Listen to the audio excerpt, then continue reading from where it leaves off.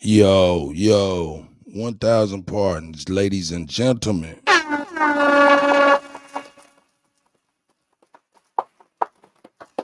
Shit. That's it, man. I got a late start today, man, babe. But I see y'all, man. Shout out to y'all, man. We on. Let's get it.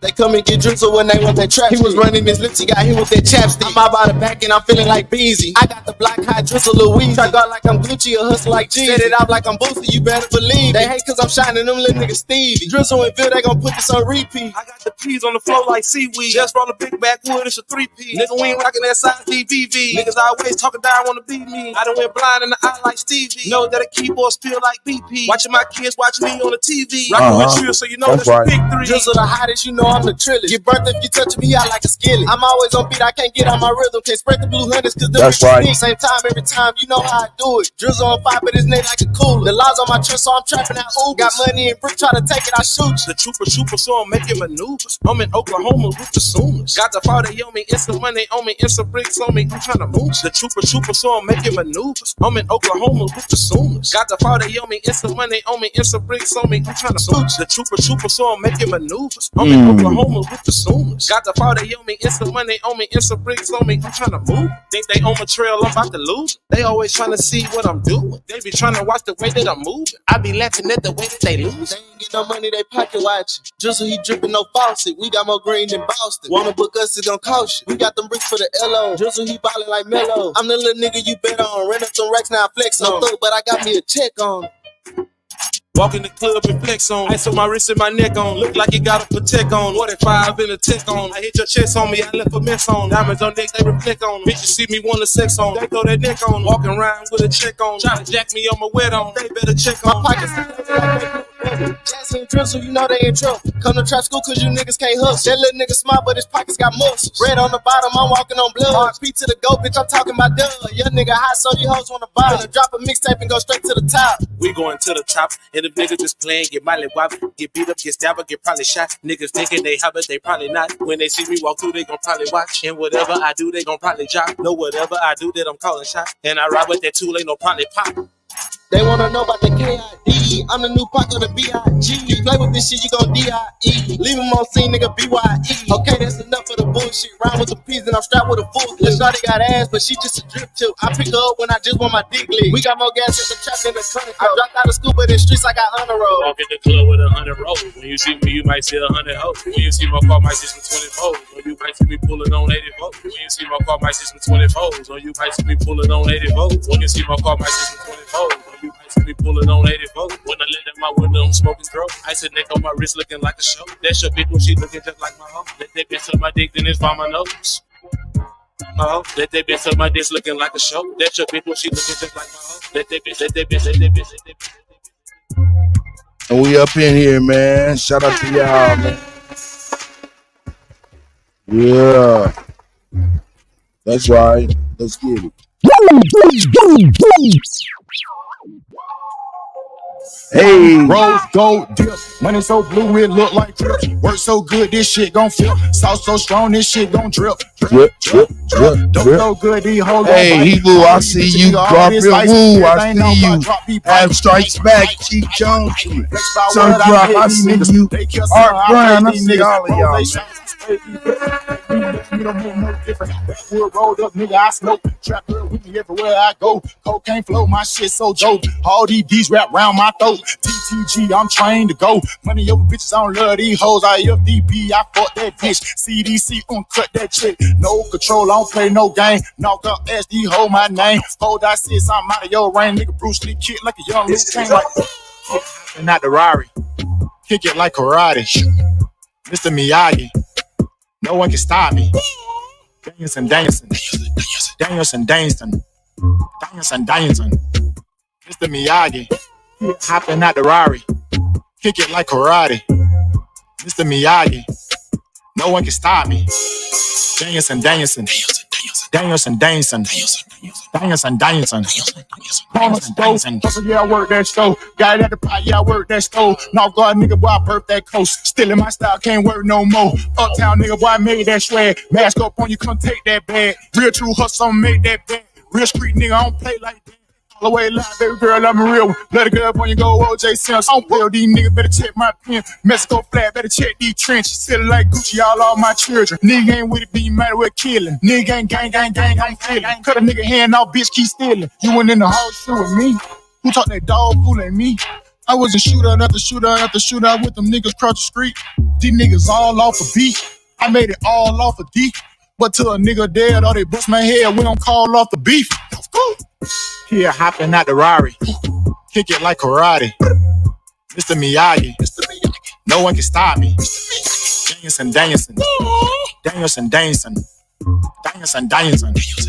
Mr. Miyagi, here hopping out the Rari, kick it like karate.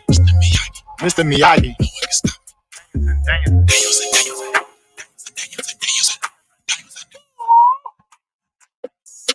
me. Mr. Miyagi. Yo, man, shout out to North God, man. That shit hard as a mother. God damn it. We on it, man. Let's get it.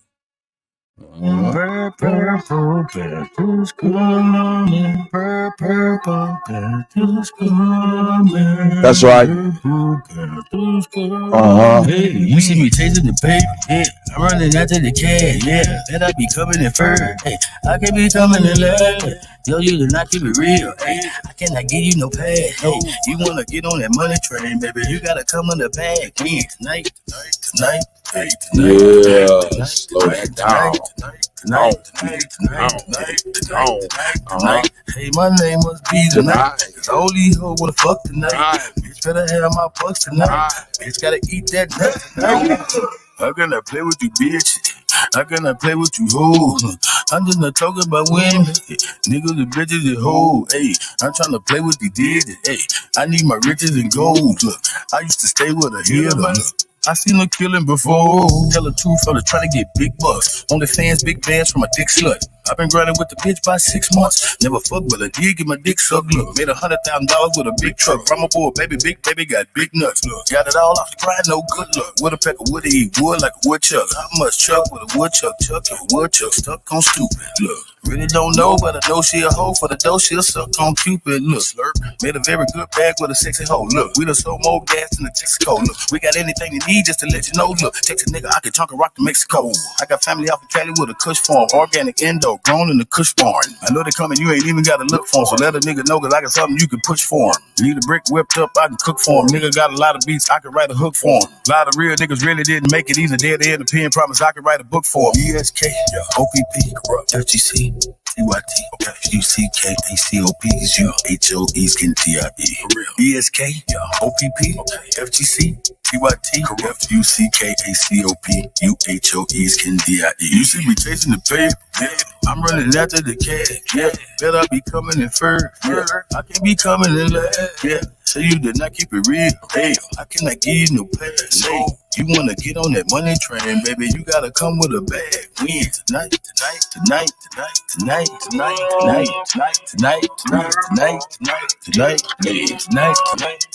Hey, my name must be tonight, cause all these hoes wanna fuck tonight. You just better have my bucks tonight. Guess you gotta eat that nut tonight. Guess you gotta eat that nut tonight. Hey, tonight.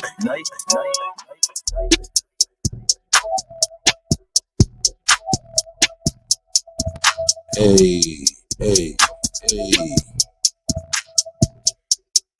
See what we got going on here.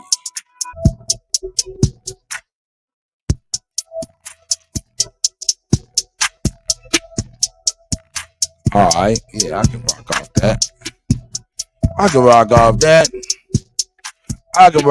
that. Let's get it.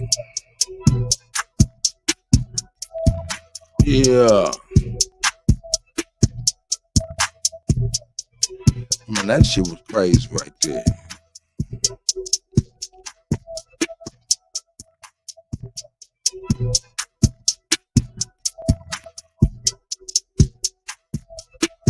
All right, here we go.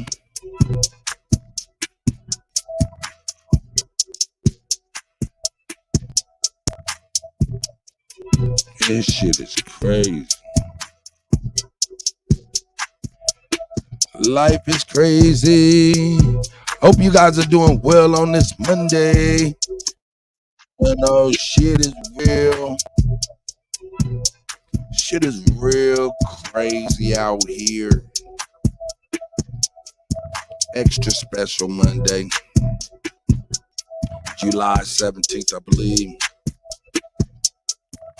Yeah, I think it's July. Yeah, July 17th. Let's get it, man. What the hell? Let me get up in here. Make sure this shit look right. Oh, yeah, that's tight. That's tight. Here we go. You feeling them? This shit crazy.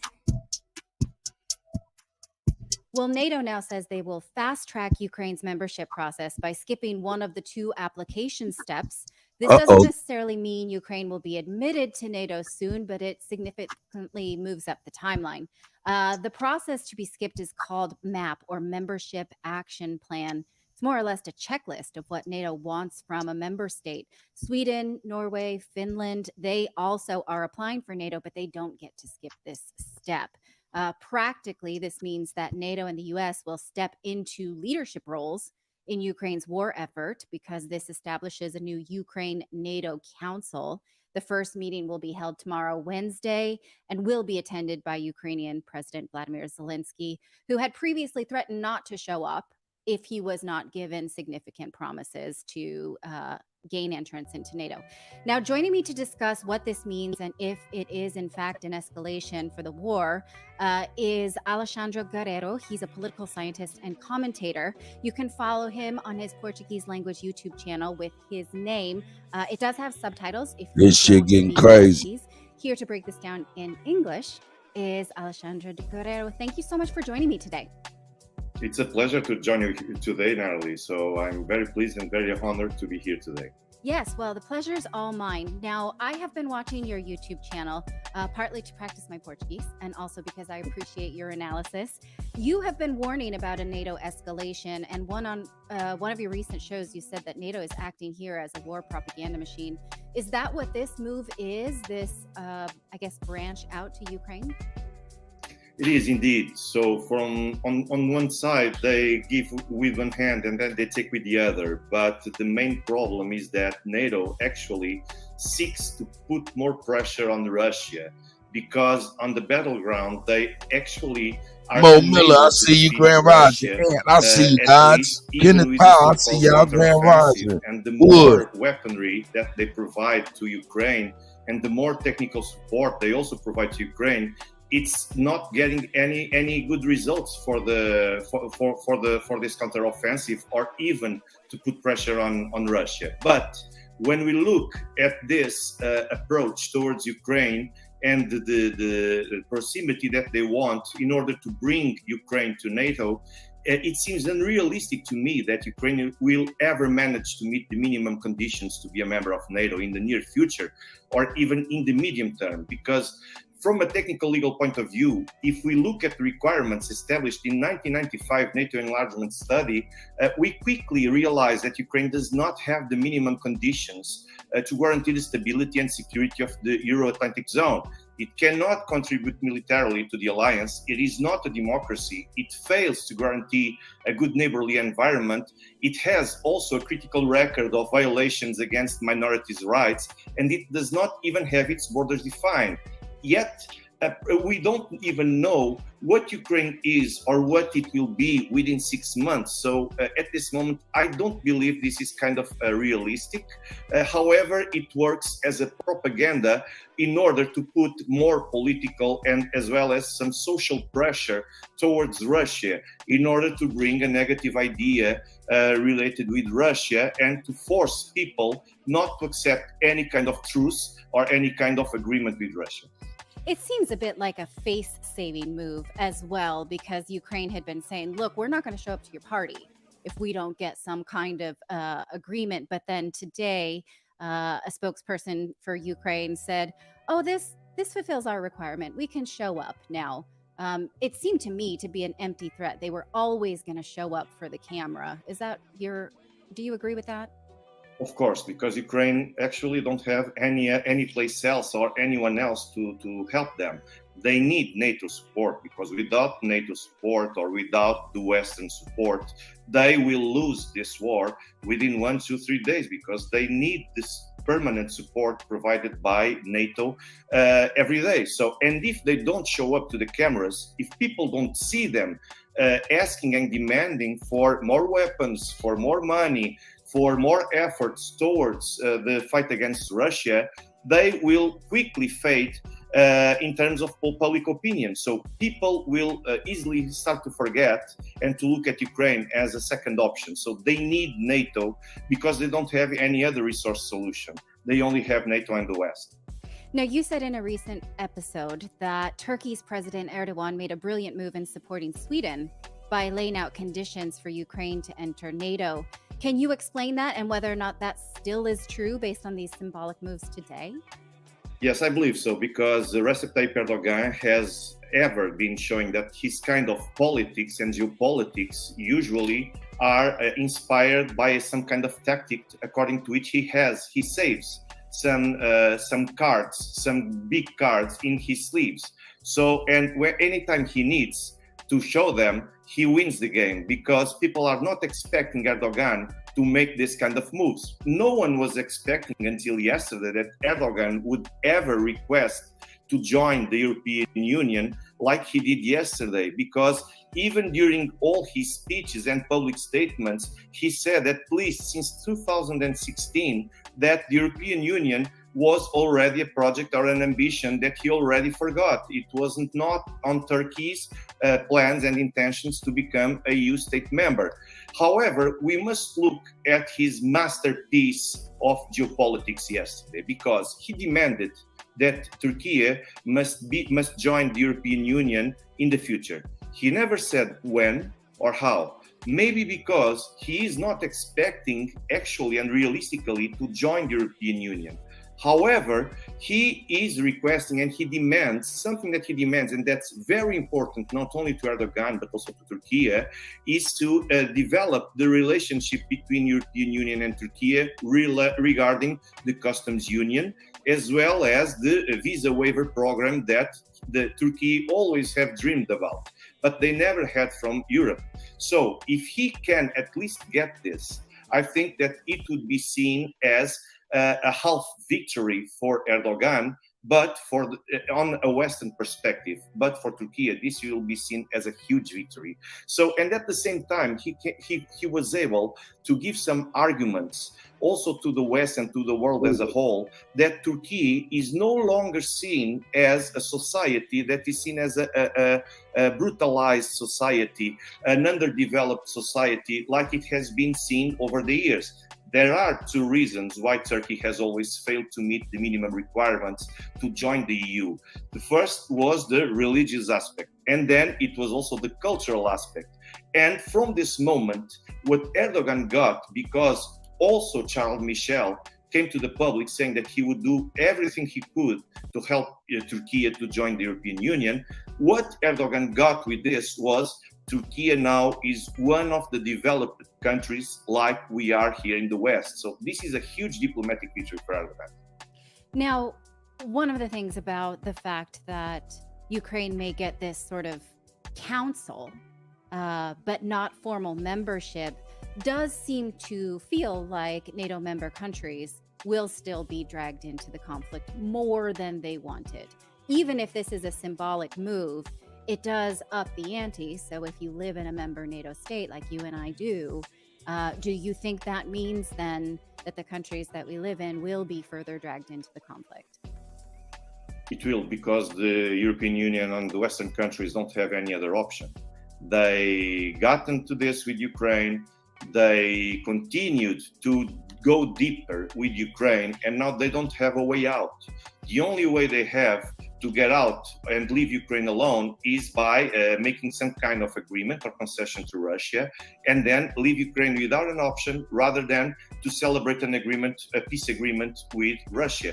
So I believe that now Europe and the West have come to a point, and they reached the point where they must invest everything they have and wait and pray for Russia to commit some kind of mistake, huge mistake, that could cost a lot to the Russian effort in Ukraine. I don't see how the West can move out from this kind of hybrid and proxy war with Russia. I'm so curious, though, how this is sold to European countries, because here in Portugal, like in other EU countries, we see the economy hurting as a result of this war. We see protests in the street from Portuguese people who can't make ends meet because of this. But it still doesn't seem like it equates to an appetite for peace or peace plans, because the media continues to be on Ukraine's side. So how do you think the people of Europe will continue to be sold this war as economies implode? I believe that at first it was easy to sell this war effort, this need to go to war with Russia, at least in the beginning of the conflict. But now it's getting more and more harder for the Western authorities to justify that we must keeping this effort against Russia. Because, for example, even a couple of weeks ago, I saw that on Eurobarometer, the Portuguese have lost their power of purchase of nearly 80% in certain goods for every day. 80% of loss is a huge loss. It's not only in Portugal, this actually, but people don't read these stats. People only answer these stats. And for example, in many EU countries like Portugal, people don't know how to organize and how to go to the streets and put some pressure on the government. We are not like Germany. We are not like the Netherlands, where people go to the streets, or France, and they seek some political solution and some change in the policies. However, what I have been hearing more and more, and the time is passing, is more and more people that are not resumed to silence. People now are starting to lose their fear and to demand publicly, not only on social media, but even in casual talks and conversations with their friends on the streets. They demand for the Europe and the West to get into peace terms with Russia, because this is not sustainable. So this narrative that presently Russia is the boogeyman and we must do everything that we can in order to defeat Russia, I don't think it will pay off within some months, because people are feeling the pressure of inflation, of the loss of power purchase. So I believe that with time, people won't be able to support this anymore. Yeah, a lot of times, when we're in Lisbon, I point to the statue that's over the river, and I say that statue represents the fact that Portugal stayed out of World War II, and that peace is a national virtue. It doesn't feel like we're going to get another one, but nah, man, these motherfuckers, man. I tell you what, man. Why this is a big deal? I tell you what, man. I'm going here, man. I'm playing this motherfucker Angry Cops. Hey, this motherfucker, man, he's a U.S. military drill sergeant. I like to bring y'all information coming from these military men and women, you know what I'm saying? Anytime I get a chance, you know what I'm talking about? And this right here, this is somebody who's very high brain. Well, at least he's had a long military career, and man, he got an interesting perspective. Let's check it out, to say the least. Here we go. Today is an interesting day because President Biden has signed into effect a stop-loss statement. I'm gonna say, what's a stop-loss statement? What's this bringing people in and out of IRR? I'm going to give you some basic breakdowns of why this is a big deal, what it means, and then we're going to go over it together so that way we can learn together and see why this is a big deal. Why the last time that this happened, somebody invaded Iraq. So, and by somebody, I mean us. We did. So, this statement from the sitting president of the United States, President Joe Biden, is a big deal. And you know it's going to be a long one when I break out the tequila because, oh, God. Uh-oh. It's been a decade. You got the tequila. Uh-oh. God, I love tequila. All he needs is a sombrero. He look just like a motherfucking Mexican.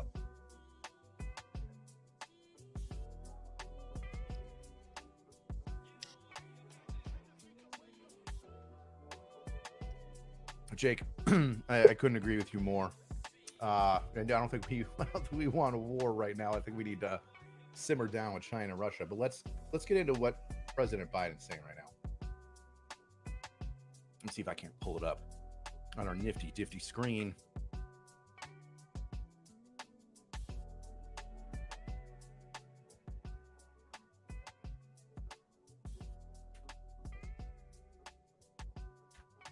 All right, President Joe Biden ordering the Selective Service and certain members. Here we go.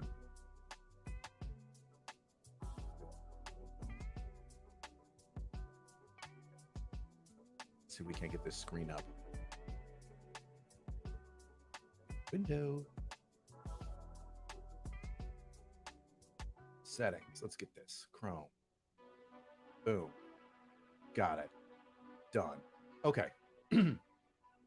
So let's break this down. Okay. What is the individual ready reserve?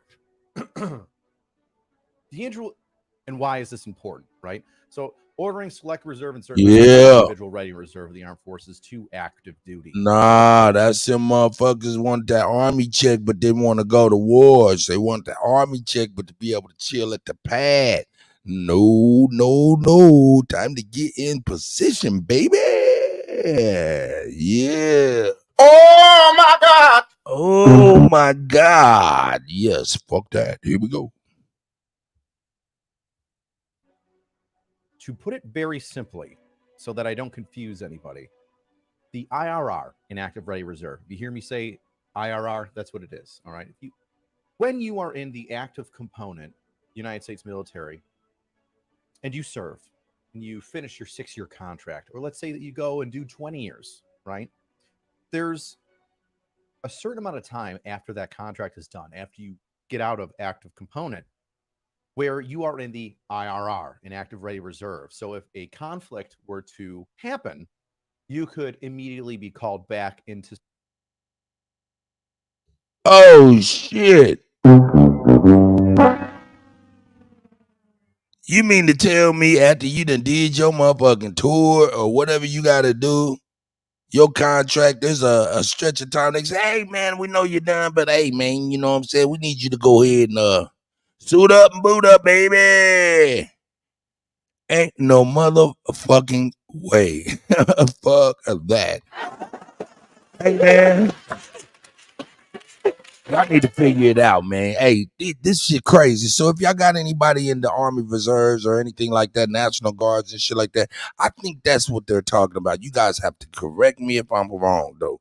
Hey, Soul Sister Jackie Brown is in the building. Hey, so the best part of waking up is Kutty in her cup. I got you. I'm a little strong. I'm a little strong. Shit, Cream can't even temper this strong coffee taste, nigga. You gonna wake up for real? I gonna be like big in the motherfucker, little bitty pupils like cartoons and shit. I'm fucking with y'all, man. And let's get it, man. But yeah, man, anybody in the military reserves, dog, they're active for something. I want him to explain it a little bit more, though. Here we go. Service during that time. So keeping it simple, you say you do 6 years as an active component. You get out. You say, all right, cool, 6 years active. I serve my time. I don't want to stay in here, for the rest of my career. I'm going to go do things in the civilian world. So you leave. And they give you a 2-year IRR contract. And during those 2 years, you can do one of two things. You can stay in the IRR and just, go home, eat potato chips, never do PT. And if they call you up, they call you up. Or you can choose to go with a reserve component and go to the weekend or the annual training and drill with a reserve unit for those 2 years, right? So then you figure it this way. If you get called up within those 2 years, at least you still have the Good morning, mindset, Gene. you're still in shape. Happy You're Monday still to everybody. in the community. So there you have it. That's the IRR. Now, in those 2 years, depending if something happens and you, let's say the United States military invades a foreign country, like Iraq specifically, because I was there, they will pull from those IRRs and say, hey, listen, the active component is already kind of taxed, not overtaxed, right? We're not going to say that they're screwed, they're shit out of luck, that they're overburdened by this deployment. No. They're saying, hey, listen, we want to make sure that they get enough time resting back and forth while they're going on these deployments. So what we're going to do is we're going to take the IRRs and reserve components. We're going to activate those IRRs to come back and serve with these reserve components, or have them serve with an active duty component, so then they can fill in, right? Another example, in case you're not following me here. Let's say that you worked at Burger King, and the manager of Burger King was going to open up a second location. Okay. Now the people that are working there full time might be split, and they would be a little bit stressed out if they had to take all the full timers from this one Burger King and put them in the other one, right? They'd be running kind of thin, right? So what they do is they get some part timers to come in and kind of fill up the spaces and assist those full time workers. That's kind of what this is in a very simple manner. Why that matters is because the last time that we've pulled up IRR people, people in the inactive ready reserve, to, I'm going to use a big word, sublimate, substitute, right? The work for the active component was right up before Iraq. So, if the only time that we've done it in recent history was to build up for a conflict in a foreign country, some people might see this as a red flag. Now, for what? Now, that's where everybody's going to go crazy. Are we going to be assisting in training?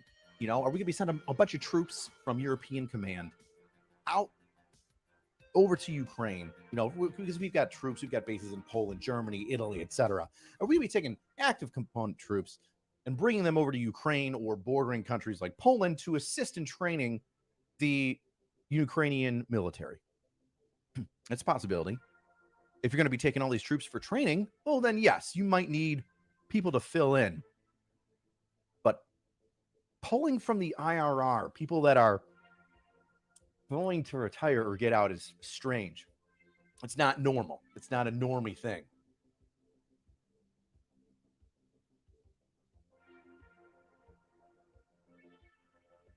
We've got we have the chat saying that from an Iraq grunt, that stop loss is real and a pucker factor for a lot of people. Yes, and stop loss is happening. It's not just happening in one branch. Now it's happening in the Army, but it has been happening in the Air Force and Army, specifically for pilots. So the Army rotary wing helicopter pilots, they've been getting stop loss. Hey, you want to retire? You can't. You got to stay in. Oh, that's why. Air Force, they're not getting a lot of bonuses right now for the people that signed up. Where's that money going? Oh, it's going to Ukraine. Okay. Well, now you've got to stay in because, hey, you know, Air Force pilot, you've got to stay in because, well, we need more pilots. We have to have this amount of number of pilots. We can't let you drop down the number anymore. In fact, we need to keep you here so that we can build up more. Why? And now we have this ordering the selected reserve and IRR troops to active component. If all arrows are pointing to assisting Ukraine, the only question is, in what way are we now going to assist Ukraine by preventing soldiers from getting out, fulfilling their contracts, but leaving, and now just and recalling them. It's that's some war prep shit. And I don't want to say that is specifically what it is, but like I said before. Okay, now I can turn that shit up. Gotcha. The things that I noticed. There we history go. Often yeah. repeats itself. But let's break this down. Let's turn that shit Let's up. go through it. Let's read it so that way I'm not just ill-informing you of a bunch of nonsense and telling you what happened in the past and what it was kind of like and blah, blah, blah, blah. Let's read it. By the authority to be vested in me by the present constitutional laws, I hereby determine that it is necessary to augment the active armed forces of the United States for the effective conduct of Operation Atlantic Resolve in and around United States European Command's area of responsibility. All right, now look. Why am I bringing this? Look, last time they did something like this, it was definitely a military conflict, and it was definitely on some slick shit, because what they said they was doing, they really wasn't doing, and what they said the reason why they was doing it really wasn't true at all either. So, hey man, there's some slick ass shit. Whenever they get these people that's on their last days, retired, ended their little military conflict or contract, and they snatch them up and put them on the duty. It's usually assigned to other motherfuckers, and that's why this motherfucking military man is bringing it. Shout out to Angry Cops with his crazy looking ass. Here we go. Operation Atlantic Resolve. It's not like a code name. Every operation has a different thing. Like it was Operation Iraqi Freedom and Operation Enduring Freedom for Afghanistan. Operation Atlantic Resolve is the conflict with Russia and Ukraine. So, for the effective conduct in the conflict of Ukraine and Russia, it's necessary to augment active duty forces. Okay. Boy, I sure would like to see a press conference on why. Just a thought. And further into this operation, under the stated authority, I hereby authorize Secretary of Defense, Secretary of Homeland Security, with respect to the Coast Guard when it is not operating as a service in duty to order to active duty any units and any individual members not assigned to it, organized to serve as a unit of the Selective Reserve, or any member of the individual ready reserve mobilization category designated as essential under regulations prescribed by him, not to exceed 3,000. So there we go. We now have a maximum of 3,000 troops, of whom not more than 450 may be members of the individual ready reserve as they deem necessary, are now ordered to active duty. Good Lord. 3,000. So let's say, I know that it says that it's as many as they deem necessary. Let's say that 450, right? 450 and 3,000 are the two magic numbers here. Okay.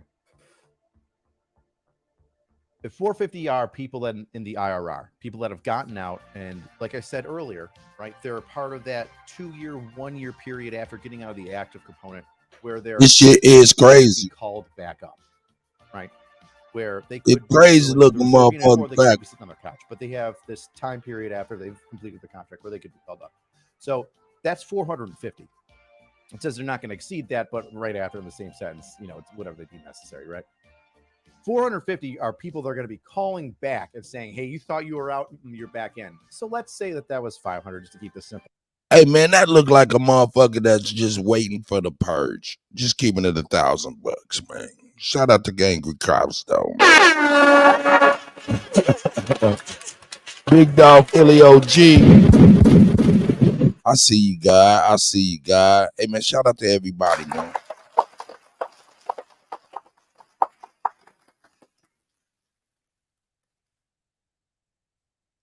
I got my big cup of coffee in my Google cup.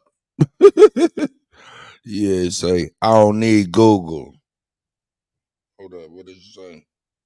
Oh yeah. You say I don't need Google. My wife knows everything. That's a goddamn lie now.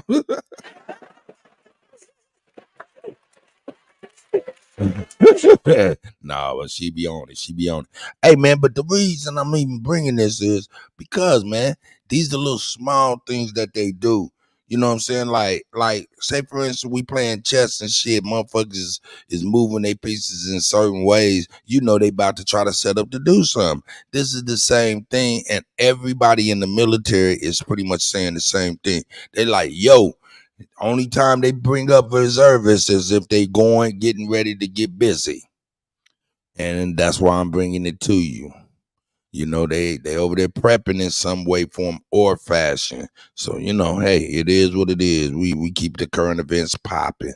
Let's go on over here, because it's crazy than a motherfucker, too. And something. Hey, man. Shout out to Roly Poly Roly. Roly Poly Roly. Roly Poly Roly.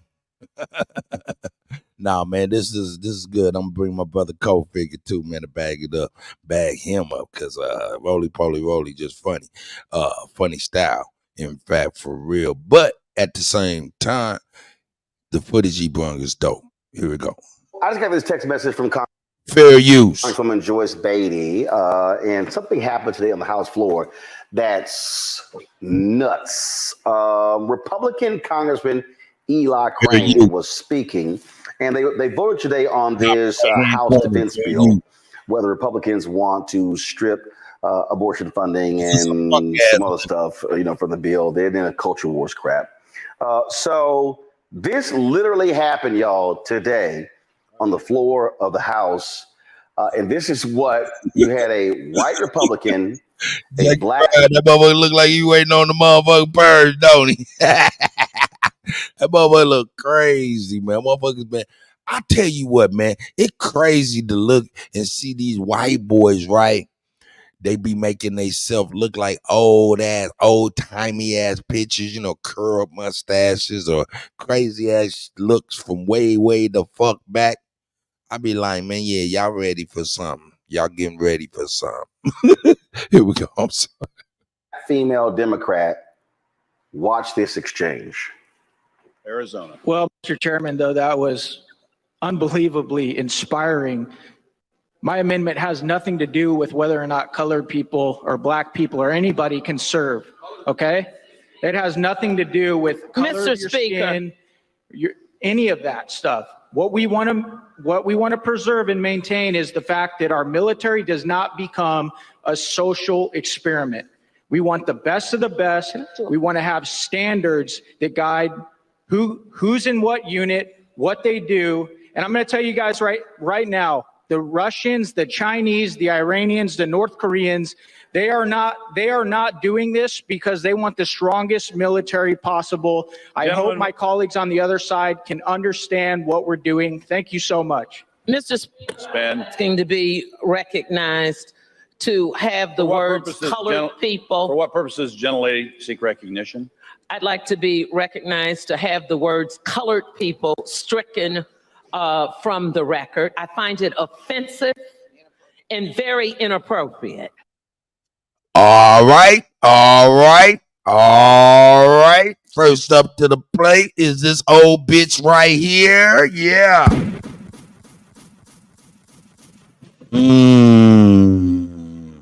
Look, check it out. These motherfuckers in Colorado, in Arizona, is mad because the white man used the word colored people or black people and or African American, but he started with colored people, and these niggas is mad. See? These motherfuckers is busted. Thanks to motherfucking Supreme Chief Holiday. They busted. They busted. Thanks to Bab. Thanks to A1. Thanks to A1. You know what I'm saying? Thanks to motherfucking Ad TV. Yeah, I said it, nigga. Putting in motherfucking work, speaking this shit too. You know what I'm saying? thanks to motherfucking the lost Confederates and everybody, Holbert and everybody been speaking this shit.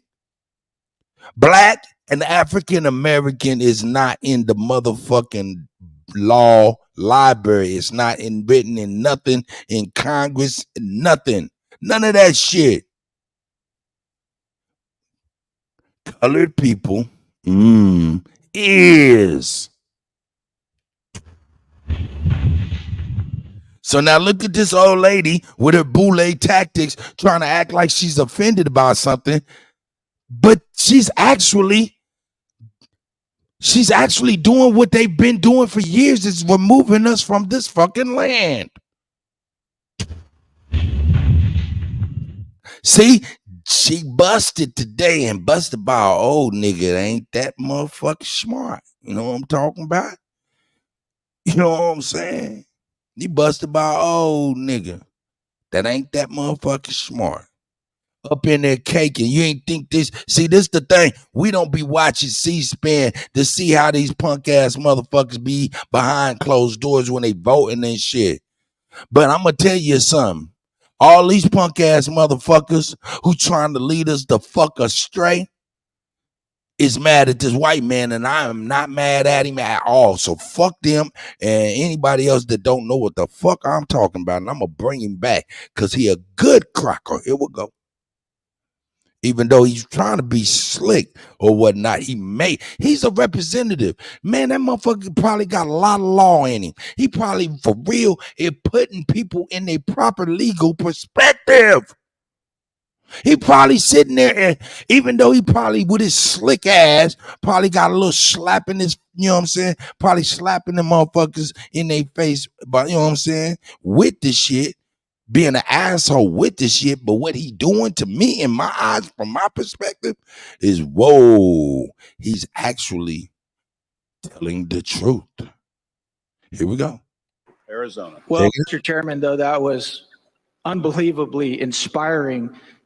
My amendment has nothing to do with whether or not colored people or black people or anybody can serve, okay? It has nothing to do with color Mr. of your Speaker. skin, any of that stuff. What we want to preserve and maintain is the fact that our military does not become a social experiment. We want the best of the best. We want to have standards that guide who's in what unit, what they do. And I'm going to tell you guys right now, the Russians, the Chinese, the Iranians, the North Koreans, they are not doing this because they want the strongest military possible. I hope my colleagues on the other side can understand what we're doing. Thank you so much. Mr. Speaker, asking to be recognized to have the words colored people. For what purposes, gentlelady, seek recognition? I'd like to be recognized to have the words colored people stricken from the record. I find it offensive and very inappropriate. Is the gentlelady asking for unanimous consent to take down the words? I am asking for unanimous consent to take down the words of referring to me or any of my colleagues as colored people. This is evil, y'all. Hey, America, God damn it, girl. Hope you're doing well. Hope everybody's doing well. See you, America. That's the girl, man. That's the home girl off top. If you didn't know, no, you know. Here we go. Hey, man, but this lady, man, look, she's trying to, I'm offended. I'm offended. Nah, man, she taking us up off the record.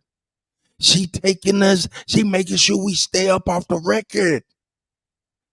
Oh, at least, hey, y'all correct me if I'm wrong. You know what I'm saying? Y'all correct me if I'm wrong. If I need to drop the link, I'll drop it early like a motherfucker, man. But yo, this right here is that boule shit to me, if you ask me. Correct me if I'm wrong. We're gonna dive into this shit. We are going to dive into this shit, man. Here we go. Me or any of my colleagues as colored people.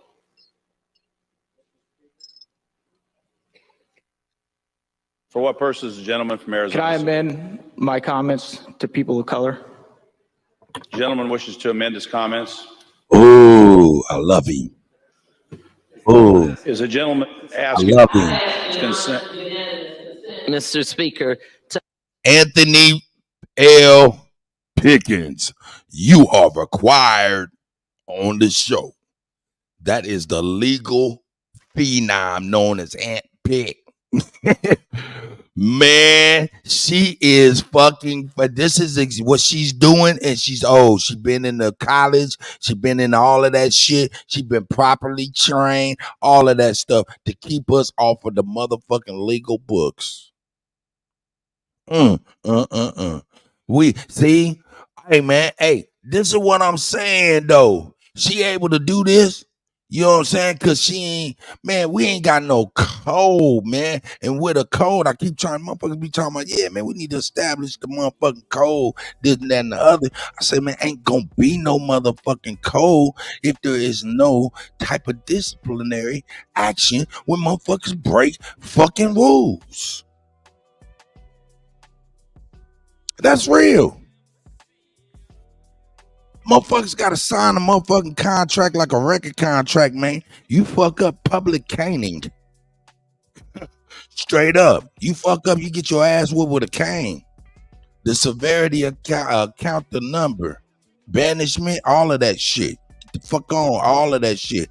Ostracized by your people. See, this lady doing this shit behind closed doors, fucking our people. And she one of us, for real. Keeping it $1,000. She one of us. And she doing this to us. Of course, we can't do nothing to her. Nothing like that. But we can definitely ostracize her kids, ostracize her grandkids, ostracize her husband, ostracize all the people around them.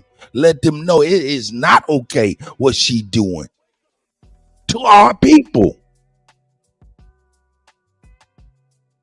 Because this man went back and doubled down. And he cleaned that shit up with a legal perspective that was crazier than the motherfucker. God damn it, we ain't heard no white motherfucker say colored people in about 100 years. If that.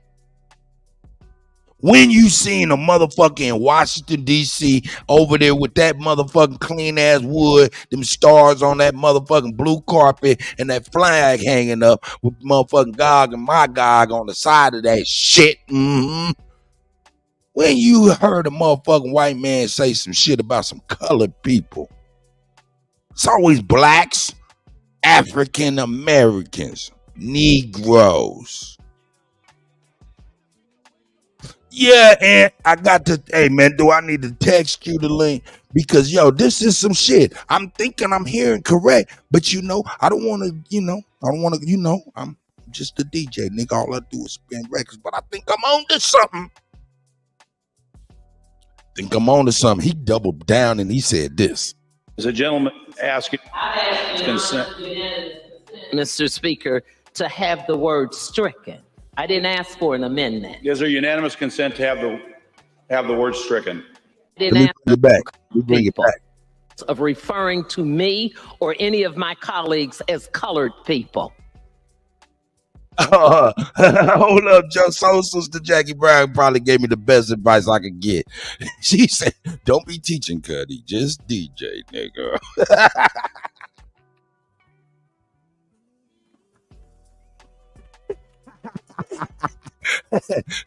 Girl, you are probably right.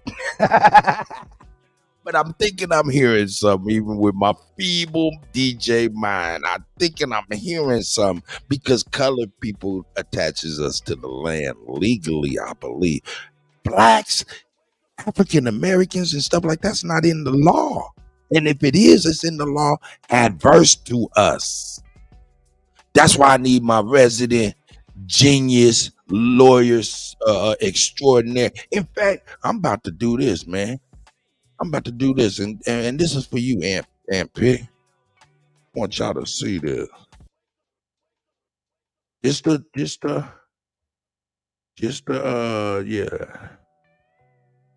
Let me see. Suits.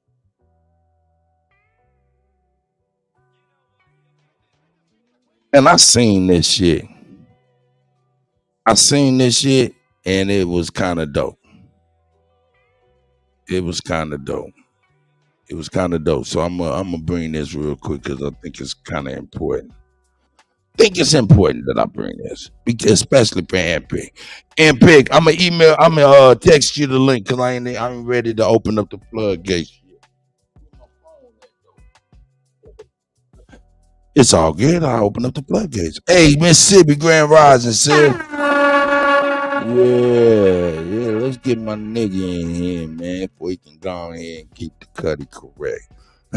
So Sister Jackie Brown said, do not teach, Kutty. Do not be doing no goddamn teaching.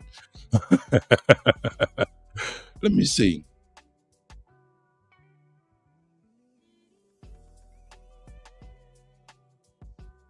All right, this right here. Let me see. Where's that? Where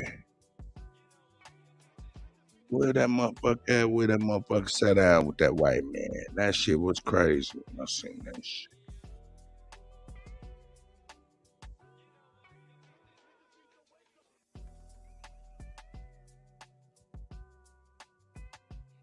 That ain't the one I need to see. Yeah, where's that one?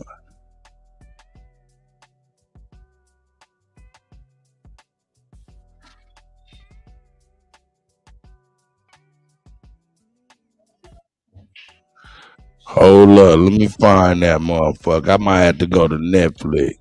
Yeah, let me get that, because that motherfucker was dope. Here we go, fuck it. We'll watch it like that. Fuck it. Wow. Bam. Alright, check this shit out. Let me share this screen instead. Nope, you won't. Let me share this. Yeah, y'all can see that shit. Alright. Unfortunately, we only hire from Harvard, and you not only did not go to Harvard Law School, you haven't even gone to any law school. What if I told you that I consume knowledge like no one you've ever met, and I've actually passed the bar? I'd say you're full of crap. That's a Barbary legal handbook right there, right? Open it up. Read me something. Anything.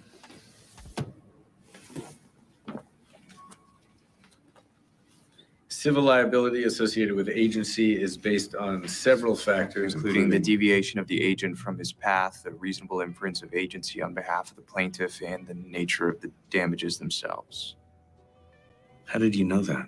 I learned it when I studied for the bar. Now, why did I bring that? I bring that because look, that motherfucker didn't do the normal steps that everybody be always on, hey, take the proper steps and shit like that, but don't mean he ain't a motherfucking phenomenon at what the fuck they do, right? To me, that little white boy that was a phenomenon to that lawyer, that ain't picked to me. So yo, we got, hey man, made me appreciate Handpick. Soon as I seen that preview of that shit, I was like, oh shit, we got our very own resident genius. You know what I'm saying? That's right. And you there with me, guy? Let me know when you there with me, Chief Holiday, brother, is you there? It's the go.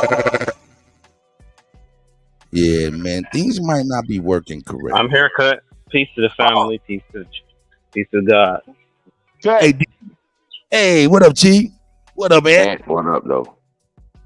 Chief, what's going on, Chief? Yes, I was summoned, sir. Cut, you are 100% right, sir. And he was smooth with it, the representative. Hey, hold on. Whoa, Nelly. Hey, first and foremost, did you see that preview I showed you? Yeah, I was watching. Hey, man, I look at you like that, dog. I appreciate that. They look at me the same way, but like, how the fuck did you? They be like, how the fuck you know that? We didn't teach you. Yeah. So, yo, man, when I said, I was like, God damn it, that's Handpick, man. What the fuck?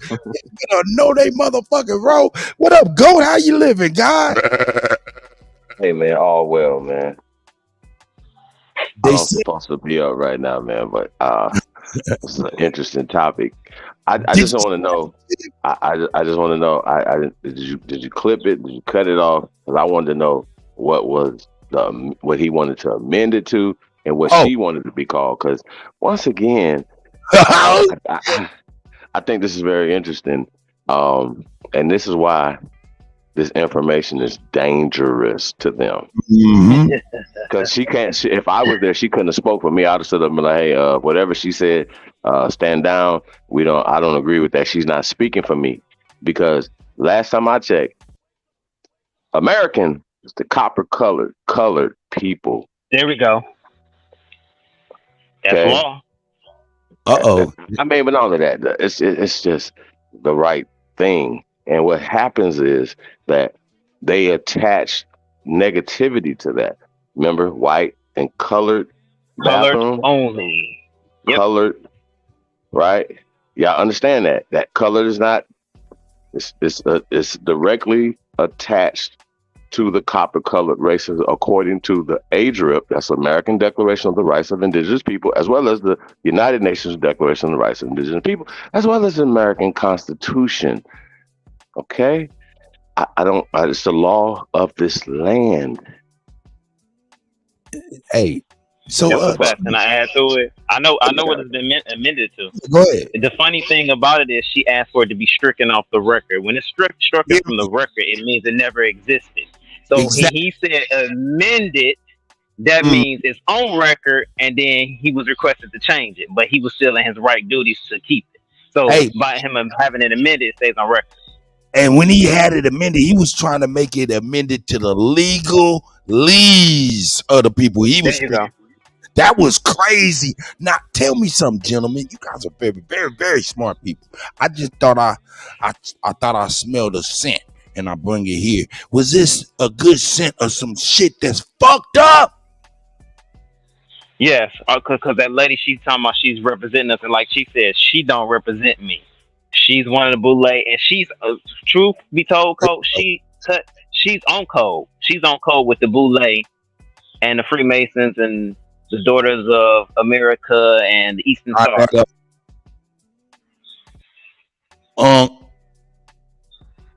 these other niggas. Ooh. Now let's go. I'm gonna go ahead and I'm gonna rewind it and I'm gonna play it through its whole entirety so y'all can hear what was said completely. Then we can come back. But yeah, I thought I smelled something that stunk.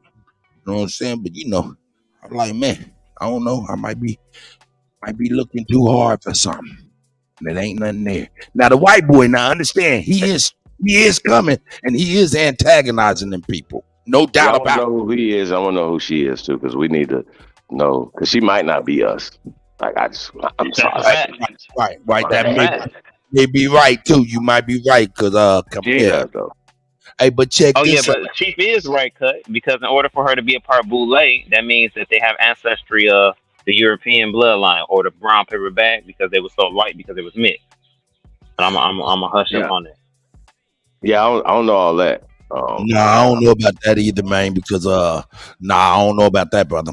Because, but man, it's like a Scott Beason move right there. Like, this is a good find, Cut. I'm not gonna hold you. I'm not gonna. Yeah, that's what I was wondering. I'm about to lay back down. I'll say this. I was like, I don't know. It's pretty tough right here, y'all. It's great. Tough, hey, God bless it. This right here was crazy when I seen it. I was like, I got to bring this. Got to bring it, because even though he's slapping them in the face and shit, he's slapping them in the face, and this shit helps us tremendously when we check it out. And I knew when I heard that man say those words, and I heard that lady say she want that shit stricken for the record, I knew she was not for us. Here we go. I'm gonna bring this shit back so y'all can check it out in its entirety. And look at Roly Poly Roly. Oh, damn, I ain't even sharing the tab. Let me get on it. How's that? Roly Poly Roly, punk ass. Here we go. Watch this exchange. Arizona. Well, Mr. Chairman, though, that was unbelievably inspiring. My amendment has nothing to do with whether or not colored people or black people or anybody can serve, okay? It has nothing to do with color of your skin, any of that stuff. What we want to preserve and maintain is the fact that our military does not become a social experiment. We want the best of the best.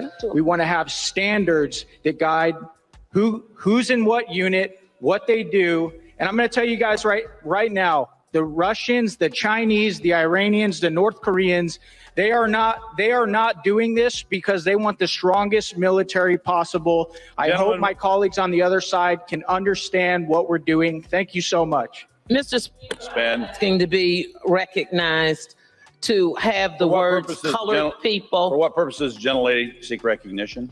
I'd like to be recognized to have the words colored people stricken from the record. I find it offensive and very inappropriate. Is the gentlelady asking for unanimous consent to take down the words? I am asking for unanimous consent to take down the words of referring to me or any of my colleagues as colored people.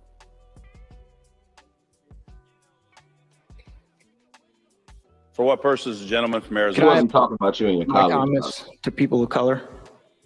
The gentleman wishes to amend his comments. Ooh. Is the gentleman asking consent? Mr. Speaker, to have the word stricken. I didn't ask for an amendment. Is there unanimous consent to have the word stricken? Without objection, so ordered. So We don't need his perspective. We don't need his perspective, gentlemen. It's a lot of people. I'm kind of interested to hear this fool's perspective because her perspective is I'm really interested, you know, because he brought the stories. I think that we should definitely give him his due. You know what I'm talking about? All right, I give him his due. I give him his due, but it's gonna be. And I want to talk about what dude was talking about too, because see, she got into the word semantics. I'm offended, bitch. I'm sorry, excuse me. Why are you not talking about what he was talking about? Like, I'm not giving this dude no kudos. What he was talking about was some weird shit. First off, they let women in the military.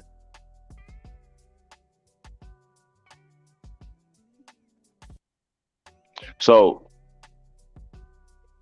I mean, are we?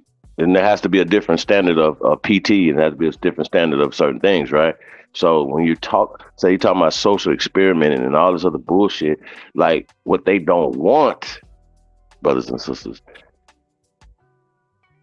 is an Army, Navy, Air Force, Marine full of Americans. I land right there. Let's go. Well, hey, can I answer that though? What? Sure, go ahead, brother. What I've been recently discovering, and I've been having little issues, well, not issues, but they've been having issues because when he said a social experiment, they're trying to implement transgenders, and everybody around the world are, transformers. Everyone around the world is laughing because they're saying that you're doing social experiments on your own people. How are you going to fight us? You're not even sending your strongest. Hey, you know what? They're mentally ill. I'm glad I yielded to you because you were gonna say exactly what I said. What I was gonna say, man. Please continue, brother. Please continue. I'm sorry for taking it, cut. My bad. No, man. We gotta yield to each other and trust in everything. And that time, that was beautiful. Gave me chills, man. That was the universal God and the ancestors said, "Nigga, you did right there." Yeah. So they actually it's been I got friends that's in the military and it's been going around what they're doing, and they're having so much discourse in the military amongst themselves about that situation because we gotta take it back. And the DSM, the Diagnostic Statistical Magazine of Mental Disorders, in 1976 before they changed it, those was considered mental illness, homosexuality, and things of that nature, and nutrient deficiencies. That's a fact. Hey, but you know what? Another thing is this right here. The real biggest issue is you just pointed out and the importance of it. Look, man, when a lot of them motherfuckers signed on to be in the military, they did not sign on to be in a weird situation. uncomfortable work environment, shit like that. Motherfuckers can actually break their contract with the army based on those things. So yeah, they're trying to get ahead of some things. At least that I would imagine. But anyway, let's go ahead and give Roly Poly and his band of. No, you're right, Cut, because like I said with the identity situation, if you change your gender in law, because this is what they're using it for, it's called real party and interest, they don't have to no longer be on subservient to the contract. So they can just be like, I'm a girl today and get off their contract. Just for perfect example, the Wachowski brothers going to get off the Sophia Stewart lawsuit. Now we with the Wachowski sisters. Or Bruce Jenner, I murdered somebody. I don't want to go to jail. They can't put me in the jail now because I'm not a man anymore. You feel me? Wait, Bruce Jenner killed somebody? No, he ain't killed no motherfucking body. Yes, he did. Look, yes, he did. He ran. Sure the yes, fuck he did. He was drunk driving. Hey man, that's why we got the resident young nigga, boy. He sure in the fuck did, didn't he? Well, allegedly, because he got and dropped. I'm gonna wait for him to come back, man. This is important, man. Yeah, I forgot about that car accident. You don't remember that? So Roly Poly cut it off before what was it going to be amended to? To just be black people, huh? I mean, just think about the psychology of these people. I'm sure this lady has some type of psychology under her belt. She understands the colored caste system, but she still wants to play that game. I'm tired of this, y'all. Hey, yo, check it out. She just came with some steak seasoned with a little bit of salt and pepper. These people, Roly Poly, you don't see that suit he got on? That represents Lowry's. Man, he about to put some Lowry's seasoning salt on this shit. Yeah, it's about to go bad. Man, motherfucker, why you call me Cutler, you punk ass? What the fuck's wrong with you, you goofy ass nigga? Here we go. I'm sorry, did I snap? I snapped. Here we go. I want some of y'all see some of y'all comments. Watch one of his fellow Republicans sitting behind him. Watch his reaction when white Republican Eli Crane says colored people. Watch this. Arizona. Well, Mr. Chairman, though, that was unbelievably inspiring. My amendment has nothing to do with whether or not colored people or black people or anybody can serve, okay? It has black people or anybody can serve, okay? Do with whether or not colored people or black people or anybody can serve, okay? It has nothing to do with whether or not colored people or black people or anybody. The look, he was like, did you just say color people? This is who they are, Joe. I have this habit that I'll admit. Anytime I'm getting ready to take off my shirt, because I've got my glasses on, I naturally take them off, okay? So what happens is, even if seconds before I took off my glasses, seconds before I took off my shirt, for some other reason, right? The glasses aren't on, but I still go like this, even though I did it seconds before. When you've done something and you've always done it and it's so natural, even in an audience where you know you'll be penalized for it, where you know you can't do it and you're not supposed to do it, and you're talking about people of color, so you know to train yourself, you don't do it. The Bible says, out of the abundance of the heart, the mouth speaks. And so therefore, he talked I'm sorry, I'm confused. Here we go. about it like he used to talking about it, like he done it before, and like he'll do it again. And that's what you have in the United States of America. We're still here. He is a Republican from Arizona, Larry. Roland, I spent, my former boss, Congressman Owens, I spent many hours on the House floor discussing bills and amendments. I got to tell you, I never heard that before. That's a new one.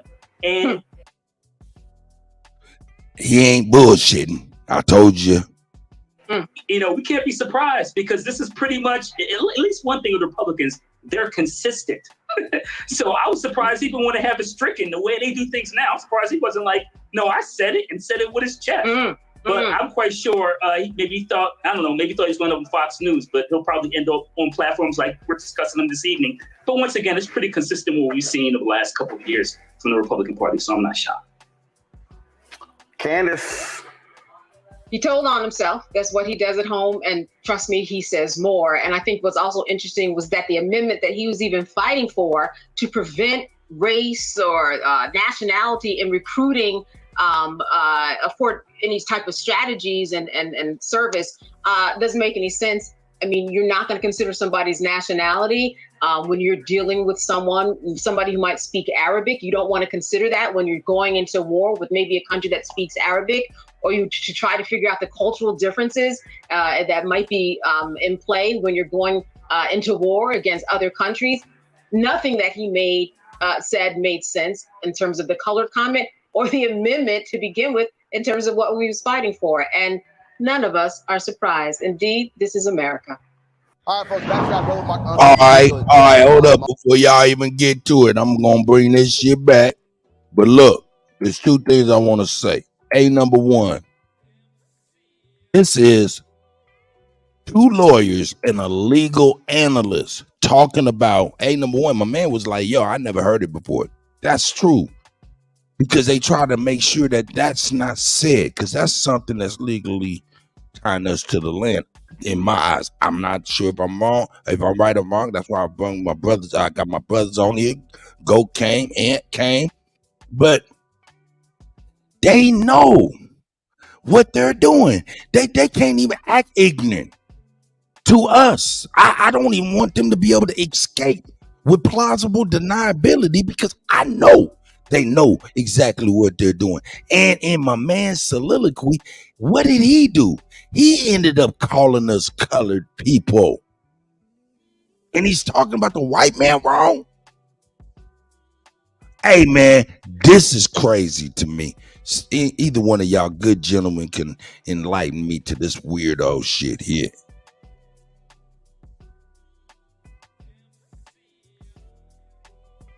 Well, I mean, yeah, listen, it's really interesting that Roland Martin doesn't have like an opposite point of view to it's just an echo chamber. And what's interesting also that they're deflecting from the issue. They're deflecting, and they're pulling out a straw man argument. He says worse things at home. Well, I mean, what calling people of color colored people? Why would that offend you? Now, the flip side of it is, if his Republican colleagues would be like, clutching their pearls or anything, is because he's saying stuff that, once again, like the brother Kutt, who's very astute, you guys, picking up on this. Yeah, no, you are. I told you, this is a good find, man. And this kind of gets to the unraveling of everything. The truth is coming out. You know what I mean? We have to hold these people's feet to the fire. We have to ask this lady, why are you offended? It's like, ask anybody, why were they offended if Scott Beasley said Aborigine, right? Aborigine are the colored people. Colored people. Why would that be so offensive to this lady? And then they're projecting their racism onto this guy. I'm not saying he's not. I don't know him. I'm not putting that in his brain. You can't do that. That's not what we're supposed to do. It's irrelevant to whether or not he is or not. The point is that we are going for power, okay? And when we have people like these gatekeeping ass people that are doing the same thing, same 1 2 step. Hey, baby boule, roly poly. Hey, bro, we got y'all, man. Y'all no longer the voice of the people, man. Hey, man, it's the voice of the ancestors, man. It's the GOAT, man. Hey, man, we appreciate y'all, man. Real talk, man. Like, share, subscribe, man. Hey, man, do us a favor, man. Press GOAT. You truly stand from the greatest human beings in world history. You already know what it is, man. Put a number 1 beside that. You already know what it is, man. It's well, and the pick in the building. Huh? Hey, no, go ahead. Go get my phone. And we about to get ready to call these people. I'm gonna try to set up a meeting or a sit down or an interview with him and that lady. You know what I'm saying? Individually. I'm gonna try to start setting these things up. I want to talk to him, and I'm gonna actually have him speak on what he was speaking on, because that obviously was passionate to him, and he must be butting heads with people, right? About the whole infiltration and the weakening of the army. I get that. So we want to make sure he get that point off. But my thing is, I want to make sure we able to double back and really dig deeper in his use of colored people. I want to know. How is that racist? How is that offensive? I want to know. How is it offensive? Hey, man, I appreciate you, Goat. Hey, how am I going to be able to be astute if I did not know? Right. How I'm going to be astute if I did not know? So give your motherfucking ass, your own self, a motherfucking round of a goddamn applause. Hey, man, we're just getting started now. Come on now, I done seen you jockey and lip wrestle, jaw jack with niggas about this shit. Man, dog, when I seen it, I was like, yo. To me, the only hero in there was the so-called white man. I mean, I don't know about the hero stuff, Pat. Like I said, Only reason I all the say context of everything. I don't get in the hero part. Like just like Scott Beasley. Like they like things are coming out. Like if these things are in their subconscious because they're hearing about it. Oh, bro, this stuff is outside, man. They can't. It's in the definition of American. Are you gonna be mad at American? Are you offended? That's in the definition of American, lady. I mean, that's just weird to me, y'all. Like it's the weirdest shit ever to be upset about. Not, you know, the fact that he's even having a people of color conversation when you're talking about the fucking military. To even put us in the conversation when y'all are allowing illegals to everybody to be inside the government, inside of the military. People that just come naturalized, like there's no vetting, you know what I mean? Just anybody can get in the military. No, so I can understand that, but why always use us as a talking point, a whipping board? You know, you feel me? No. Hey, but like I said, every war. What I mean by hero in the situation, positive. What I got from that whole situation, their discourse, the most helpful to us, right, was the white man's point of view, even though he was actually speaking to excluding us from what he was talking about as far as his not liking the diversity in the military. He was talking about the social engineering that don't have nothing to do with us. You know what I'm saying? So I don't know. That's the context. Got him, but a colored army, huh? No, I don't know what the fuck you talking about. Fuck hey, I'm telling you, hey man, I'm about to call him. From? Yeah, call him. I'm about to call him. Let me get Ant back up in here. He say drop the goddamn link. I know he like, man. I want to hear from Ant too, man. Like I said, this is our own personal legal phenom. You know what I'm talking about? Young brother, ambitious, real smart. You know what I'm saying? So I'd like to get his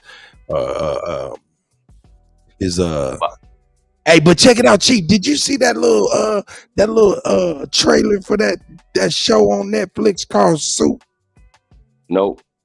Check this out, man. You gotta look at this, man. This is crazy. Cause when I seen it, I thought about Ant Pick off top. Peep it out.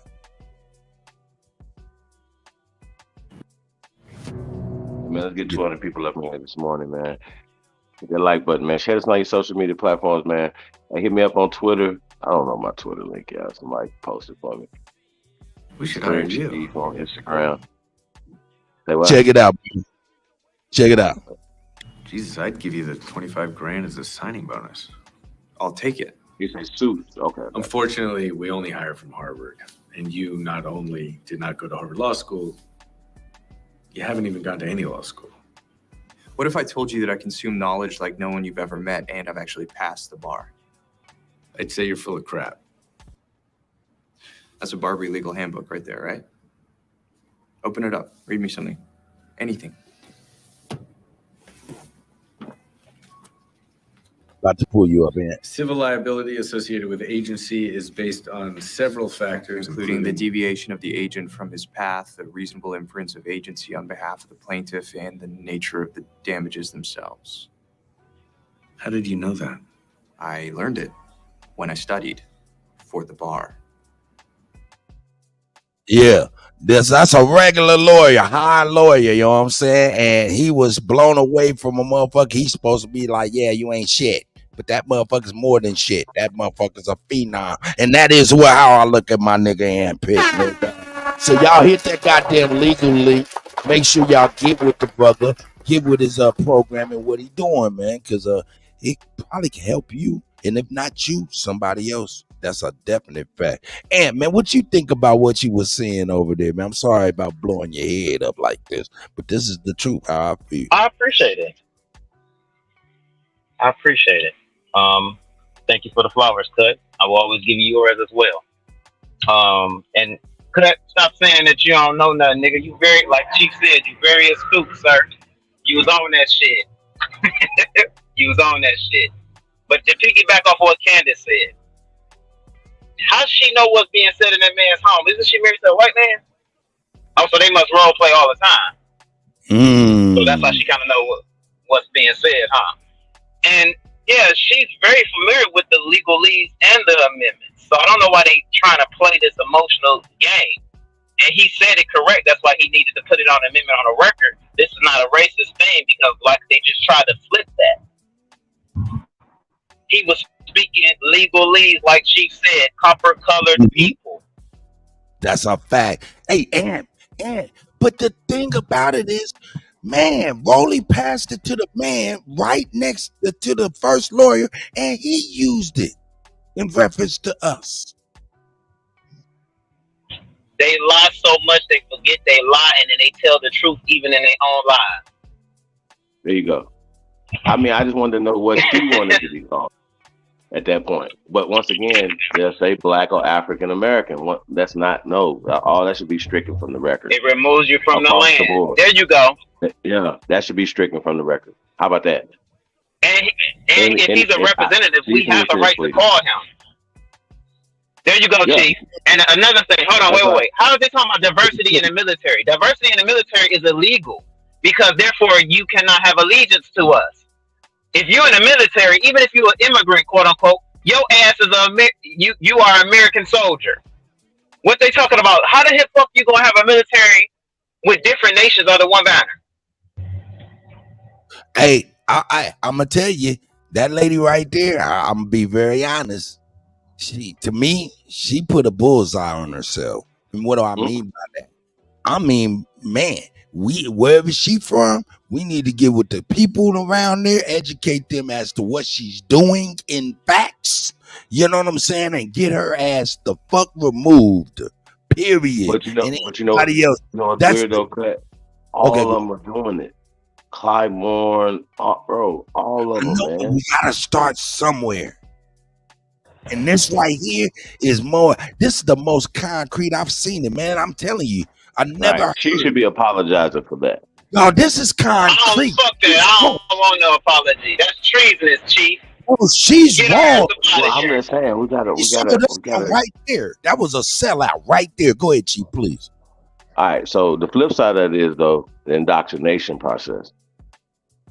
We got to know that, bro. You know, I'm sure man, that's that she's AK liability. These people know. No, fuck that. Okay. No, we got no mercy. Fuck that. No. Hey, that's that plausible deniability bullshit. No. They know better. That's why I said, look, them is two motherfucking lawyers over there, right? And a legal analyst that roly-poly pulled up, right? Hey, and the first lawyer was referring to us as colored people. What the fuck is going on here? He's covering his ass. They know exactly what they're doing. There is not. That's what I'm saying. This right here is so important to me, seeing it, because it removes a lot of plausible deniability. What you think, Aunt? No, she got to get up out of there. We got to, like you said, Chief, cease and desist, boots on the ground. I'm gonna find her and I'm gonna get her number and we gonna call her and have an interview. And like you said, I got shit up here. I'm about to start making calls and appointments. I'm gonna try to book the white man, and I'm gonna try to book her too. But it don't matter her area. We're gonna start doing a campaign on the internet, finding people who's close, and start trying to go ahead and get her removed. Educate the people that voted her in to vote her the fuck out. And it start. Let's get back on her motherfucking ass. I'll show you. You said Chief, was she wrong? No, she definitely wrong. Oh yeah. You know what? My favorite game is. I want to hear what she want to be called. That's crazy to me. We want to be called niggas. The gentleman's comments. Call us niggas. With nice to have. Yeah. All right, she from Ohio. Terrible. She from Columbus, Ohio. Oh, she closer than me. Oh, yeah. Oh, that's even better. She close I can to you. I can make a visit. Yo, I would like to get her on the line. I'd like to get somebody on the line. They do an interview about this. Root word territory. What'd you say? That's root word territory. Oh yeah, that's what. Hey, root word is this your big sister, nigga? Voted for. Nah, root like nigga, hell nah, nigga. Hey, nah, but shit, man. Hey, man, I'd like to see who she is, but I do know dude is from Arizona, Flagstaff to be exact, 2nd District. I'm about to get in touch with him, man. I'm gonna see if I can. Man, shout out to Ohio, man. Man, shout out to Ohio. She wants y'all to be something else. That's all bad, man. Man, that's Did y'all pay crazy. attention that she didn't say nothing about the people? She said me, my colleagues. What about the people? I mean, yeah, she just spoke for everybody. But I don't think she had enough time to talk to everybody, though, did she? Because like she said it like soon after he said it, so she didn't have time to be like, "Hey, y'all mad about that?" Nah, she just spoke like it's offensive. Okay, what is offensive? She needs to explain why being called, as well as roly-poly them, because nothing they're not doing, they're not explaining. They're just doing what Jabari do. Oh, I'm sorry. Oh, yeah, they do the emotionalism game. Did y'all know that they just came out and literally just spilled the beans and said that this is on the news, it's regular mainstream news. They're talking about the CIA has been, what's it called? Operation Mockingbird, I think it's called. Hey, I think that's what it's called. And all these journalists and things for years have been working for these people. The networks, the heads of the networks, everybody. Is this not? Why are we being surprised that we're getting misinformation from the media? And people wholeheartedly take everything they see in the newspaper and TV, whether it's Fox, CNN, or MSNBC is the worst. Roland's so terrible. And he's been misleading people for years, bro. Like, this is terrible, y'all. Huh? You said you want an apology from her? Fuck her. I'm actually about to. Yeah. Can you hear me? Yeah, we can hear you. Yeah. Shit, Go ahead, brother. Okay, I'm about to walk into court at 9:30 and help one of my tribe members on some real shit. Fuck the apology, Chief. I'm God of War, Chief. You said you very competitive. You play to win. We ain't playing with these niggas. Straight. The fuck on. She got to get the fuck on. My favorite game. Son said, I apologize. He said, I don't want no apology. Do better. She been probably in there for over 20 years. She had opportunity to do better. Get the fuck on. We don't want no apology. Get the fuck on. She just got caught. We gonna strike her ass on the record. Hey, I just feel like I just seen her get caught blatantly.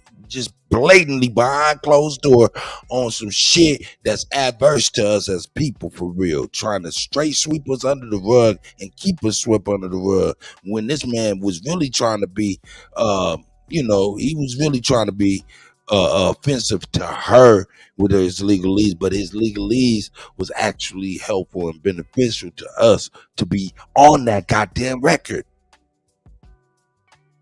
That's what I'm thinking. Because once it's on the record, go ahead. No, my bad. I mean, it was a lag. Well, I mean, I was just gonna speculate that once it's on the record, it's another instance in where we have legal standing. Go ahead, and you have to clear. Yes, it is. It's precedent. That's why he wanted it amended and not stricken. And he also wanted to touch on the transgenderism, because that's what he was going to amend it and then say what his issue really is. Because he said, I don't have an issue with colored people. Yo, and that right there, man, I'm telling you, he legally put us together on some, hey, no, those are the copper colored people that was known as Americans. Right? No, I'm definitely somebody's gonna pull this coattail. I wouldn't be surprised if you see him not only retracted and no, he's not gonna fight for it not to be stricken from the record. You see what I'm saying? Because they're gonna pull his coattail and be like, hey, look, bro, we don't want. Listen, they don't teach this in schools to the children who Americans are. Y'all understand what I'm saying? Hey, man, yesterday, right? Once again, man, shout out to Stone, man. Shout out to Takeoff Tyson, man. But one thing I did see, man, like they're rallying out here. I guess they were having some type of I gotta drop down, y'all. Mexico Day or something yesterday, y'all. It was crazy. Mexican flags, like just as far as the eye can see. Like this is all about the Staples Center and all this, right? You know, and I'm just like, you don't see no American flags nowhere. Nowhere. Thought this was America, Jack. I see y'all, man. Kevin Russell, I see y'all. Hey, yo, somebody said something about Corey and Dr. Boyce. Nah, they patched that shit up, man, thanks to Willie D, man. You know, all that shit's well, man. Them brothers, and that was a good look how they did that. So shout out to Boyce Watkins and my guy Corey Holcomb and Willie D, man, for real, for how they patched that shit up.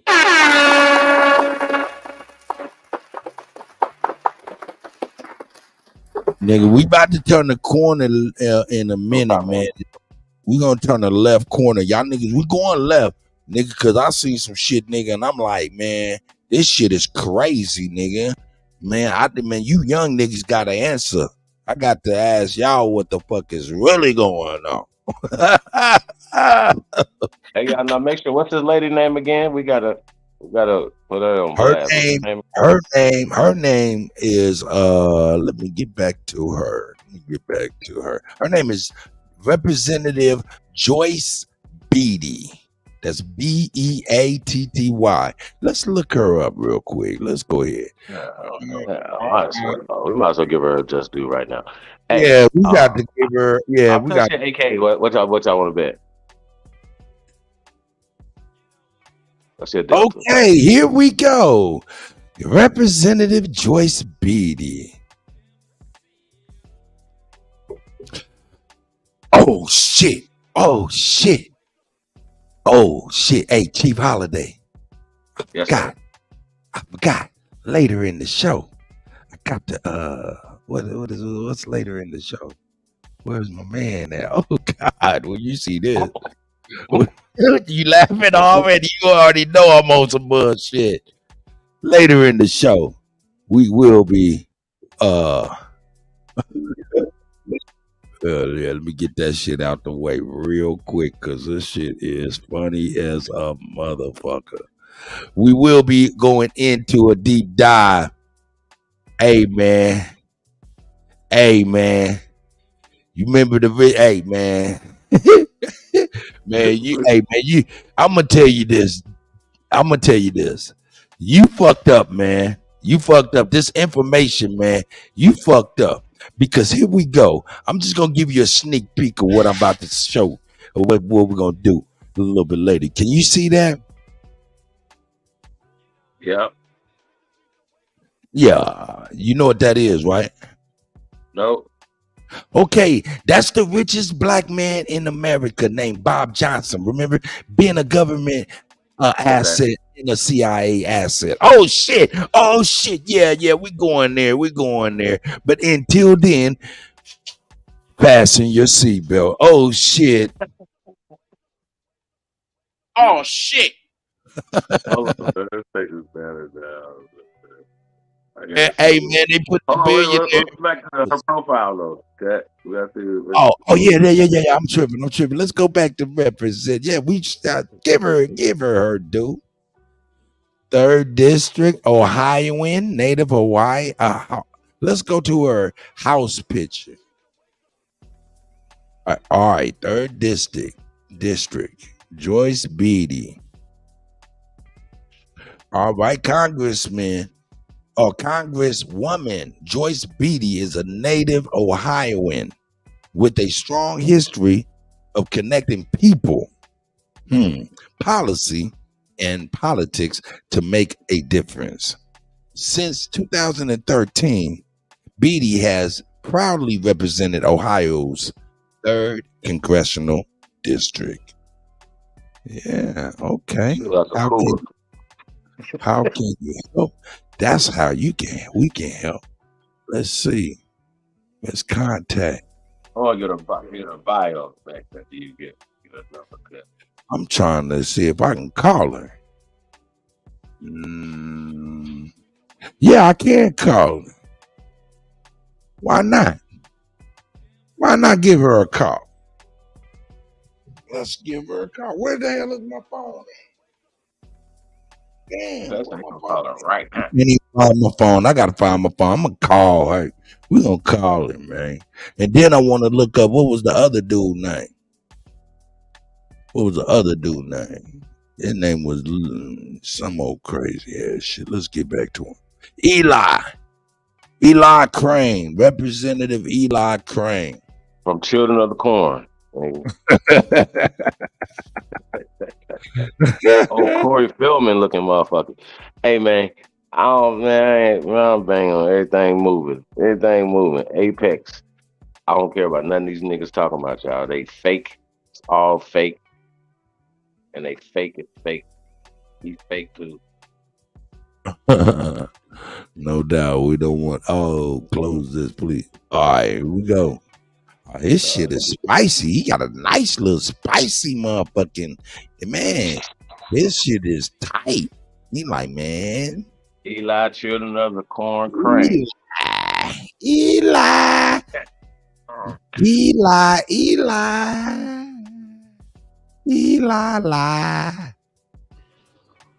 Peace to the panel, peace to the chat. Now, Kutty, did you catch that pink dress in that last couple pictures before I came on? She was sitting up doing an interview, bro. She was in that pink dress. Now, what's that symbolism to on the female sorority side? Super cougar. I don't know. What is that? That means that she's the sister of Kamala Harris. Oh, That's yeah. Yeah. That's what you're saying. Yeah, I got you. Hey, y'all quit telling motherfuckers I'm intelligent and shit. Soul Sister 6, stick to DJ Kutty.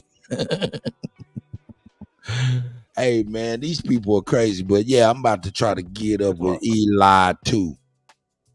I'm gonna get up with Eli. And we should do her genealogy too. This is when we start focusing on these fools. Let's start doing their research, and then we can motherfucking pinpoint how these motherfuckers got American applied to their ass, because they're foreigners and they come from an immigrant background story as well.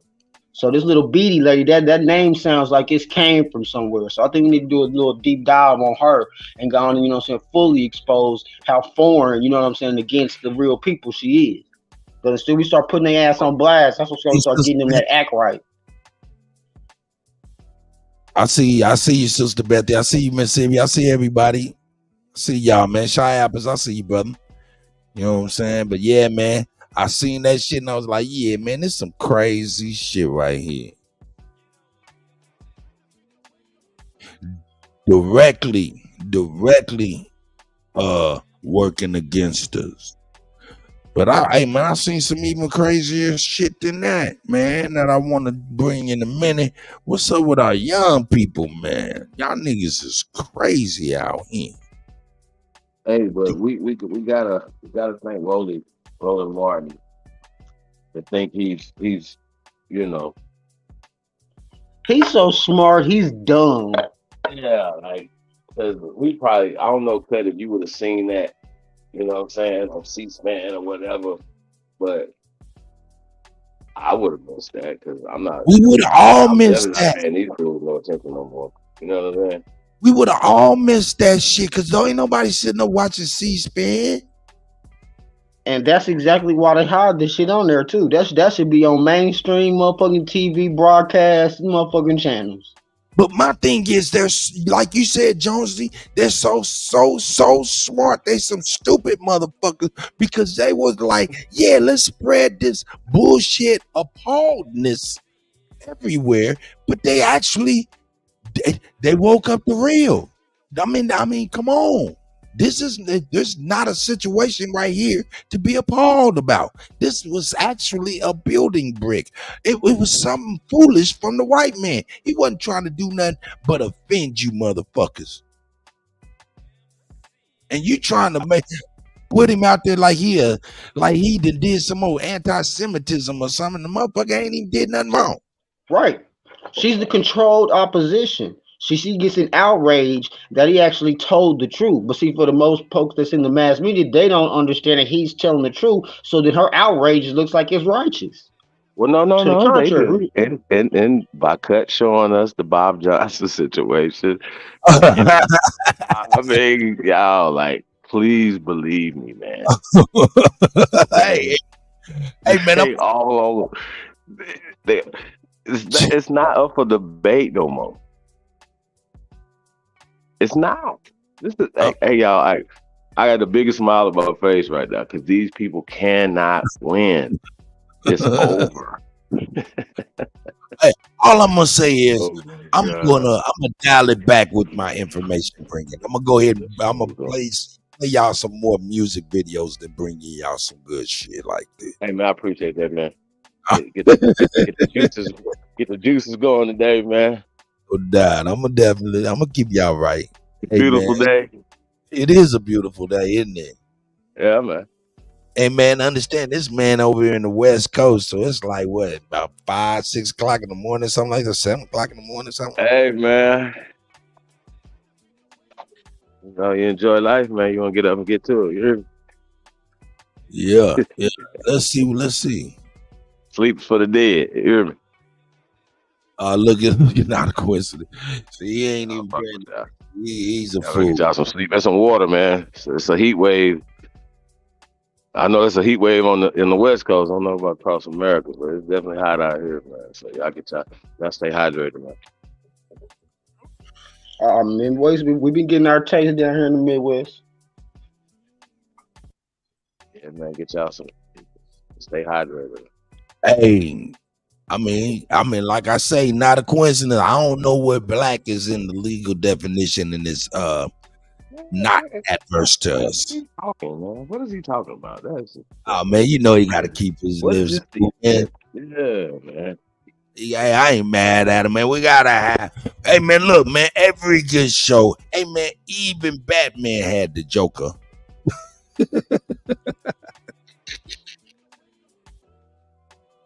Yeah, that's true. Yeah. And Batman didn't kill him. Beat Cass to sleep last night. When? Last night? Oh yeah, I got a ball. Hey man, that was a great battle last night between Drop and Bat. That was a great battle. Hey, not that everybody had a chance to let it sink in, you know. That I never heard who you had in the battle. We got Ant Pick.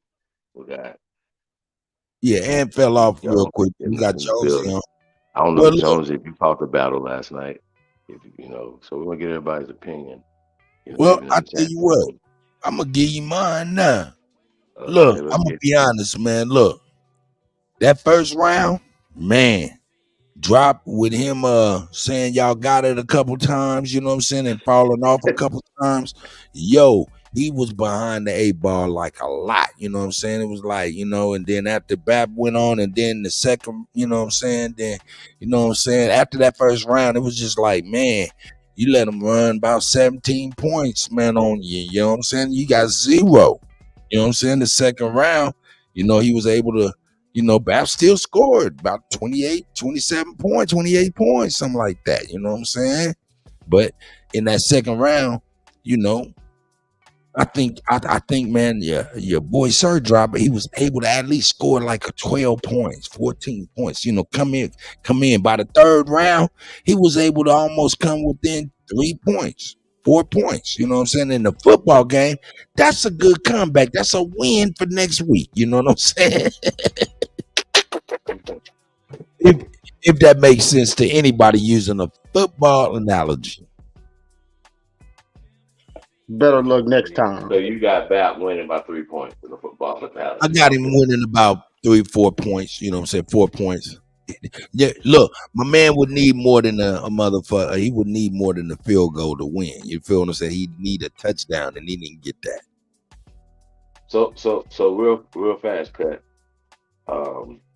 Just your analysis, you know, just diving a little deeper into it, because I know Jersey has a lot of stuff to say. Shout out to Jersey. That was very. That's right. You know, like even for people that's into the battle rap, but you know, just you know, for people that's into the music and certain things, you know, just interested to hear your take on that. Like, you know what I mean?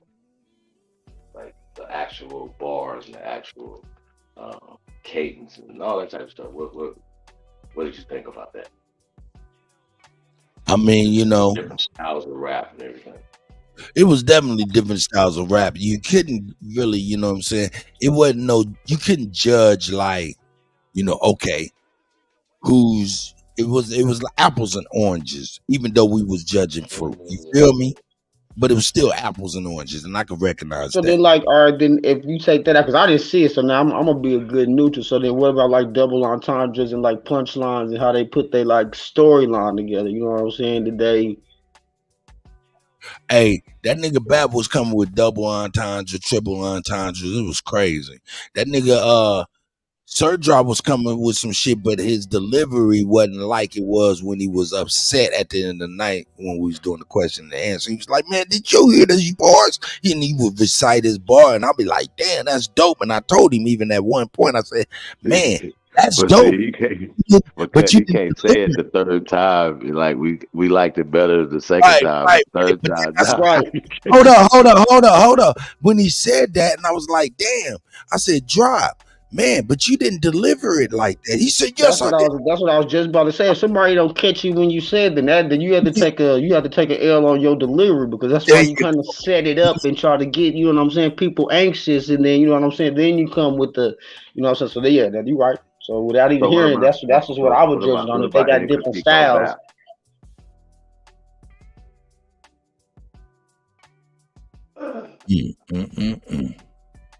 What about any critique on AP? Man, my take on AP, man, real talk. AP hiccup one time, and man, the way he recovered from that hiccup was like, it was almost like he didn't hiccup. So I was like, yo, that one made me be like, damn, this right here, man, was a clean sweep for real. To be honest, it was 3-0. You know what I'm saying? He definitely 3-0'd him. But if I was to break it down to points, you know what I'm saying, I would give at least 21 to 24 points to a 30. They dropped it so terrible the first round that anything coming in the second and third round, we was like, oh, that's good. Okay. I'm just saying though, like I gotta keep it real, man. Hold up, you saying we gave him sympathy points? Absolutely, because and he had some good bars. I like the Tupperware joint. That was dope. He had a couple of them was that's remember. No, that's Snuffleupagus lost points with that one. Yeah, it was terrible. That was bad.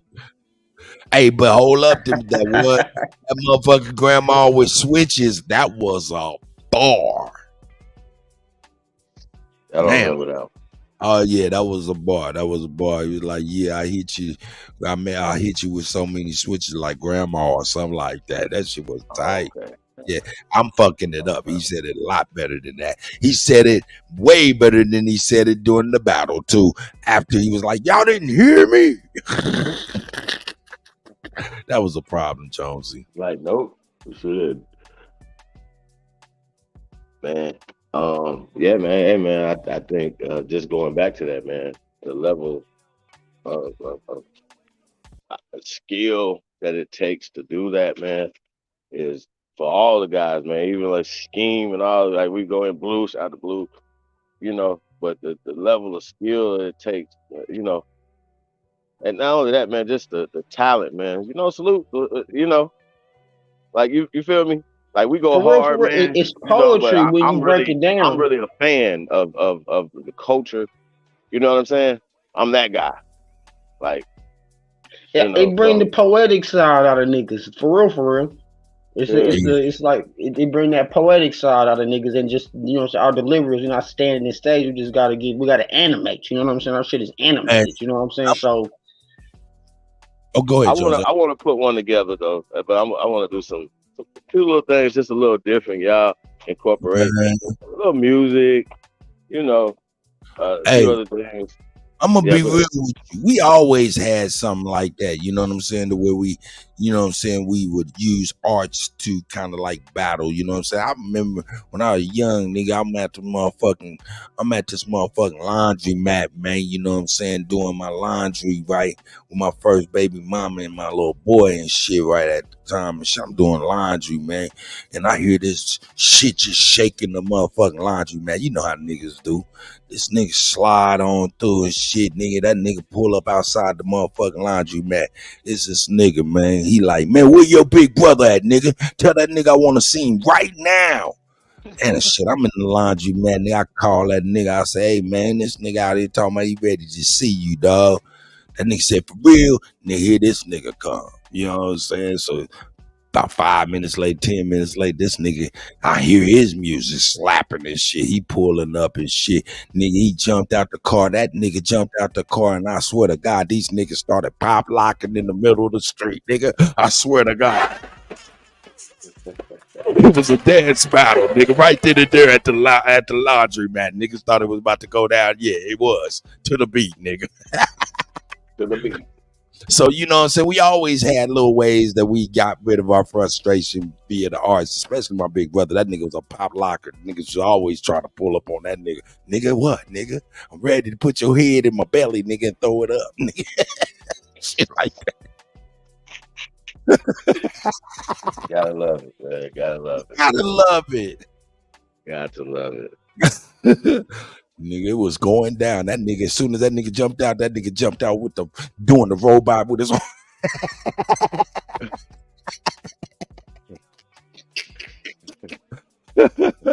Niggas in the laundry mat was like, oh, these niggas some fools. Say, man. So cut. Yeah. So, these people, man, like all of them got to go. I think that's another thing. You know, shout out to Rico Dukes, man, who's making a name for himself. Salute to y'all, man. The support, man. Like I said, man, it's just about telling people sometimes. You know what I'm saying? It's a grassroots movement. You know what I mean? You remember it's changing the world, huh? You remember? Hopefully, you remember my suggestion to Rico, and he said it was a great idea that they may implement. Like I said, man, look, you running for president, man. We, you know what I'm saying? That's a big bet. And if we equate it to playing craps at the casino, the way you win most of the time is by spreading your bet all the way around to increase your likelihood of winning or landing on something that you own, right? So if that's the case, while Rico's running and people want to help him, he needs to encourage people to run in their districts for the city council, whatever the fuck they can. And in this case, anybody in Ohio, we need to be urging Root Word to find somebody that we could push so we can support that person to replace her and other motherfuckers like them. That's all I'm thinking. Spreading our bet. Now here's the thing, okay? What we fall into a lot of times, y'all, and this is the problem, right? That there's a reason why it's not for the people and by the people is because the people that they want in these positions are funded. That's facts. That is a fact. Okay. And also, you know, it's just not about being involved in voting and electing. It's about, okay, after that, they don't govern us.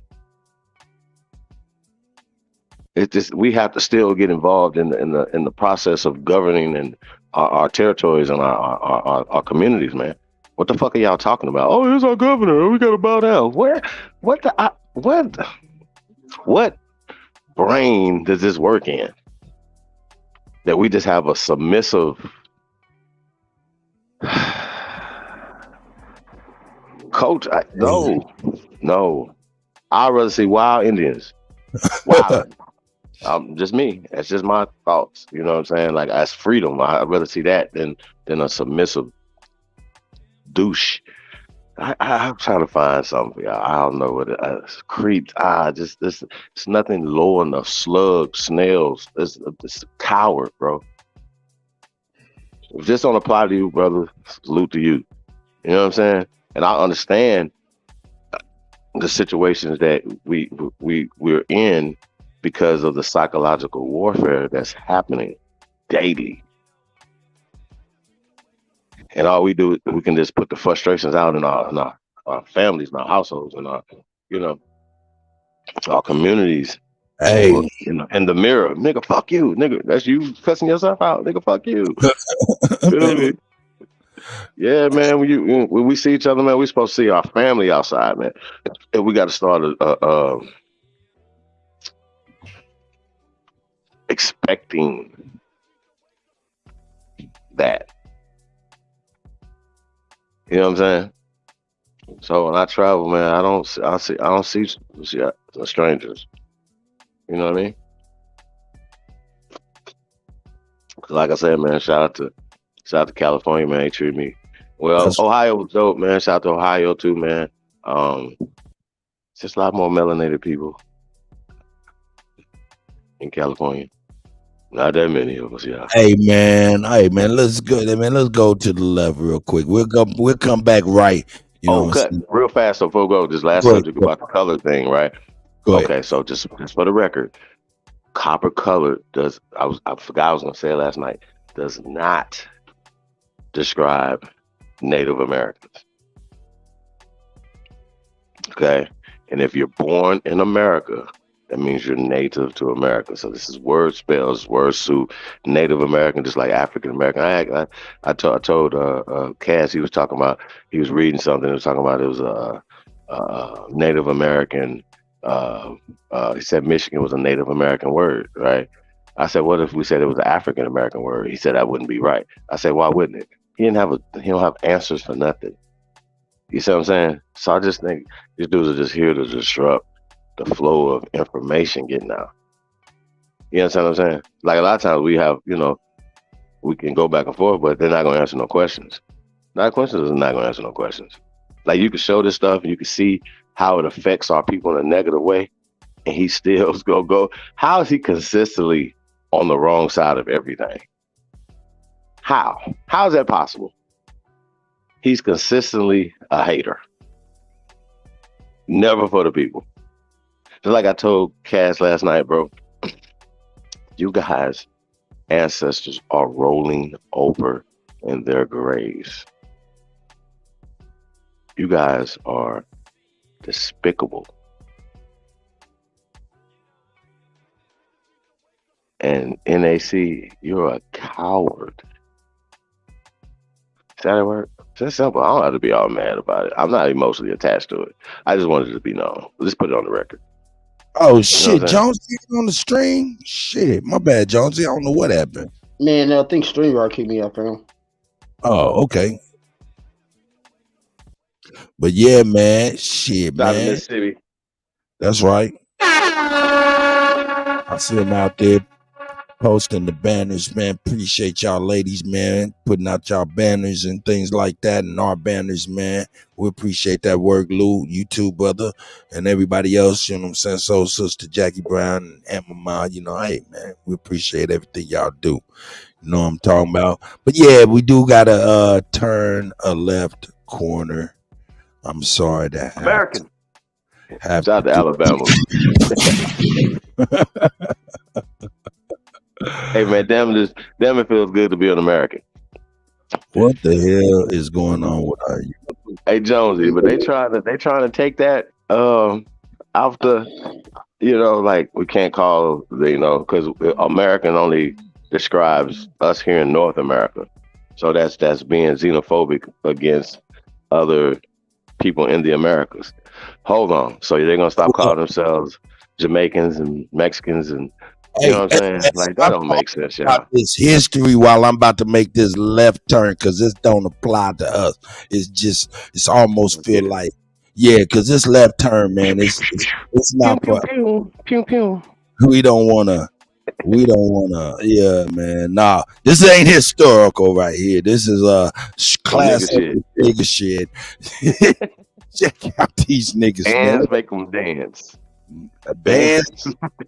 Hey man, hey niggas. Hey, nigga ain't even said nothing. You see niggas motherfucking feet in the air. He ain't even said nothing. Here we go. I'm not even about to watch it. I ain't even about to watch it. Man, what's going on with the internet? This look bro? I didn't crazy. even think I would ever have to. Hey, look at that nigga play the Houston Rockets. But bro, what is All that going hair. on? I pulled up on Twitter and saw this video of Jalen Green and Joshua Christopher, aka Jacob. They hooped in high school love you, man. I love together you and too. now are I'll see you both later. in the league. And man, I don't even know what to say, man. If you see the video right here, you can see that bro is basically practicing some moves on him and then pulls up and is just chilling and laughing about it. And bro, I'm not gonna lie, this is kind of ruining my image of both What's of these. going on with these I messed young with them men? heavy when they were in high school. They're on This the is that AU team, just going bullshit crazy, we dropping a talking ton about. of buckets, and really were two of the big names in high school basketball. And to Yeah, move man, and start this is, doing something like this, bro, I mean, I no see comment. Jalen Green starting to move a little different as well in the NBA. Bro, I'm not going to lie. You can do your thing, but at the end of the day, man, it's just ruining my image. Because this is about Rockets NBA than this. Yeah, these niggas is crazy, dog. I don't need to take his. When they What's wrong with these the niggas, video dog? right here, you can see What's wrong with these niggas, dog? What's wrong with these niggas, dog? Hey man, reason I had to show that little video because we gotta be able to laugh, dog. We gotta be able to laugh. You know, y'all got the context of what about to be played now. This shit about to be hilarious. What's going on there, guys? We back with another one. Fair We use, knew this fair day was use. coming. Mason Cameron and got Jalen Green and Josh Christopher. We knew this was gonna happen. It was bound to happen, and they crowned him pretty much the Paul's king. They talked about how they play the Paul's game and everything, and it's a Harlem thing. You know, Dame Dash, he created it, but you know, Cameron, he plays it, Mace play it, and it's just a thing. You know, from their section of New York, which is Harlem, and they pretty much saying Jalen Green took it to the next level. The fact that it became physical, the game is designed for you to say something that could be interpreted another way, and you have to pause it to make sure you didn't cross, you know, that line to what Jalen Green and them did. Jalen Green and them, you can't pause what they did. You know, they already hit play and broke the remote. Yeah, man, we're going to listen to what Kevin Mace had to say, though. Let's check it out. Jalen Green went viral for an old leaked clip of him engaging in a very sexual act with his teammate, Josh Christopher. If you saw the clip, you Shout saw out to Cam it. Mace, I'm sure man. y'all have seen it by now. That's Do his y'all have second any clip. thoughts? That's his second clip. Let me ask you a question just real quick. No, that's his second clip. No, but Fair use, teammates fair use. now? Yes. And when was this? It's a clip was It's leaked. a high school teammate. So they been doing this. Hey, shout out to the sister too, but I don't know. Shout out. Hey, what's the sister's name? This nigga's silly. Hey Josie, I told you we taking a left, nigga. Young niggas got to answer for this. No fuck with y'all, man. Y'all ain't got to answer for this madness. But what you saying, G? What's the sister name, man? I'm disrespectful. I don't know who she is, to be honest with you. Terrible. Anybody know? Don't you know? Nope.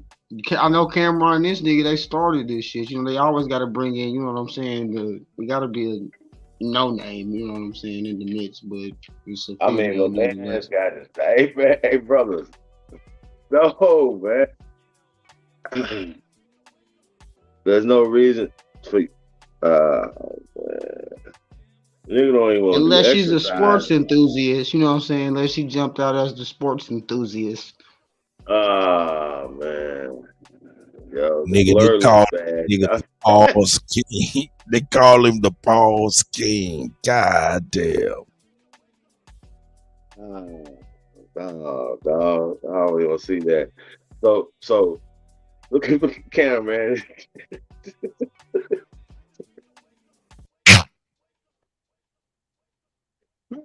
What the hell's going on, y'all? What's happening outside, man?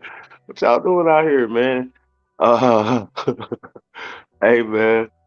I don't know about y'all, but a lot of y'all can relate to this as men. You know, we don't, like, as little boys, didn't play like this. Just instinctively, before we even knew what was what, we don't play like this. And these niggas was like 18, 17. It was like grown ass men. Dog, come on, bro. Taught y'all this, man. Where y'all learn this at? This is crazy. Don't do this, young man. Don't play like this. Listen. Don't let nobody play with you like this. Nigga, if there is no ice, if there's no ice around, right? No ice, snow conditions or anything like that, there's no reason on earth for niggas motherfucking souls to be to the stars. That nigga's souls is to the stars, nigga. And I'm talking about his feet. There's no way. Nigga, if you ain't slipped on some ice, about to bust your ass somehow, nigga, your soul should never be pointed to the stars. Never.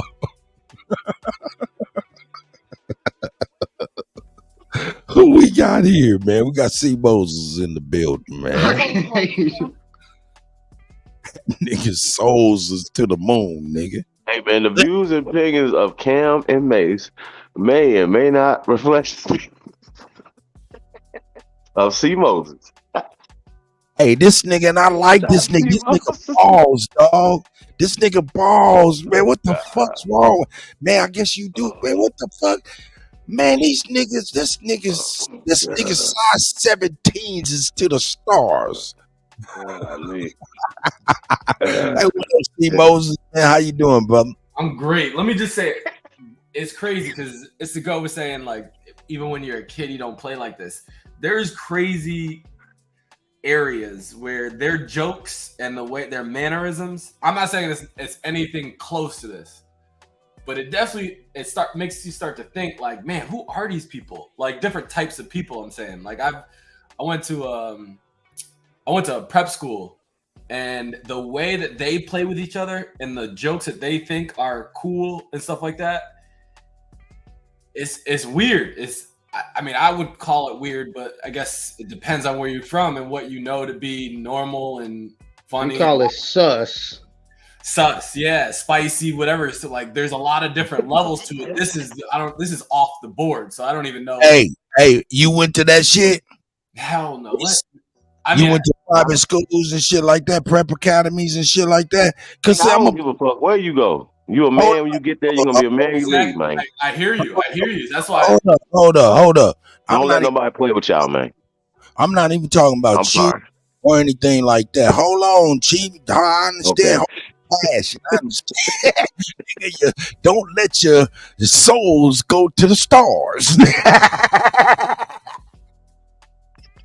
No, I'm fucking with you. Nah, man, the people that go to those schools, man, those people are accepted. You know what I'm talking about? Those people are conditioned in a way, brought up in a way that these people know that the social norms in those private prep schools and shit be okay and acceptable in some way, form, or fashion. Now, I ain't talking bad on you because I don't know you, C. Moses. But I'm saying though, without you knowing, they picked you without you knowing. You know what I'm talking about? If that makes sense. So that's a little bit of how I started to like scratch my head and like start to think what's really going on around me. So I don't think what you're saying is wrong, but I don't think I was able to get to the bottom of it. But I also can't say they picked me. Well, they did pick me because I played sports, so I went there for a reason. In my mind. Okay, got you. Do it. But what I saw there absolutely was a lot of like acceptance, a lot of different types of people. That's what I mean. I don't want to beat that horse and just say what I just said, but like this type of thing, like I said, this is off the board. But there are things leading up that get you here that is. So they were Sandusky people. I don't know. Hold up, man. Look, this is college prep. This is high school going into college and shit like this. This is shit that leads you into the paddles being on the wall with many ass cheeks on it and all kind of shit. And then this gets you to talking about colored people ain't us no motherfucking more. We's black and we don't need a piece of nothing. No, you're absolutely right. And it starts, so I jumped in at that point. I did a PG year. So it was after, so I did high school at a Catholic school, and then I did a prep year at a prep school. The people at the prep school, they've already been indoctrinated in like, they started in like elementary and middle school. So once they got to the prep school, a lot of people knew each other. And so when you say selected, I think those are the people that were selected. I was one of those outsiders that just came in and was like, hold on. And I wasn't really, I'm the one who wasn't accepted because of how I was questioning and looking at certain things. I mean, we were still young, so it wasn't, and that's why I'm pointing out that this is off the board. This is like a crazy thing. But look, man, look, I could tell you kind of like being choice with your words, being kind of careful. I can dig it. I could sense that. Am I correct? Yeah, I got to. I've always. I ain't mad at you. Hey, we appreciate that too, though, bro. Yeah, because this is a family show. I appreciate that. But I want to know what the fuck they do to you. Nothing. They do nothing to me. They do nothing. Yeah, hey, nigga, did your motherfucking soul touch the motherfucking stars, nigga? No, I'm fucking with you. I'm just playing with you, Moses. Nah, bro, solid. I'm an idiot. See Moses though, real fast though, right? Yeah. So and cut to, you know, as well as Jonesy, like this questions for all of us, right? Even as young men that don't know nothing about a lot of this stuff, right? But we wouldn't allow our friends to play like this. It'd be an instant problem, bro. Right. Absolutely. Instant fight, y'all. Like, oh God, like, and he wouldn't be like, not to say that it was a, you know, because definitely different time periods and stuff like that or whatever. But I think what the brother's talking about too, when we start talking about more access as well. Like a lot of times, right, when we're moving up in the tax bracket and stuff, people get better jobs. And say, for instance, even if your child is good in sports, for instance, they will give you and your child an opportunity. You understand what I'm saying? To move out of, say, an impoverished area or whatever, right? But when you're moving into these situations, you're putting your child, I ain't gonna even say in harm. Yeah, absolutely. You know what I'm saying? You're putting your child, when we're thinking that we're doing something good, but we're not. Hey, this shit we see over this nigga was doing, that shit is great. Just saying, y'all, like y'all. That's that Greek shit. With your babies, man. Treat your babies like they're you in the future, man. Like, I don't understand the concept of how people are so reckless with your babies. Like, man, sheesh. Hey, man, let me see what these niggas about to say. Hey, man, shout out to Reginald Jones, man. That's right. Appreciate the only builders, brother. Hey, y'all. Hey, man, for real, man. I don't know, man. Like, if ain't nothing more important. It's like, hey, niggas think they Cadillacs and they bets and shit is more important than they babies. No, it's nothing more important than you in the future. Your babies are the ancestors in the future. Invest in them. People be reckless with your babies, man. Where you do that at? They don't know any Remember better. when you was a baby, didn't know. And I mean, like, even when you were 17, 18, 19, brother. You know what I mean? I'm not going like Jalen Green them or whatever. Like, that's not Jalen Green. If it's not Jalen Green, it's my bad. Whoever these young men are, I don't want to even, we gotta teach you a them, man. question. Let me ask you a question. You don't think now? I'm gonna say these brothers. A lot of these brothers and these athletes are first to be going to college in their families, right? They families most definitely, or even these prep schools and private schools. Man, these kids ain't speaking to none of this shit, and I don't think these people know anything about this stuff. What do you think, as far as What you mean? What you mean? Like the shit that goes on in these prep academies, these private schools, going up to these colleges, being in fraternities and stuff like that. They families and friends don't know all the little sick shit that go on. Hold on, brother. Let's be clear. They This get to ain't that. happening just in that. This happening in the hoods. This happening on every block.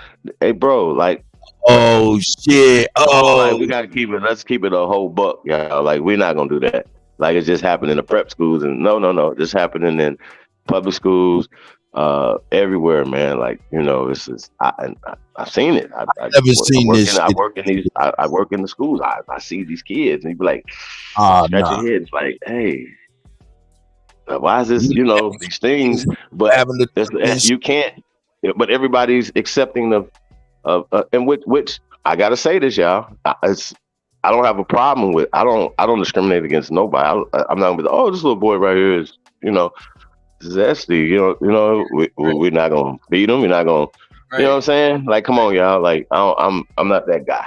Hey, let's finish it out. Like, I'm not that guy. But hold on, let me chime in. I guess you will have to separate them from the little boys from little girls, right? So here's my nigga. That line is blurred. Go ahead, C-Mose.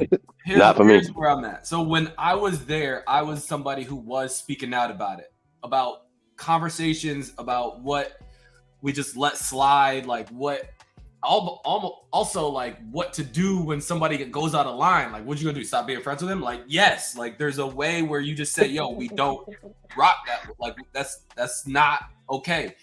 And my thing was, if you just let that slide, we're going to get to what we see on the screen. So we're here because there was people like me speaking out, and then I was the one ostracized instead of ostracizing the shit that was sus when it was early enough to stop it. C-Moses. Yeah, go ahead. I did a song, man. My only song I ever did, man, was clapping at niggas, right? A diss song, right? And the hook of the song go like this. When your niggas on fag time and you let them, condoning all they bullshit and didn't check them. Then life splits you apart, then they feel you left them. Watch them same niggas turn to cannibal, biting the hand that fed them. Terrible. That's a fact. I ain't get to hear that song yet, Cut. That's a fact. And I went in and chopped niggas up. But the point of the matter is, hey, when we condone this shit, turning a blind eye, that shit finds its way to you, and it finds its way of biting you in the ass in the end. That's a fact. So you're damned if you do and you're damned if you don't. Right, C-Mose? Yeah, no, exactly. And that, like, I talk not only the sus stuff, but that's why it's a moral code too, that like you start to war with yourself. Like, yo, I know this is not okay. And that's the part where is like the pros and cons and how good is college really for our people. Because yes, you'll be exposed to a lot and you'll grow and there's a lot of things that happen internally, right? Like, you not even talking about the schoolwork, all that stuff is extra, but day to day, the things that you just gonna be thinking about and seeing and then saying, I wasn't raised like this. That's the part that I think if we really want to catch it at its core, we gotta have to get back to that. Like, I don't know, it's hard for me to explain because I don't know. I just never thought that I didn't think that it was going to be exposed like this, like a basketball player, like at that caliber, in this video. Wow. Like, you know what I'm saying? Is it that serious? Like, I don't know these guys. Well, hold up. See, Moses. The thing about it is, this is how, man, I'm starting to, I mean, these frequencies, this energy, this, everybody, man, ain't nothing new under the sun. So everybody's feeling these same waves. And all this stuff is coming out, man. It's a part of a wave of information being revealed. You feel me? As far as, it's not like it's a campaign or anything. It's the universe revealing all things that were lost. You know what I'm saying? It's like it's divine, for real, to be honest with you. You know what I'm saying? Everything. Well, who are we blaming in this situation, though? Are we condemning these young men, or what are we doing? So you want to look, when you want to point a finger somewhere, always know that there's 4 pointing back at you. Yeah, I mean, no, I'm just saying though, bro, man. Like I said, man, like this. Hey, man, like we've all made mistakes as young men. So I'm not putting these dudes in dresses and LGBTQ. Look, Chief Holiday. I don't want to throw them under the bus, none of that, bro. Not me. I'm just saying anybody can do what y'all want to do. So they definitely voted for that. Exactly what I mean. They definitely made a mistake. Let me explain what I mean, my brother. Look, knowing is half the battle. Before this, we ignorant to this shit. Knowing is half the battle. We not ignorant no more. So who we blame moving forward is us if we do not try to educate against this. That's what I'm saying. So I'm like, when we looking for motherfuckers to blame for this right here, always know there's 4 fingers gonna be always pointed back at us because we have a responsibility moving forward. That's why. Right. I'm fucking with that cut. Like I said, man. I like I said, this safe answer. Like, hey, man. I don't know, like when I see this, it's like I feel like when Cash Money was smooching and stuff, that was weird. Like, you understand what I'm saying? But they influence a lot of young men, like, to, you know, and they would be like, well, some mafia shit. I've never seen them dudes kissing on the lips. They'd be like, you know, do the cheek thing, you know what I'm saying? Which, you know what I mean?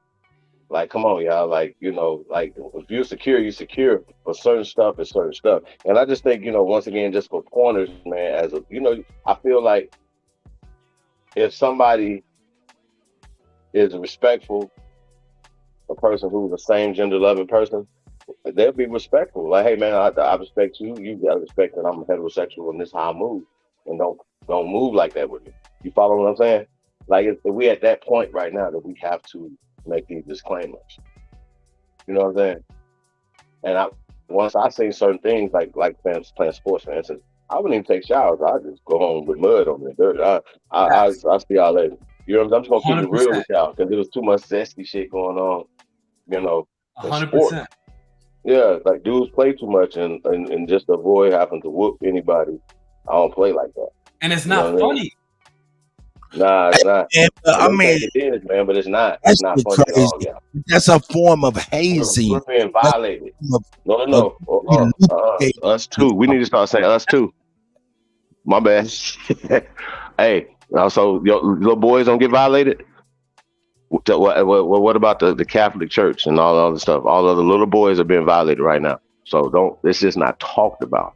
So we're not gonna do that, and we're not gonna we don't know these young men history. Y'all follow me? No. So I'm gonna show them some love. You know what I'm talking about? But when it comes to there needs to be some correction. Like if it was your boys, you would have to be some correcting, right? But these niggas is in high school. You know what I'm saying? Let's see. But these niggas are in high school, nigga. You niggas have both went through puberty. So, you know what I'm saying? At this point, like I said, the shit is just, nigga, some shit that needs to be stopped. And as far as like the preparatory schools, them motherfuckers started in the Catholic Church. Them was the ones that end up in preparatory schools. So they've already been kind of groomed, and this been kind of like, you know what I'm saying, normal, you know what I'm saying, way of life for real since they've been little. They play little games. So all these little quirky things that we do, jokey jokes, and we wrote, you know what I'm saying, played the dozens. These motherfuckers grew up playing, you know what I'm saying, them little games. So by the time they get to the high school, when y'all watch Jackass and shit like that, right? Or y'all know growing up, y'all seen people hit each other in the nuts. We did not. I don't play hit the nuts. I don't play hit the nuts. First off, let me explain something to you. Oh man, don't you ever do no shit like that unless you ready to see a monster. Soon as I recover the anger, you gonna have to deal with. Look, man, check it out. My thing is this right here. We're looking at a high school video resurfaced now. Look, this in this young man Jalen Green's mind, he probably like, man, they tripping on this. Nigga, this ain't shit. Nigga, I'm in the college. No, they on his ass now, trust me. No, but I'm saying in his mind's eye, he like, nigga, if they could get some footage of some shit I had to do in college. Nigga, to him, he's probably like, man, this ain't shit. Man, that's all I'm saying, man. It's the conditioning, man. This is some bullshit. Nigga, your motherfucking feet too goddamn long to be in the air. What the fuck wrong with you? Let's go. That nigga was hitting the ceiling fan. That nigga ready to turn some shit up. Hey, man, let's finish listening to this nigga Cam, nigga. I ain't even get to hear what they said. Did you? I ain't even hear this shit. I ain't heard it. I ain't heard it. Let's check it out. From the looks of Cameron face, he about to go in though. Yeah, I'm about to. They called the nigga the pause king. Here we go. Say clip was They leaked. said high school teammate. So they were doing this.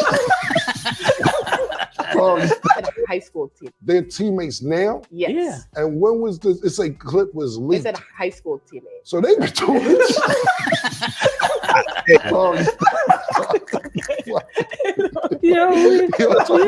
How long they been doing this? What's the name of this game?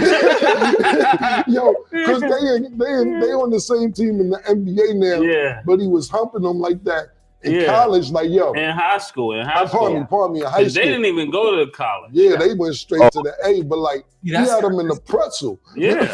Like, how you grab that man in the pretzel? Then homie was making the sound effects. He like, yo, Oh, see, hell no. Yo, listen, Fat Joe. You say Joe? See, that's what I'm talking about. Fuck now, these motherfuckers is doing sound effects, nigga. You motherfuckers is doing soft porn. The fuck? Man, these niggas was, hey man, hey, they done went all the way from there. They like, man, that ain't nothing. I mean, y'all talking about getting picked. They went all the way from there, nigga. If they played high school together and they're on the same NBA team together, they definitely someone knew these rumors and they picked them. No, these wasn't rumors.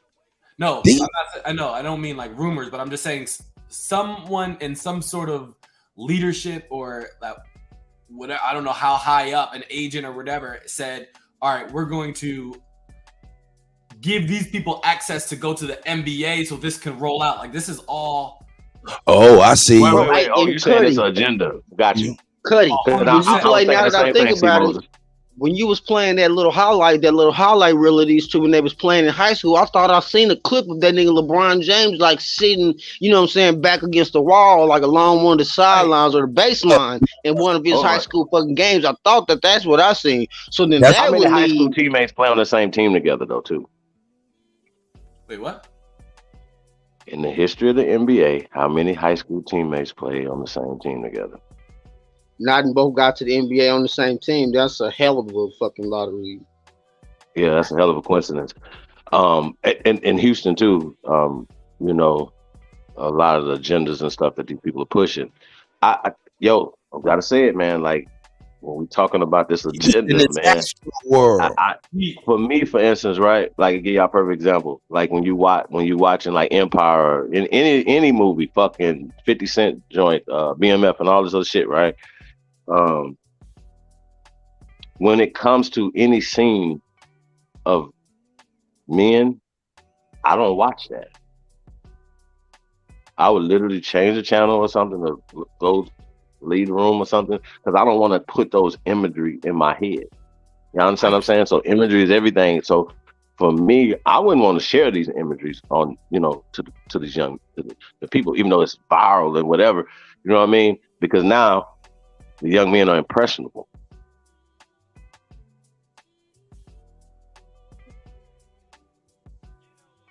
We got to keep this real, y'all.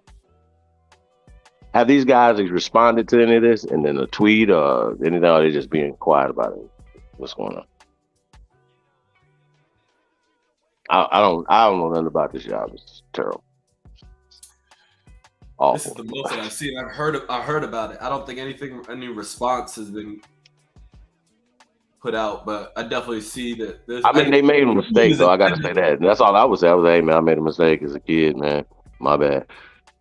No, I mean, a lot of us made worse mistakes. He can't make that. But that's gonna be disingenuous because these niggas was 17, damn near 18 years old. And then no. Hear them out though, but they wasn't developed at 17 in their mental capacity, so we got to give them a pass. No. So what? They slow down. Hold on. Last time I heard they was speeding up development with the fucking steroids and shit. So now to motherfucking, you know what I'm saying, put out there that the development process is slowed down. I'm gonna have to push back on that a little bit. Okay. A lot. We talking about mental, man. We just talk about their development as far as young men. I'm saying that we've made worse mistakes as young men, brother. Me and you. You understand what I'm saying? That, yeah, that's a mistake. But what?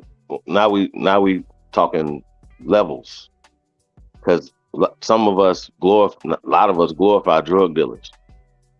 We know what come with drug dealing. Period. No playing with that. Yeah, that the glamour side of it. Nobody talks about the flip side of it, the negative side of it. Right. So, but a drug dealer has a goal. I'm just using that as an example, y'all. Go ahead. What you say, brother? The drug dealer has on his mind is money and survival, yada yada, at the expense. No, it should be death. It should be death, though. No, death should be on his mind. Murder, kill, murder. That's what should be on his mind because you're telling him. No, hold on, bro. I'm just saying though. Like, listen. These young boys playing footsie and literally, or selling drugs and shooting and killing people. Which one is more of a mistake as a young man? Like you see what I'm saying? Hold up, I'm trying to hear what. Let's just keep it. Let's put it in perspective. What was it? If we can't condemn these two young men for doing this as young men when we know this young man 14, 15, 16 right now on death row. What are you saying? We can condemn these people. Yes, you can. On the screen, you can condemn them. Here's what I'm trying to say. A drug dealer is trying to get some money. That's the best case scenario for him is he makes money, he can feed his family, blah, blah, blah. What is the best case scenario for the people on the screen? What is their goal? Wow. Now, I don't think that they was wanting this to get out. Trust me. Okay, if it gets out, if it doesn't get out, they still did it. What's their goal? What do they want to happen with their life? Oh, we talking about these two young men, or we talking about the agenda that's being used against them? Because they wouldn't have came out if they was in the G League. Nobody knew about them. They was overseas. Nobody give a fuck. But they're I guess they're good players, right? They're still doing it. Okay, so they're good players. And the act is wrong. And I mean, I don't know if you guys will co-sign. All right, so see Moses in your world, do they get on the 50-yard line and get lashes? How many lashes they get? So this is where or is it off with their head? No, it ain't off with their head. So I don't even think that. I'm gonna be honest with you. No, see Moses, I'm gonna let you get it out. Go ahead, brother, please. So you got young men. Yeah, boy. You see Moses out because I could hear he trying to get it. He trying to get it. I don't want to hear his perspective. Yeah.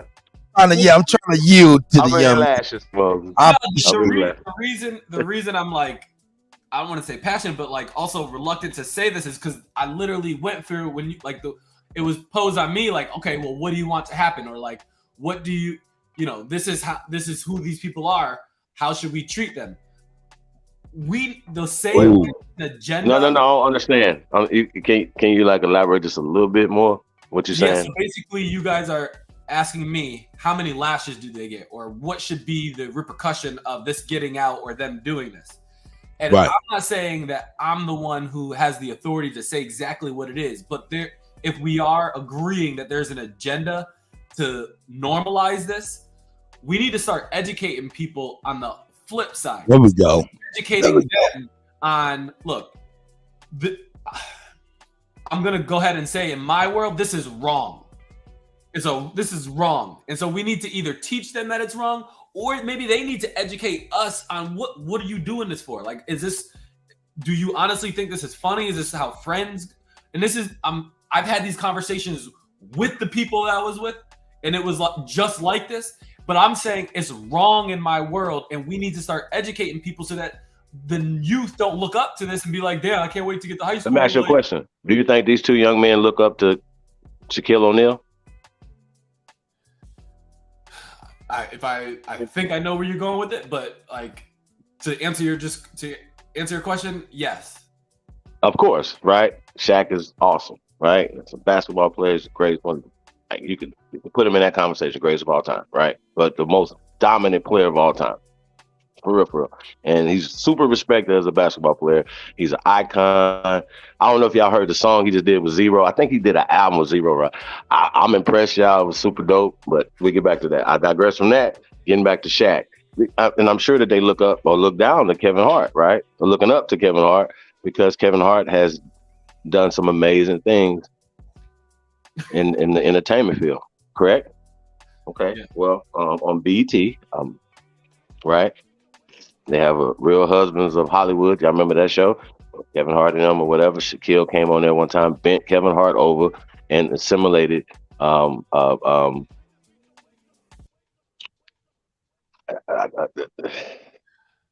know where you're going. Chief Holiday. You know what I'm saying? Like, it wasn't even like a like Holiday. Let me invited him. He just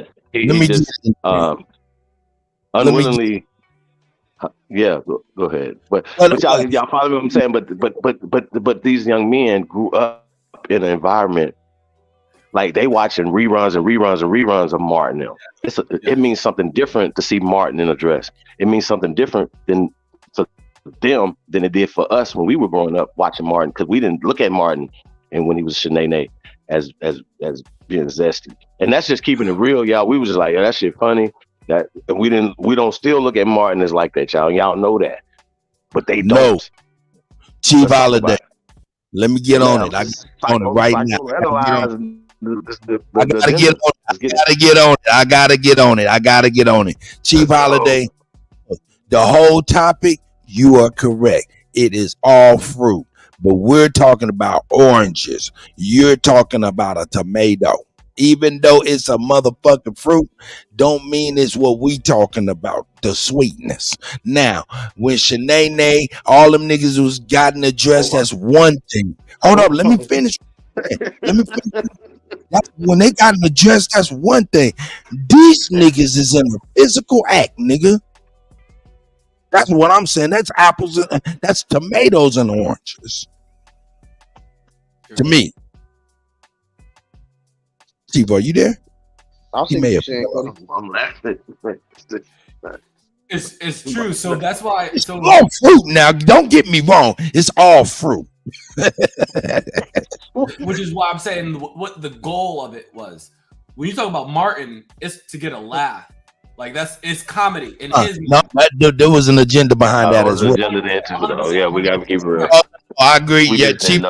Yeah, brother. Yeah, I agree. There was an agenda. No. Go ahead, Chief. There was no, I agree. I don't know if Martin knew it. But it still was a TV show that was supposed to make you laugh. My mind, when I look at these... see Moses, I'm going to let you finish, but I'm going to say, this is the plausible deniability. It was under the guise of comedic value. But in the reality, those same people come out later on talking about, man, I don't know why they made me do that. A lot of these comedy shows is not even written by the niggas whose name is on the front of it. Mm-hmm. So, Chief, I mean, see, Moses, you could finish, man, my brother. I don't mean to cut like that. No, I mean, you're going deeper than I can go there, and I know exactly what you're saying, but at the surface level, I still don't even understand what is the guise of this. Like, what is this supposed to be for? No. These high school players, what is that act supposed to? I don't even understand how friends play like this. Is it funny? Are you gay? What is the point of having any type of physical whatever like this. Hold on. So let me ask y'all a question. So if it was Chief, wrestling, Chief, hold on 1 second. And you go ahead right here. I just want to say this: context is everything, and we don't have full context. All we have is this video. They could be on some kind of drugs, mushrooms, weed, some fucking liquor. But go ahead, Chief. I asked how many lashes. Hey, C Moses. So check it, right? So if these guys were wrestling, and we've all been wrestling since we were kids, right? Since we could breathe and I think that's one of the first things we did. Am I correct? Like interacting with other little kids, other little boys.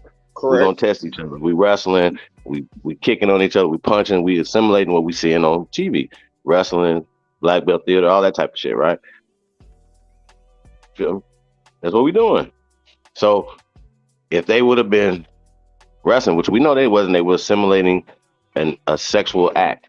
But if they would, once again, going back to the context, they would have been in the same position, but wrestling. See, that's why I ain't wrestling.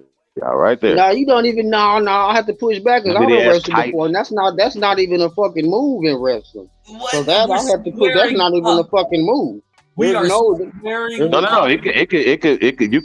You could be in that position. Not the feet in the ceiling fan, but you feel me? I mean, there's an on top position. Each other, laying each other. Shit, right on top of each other, bro. We watching that UFC. See what I'm saying? Like that.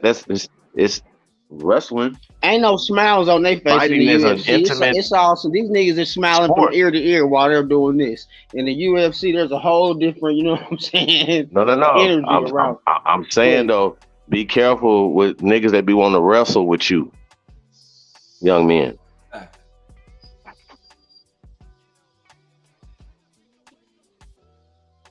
Keep a motherfucker up off you. Real talk. Man, hey man, y'all got sons, man, teach them how to box, man. Real shit. Hey man. Yeah. Keep your hands up off me. I don't know what your intentions is. You know what I mean? That's like just keeping it real, yo. Like I'm just saying, bro, like it's just like we can't even be young men. We can't even grow up no more, like to test each other. You know what I'm saying? Like we can't do that no more because you don't know nobody's intention.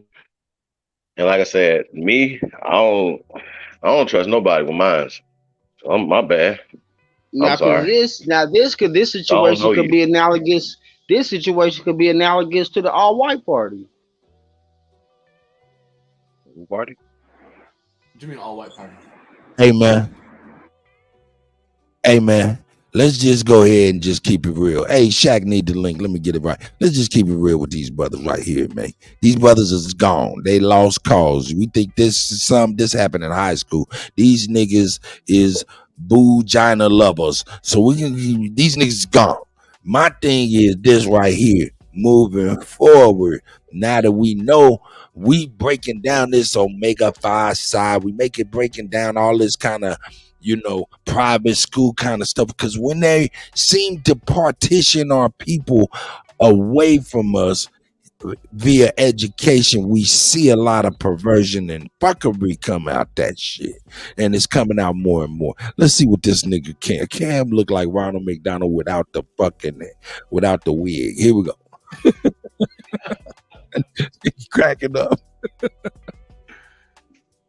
I don't play that with me. I can't breathe. I don't play. Yo, Craig, I don't play that with whatever Jalen Green and this man was doing. You're right. That ain't even pause. I don't know what that is. That's molestation. That man had that man in the pretzel, and he was going, That nigga said he had him in the pretzel. Nigga crazy. Who does that? I don't even know what game that is, bro. First of all, that shit ain't funny. Then he had another video where they was holding the guy up. I didn't see that one. What did he do? It's on YouTube. All right, we gonna pull it up. But tell me what he was doing. What you mean holding him up? I don't understand what you're saying. What are you talking about? He was getting jiggy with it.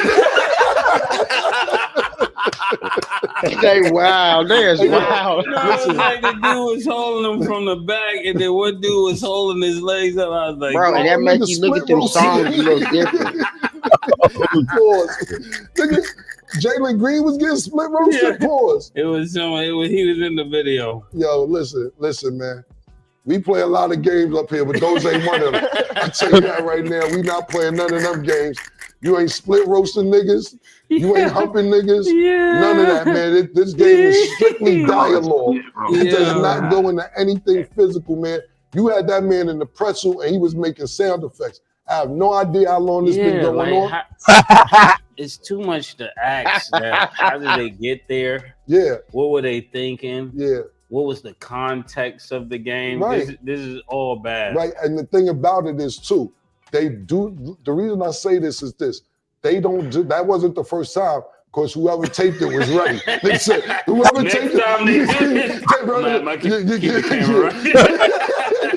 Whoever taped this out. Oh, I see what they're about to go into. I've seen this before. And whoever put that out, thank you. Because I know you were sick of looking at it without everybody else knowing. Hey, yo, I tell you right now, listen, if you're on the Houston Rockets and you're in the locker room, pause. Watch out. Watch out. When I was in jail, I took my shower with my boxers on. I ain't one that's looking at me, my ass paused, and myself.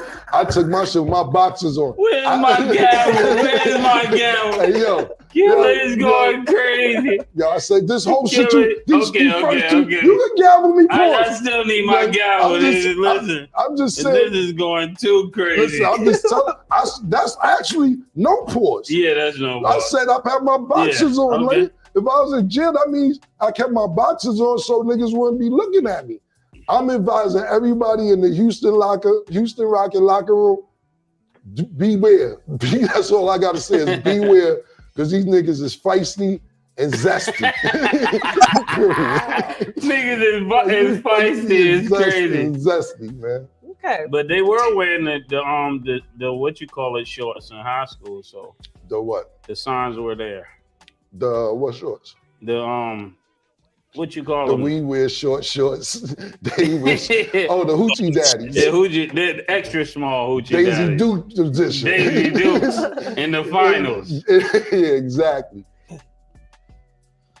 Man, so you heard Cam and May start clowning that situation, and these guys play high school basketball together too, so they looking at it like, what kind of game is that you play with your homeboys? You know, that ain't it right there. You know, if you professing to be a heterosexual, you know, that ain't it.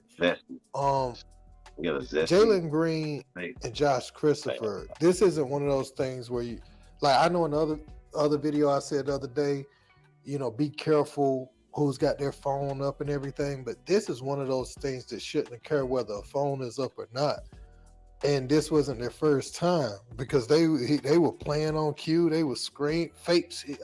Josh Christopher was fake screaming, like he was really taking it. It was a big mess, man. And these guys, I noticed Josh Christopher, he's limited his comments on IG, but Jalen Green, last time I checked, he left his open for anybody to comment. Somebody was like, "You bold for leaving your comments on." They were like, "I respect that because you're not running from the backlash of the video." As far as that, man, I think Jalen Green, he learned a big lesson from this. Whatever, nigga. Them niggas is in a motherfucking relationship right now, nigga. Facts. Nigga, them niggas is nigga exclusive. Them niggas are exclusive. The fuck you mean a lesson from this? Nigga, this was high school. They in the NBA on the same team. Nigga pulled to have that nigga over there, nigga. Nigga, all kind of shit going on, man. And Nah, they're not the only ones. And that's why it's like the way that this is going. but C. Moses like, nigga, hey, let's keep it 1,000. 100%. Oh, yeah, bro. There's a couple, even in the NFL and the NBA, where teammates there's some sus teammates. Now, let me just say this. If you think about we talk about the children, you saying, you know, they look up to Shaq. So the children now looking up to this, I mean, a couple things can happen. One, sports may not get the best of the best caliber, just like the same way, you know, our Army, a lot of people who want to go to the Army aren't really going to spend this country and the things of that nature. So they're getting a different type of talent coming up through the works. Same with, I feel like, the future of sports. I'm not saying like a real basketball player is not going to want to play basketball because of this, but I'm just saying it's showing a whole nother image, and it makes the drive and the amount of work that you put in. I don't know. I just feel like this is going to have, it is already having a bigger effect than we really realize on this standalone, because there's other instances like when that first gay basketball player came out. I remember that. That was like breaking news. The first NBA basketball player who's gay. Like, okay, and now look at where we are. Well, here's the thing, bro. Listen, once again, it's not about you know, any of that stuff. Actually, you know what I mean? When we're talking about these young men, and this is happening in the locker room, bro. Hey man, we talk about hazing and all the other stuff. Like, yes.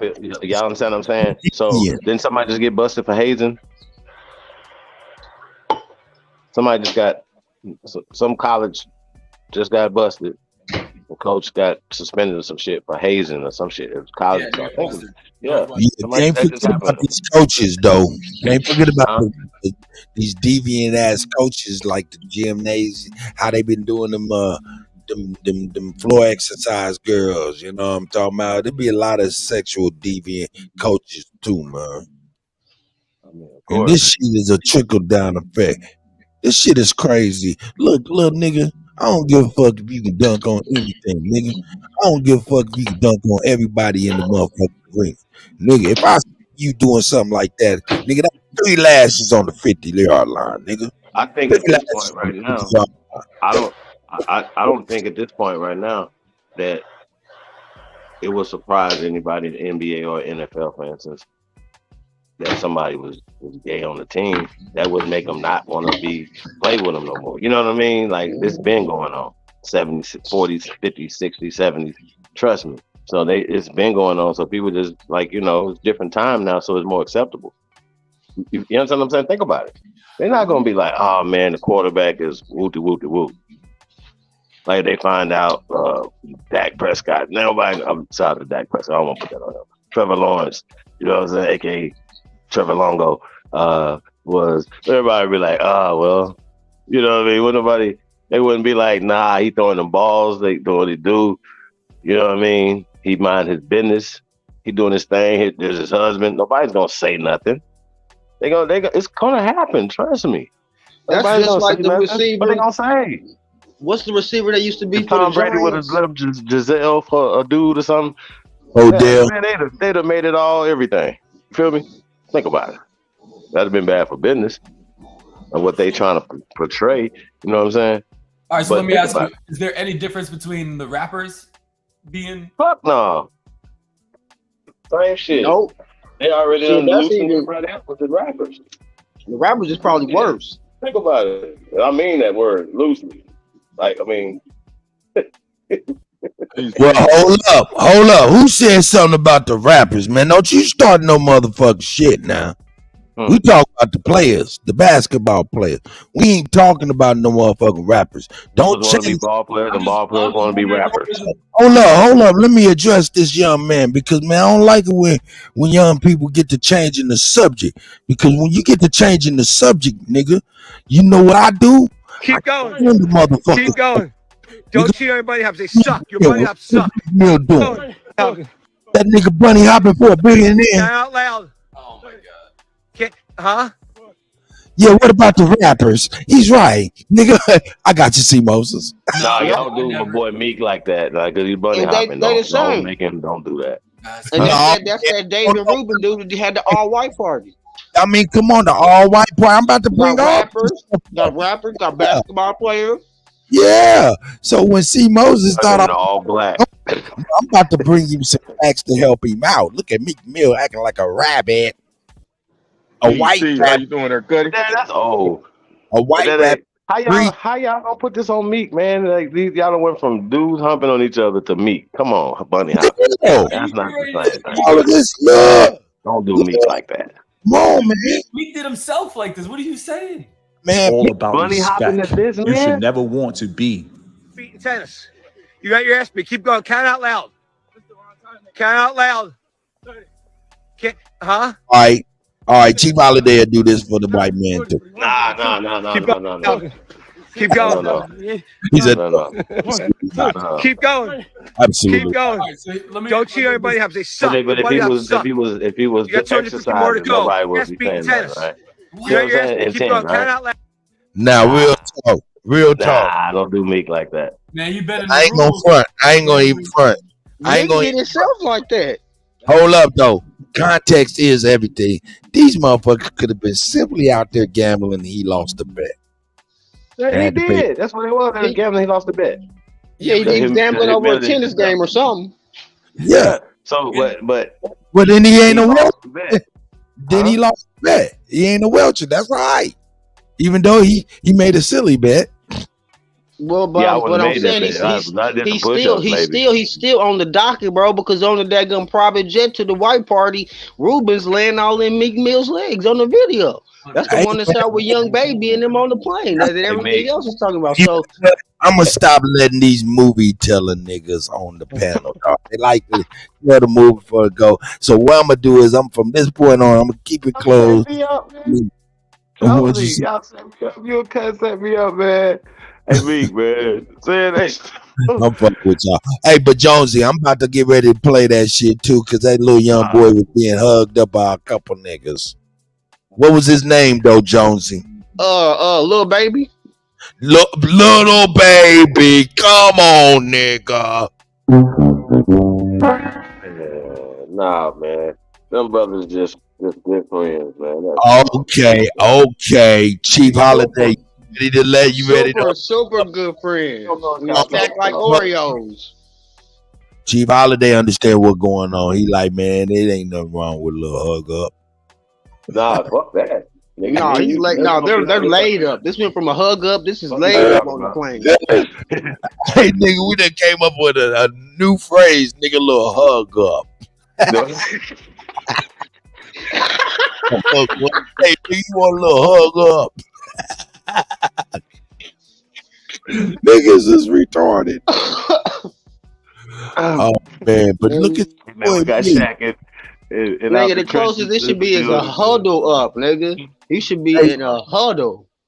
Shit. Oh, we got some brothers in here. Oh shit, we got New Grove up in here. We do got Shaq up in here. Brothers, please clear this monotony, man. Why is that nigga size 18s up there pointing towards the North Star? Peace. How y'all doing today, man? Salute. Peace to the guy, man. Oh shit. Hey man. I had to look. Stone, what I up, seen bro? some such stuff. Peace. Oh, that Shaq? Yeah. What's up with it, Chief? Jack, what up, bro? Go ahead, brother. What up, Chief? Hey, let me ask y'all, what year did these young guys, these two NBA dudes, what year was they in high school? What year did they come out of high school? That was about 2, 3, 4 years ago at very max. Okay, cool. Yeah, Jalen Green's cool. year. This is second year, so it's probably about 3, 4 years at max. Right, I asked a question. This ain't shit, nigga. They full-fledged homies, nigga. They homie love. Right. Well, I had to address some situations, right? I seen some suspect shit, right, on the Instagram, right? These young cats in high school, right? My son was on the track team for this, and I see they had videos on they doing this. You know when they when these cats do this little ice tubs, they get these ice tubs and stuff, the athletes and stuff, ice baths. Now, right. So I'm looking on the video, I'm seeing you got two goddamn young men in high school in the ice bath together. I said, well, ho, what the hell is going on? So I checked my son. I said, hey man, I put him to the side. I say, y'all got this stuff on Instagram, man. I said, what's up with these cats, man? You know what I mean? And then I asked my daughter because she's 20. So I said, what's going on? You know what I mean? So it's up to the parents and adults to check these situations before they get out of hand. My point is, this shit is going on and it's being coerced in these schools, and the athletes, the track team, the football team, the basketball team in school is being coerced. The parents don't know what's going on, right? So the parents, adults have to check these situations when they going on. Now these kids are putting this stuff on their Instagram. I said, well, hold on, because I seen another video of these kids. So I started to follow some of the cats that my son was following on Instagram. Some of the young dudes trying to see, hey, what is these cats? What they doing? Who are they? Right? So I found one of the other cats that follows his Instagram and stuff. They got videos of these cats rap battling, right? But it ain't regular rap battling. They use that gay rap battling. Like, I'm talking about. Now I said, hold on. I said, no, are they gay? My daughter was like, no, they not, but that's how they play. Whoa. I'm talking about using vile gay rap lyrics in rap battles. These young cats on the bus. Y'all might have seen this video surface. So it's being promoted and coerced that it's okay. And we have, as an adults, parents, have to step in and say, no, that is not okay. But a lot of times, this is the thing though, Shaq. We on revisionist history. We talking about there's nothing we can really do about the past. All we can do is set culture moving forward and knowing it's after battle. So I mean, I look at them niggas as lost.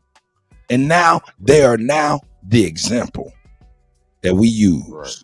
That's how I'm looking at. If you're concerned about dating, if you're a black female, 2 years, who now this is Alpha Phi, Gamma, Phi, Alpha, Sigma, Gamma, Ray, all of that shit, right? And he keep it $1,000, man. Keep it $1,000. Dealing with these guys. A lot of these men who hang with their frat brothers, they're actually doing more than just hanging out with their frat brothers. They're actually having sex with their frat brothers. They're going to these conferences and hotels and outings or vacations or whatever you want to call it. And these guys get together and have group sex. Some of these guys get together and have risky, unprotected group sex with other fraternity members. And I've heard this for years. I've known about this problem since I was about 23, 24 years of age, when I was dating a guy who was a Kappa. An older friend of mine, I used to go to, when I had hair, I used to go to the barber shop and get my hair cut. And a friend of mine who was my barber asked where the guy I was dating was at. And I said, well, he is in Miami hanging with his frat brothers on a cruise. And I remember he spun that chair around and said, you let your partner go to Miami and get on a ship with other Kappas. Do you know what's going on in that ship? And I was naive. I was young. I didn't know. I'm like, he's with his frat brothers. Said, hey, sound like a motherfucking naive ass white wife. Shit, fucking. It's a big old sex party going on that ship right now as we speak.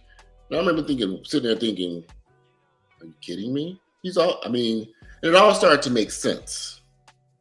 I was dating a guy who was a Kappa who loved hanging around his frat brothers. He's always on with my frat brothers. They would go all over the place, everywhere. South Carolina, Washington, D.C. He's always traveling with his frat brothers. I didn't know anything.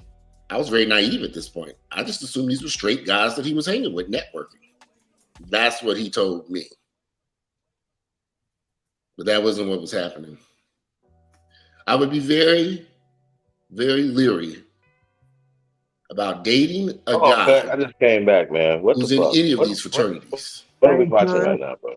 It sounds like he dated him. All right, yeah. Now understand, this man is definitely gay. He letting it be known from the beginning that he is a straight gay man who was messing with a straight gay man who was in fraternities, but he was still naive, thinking that this gay man going with his frat brothers was nothing.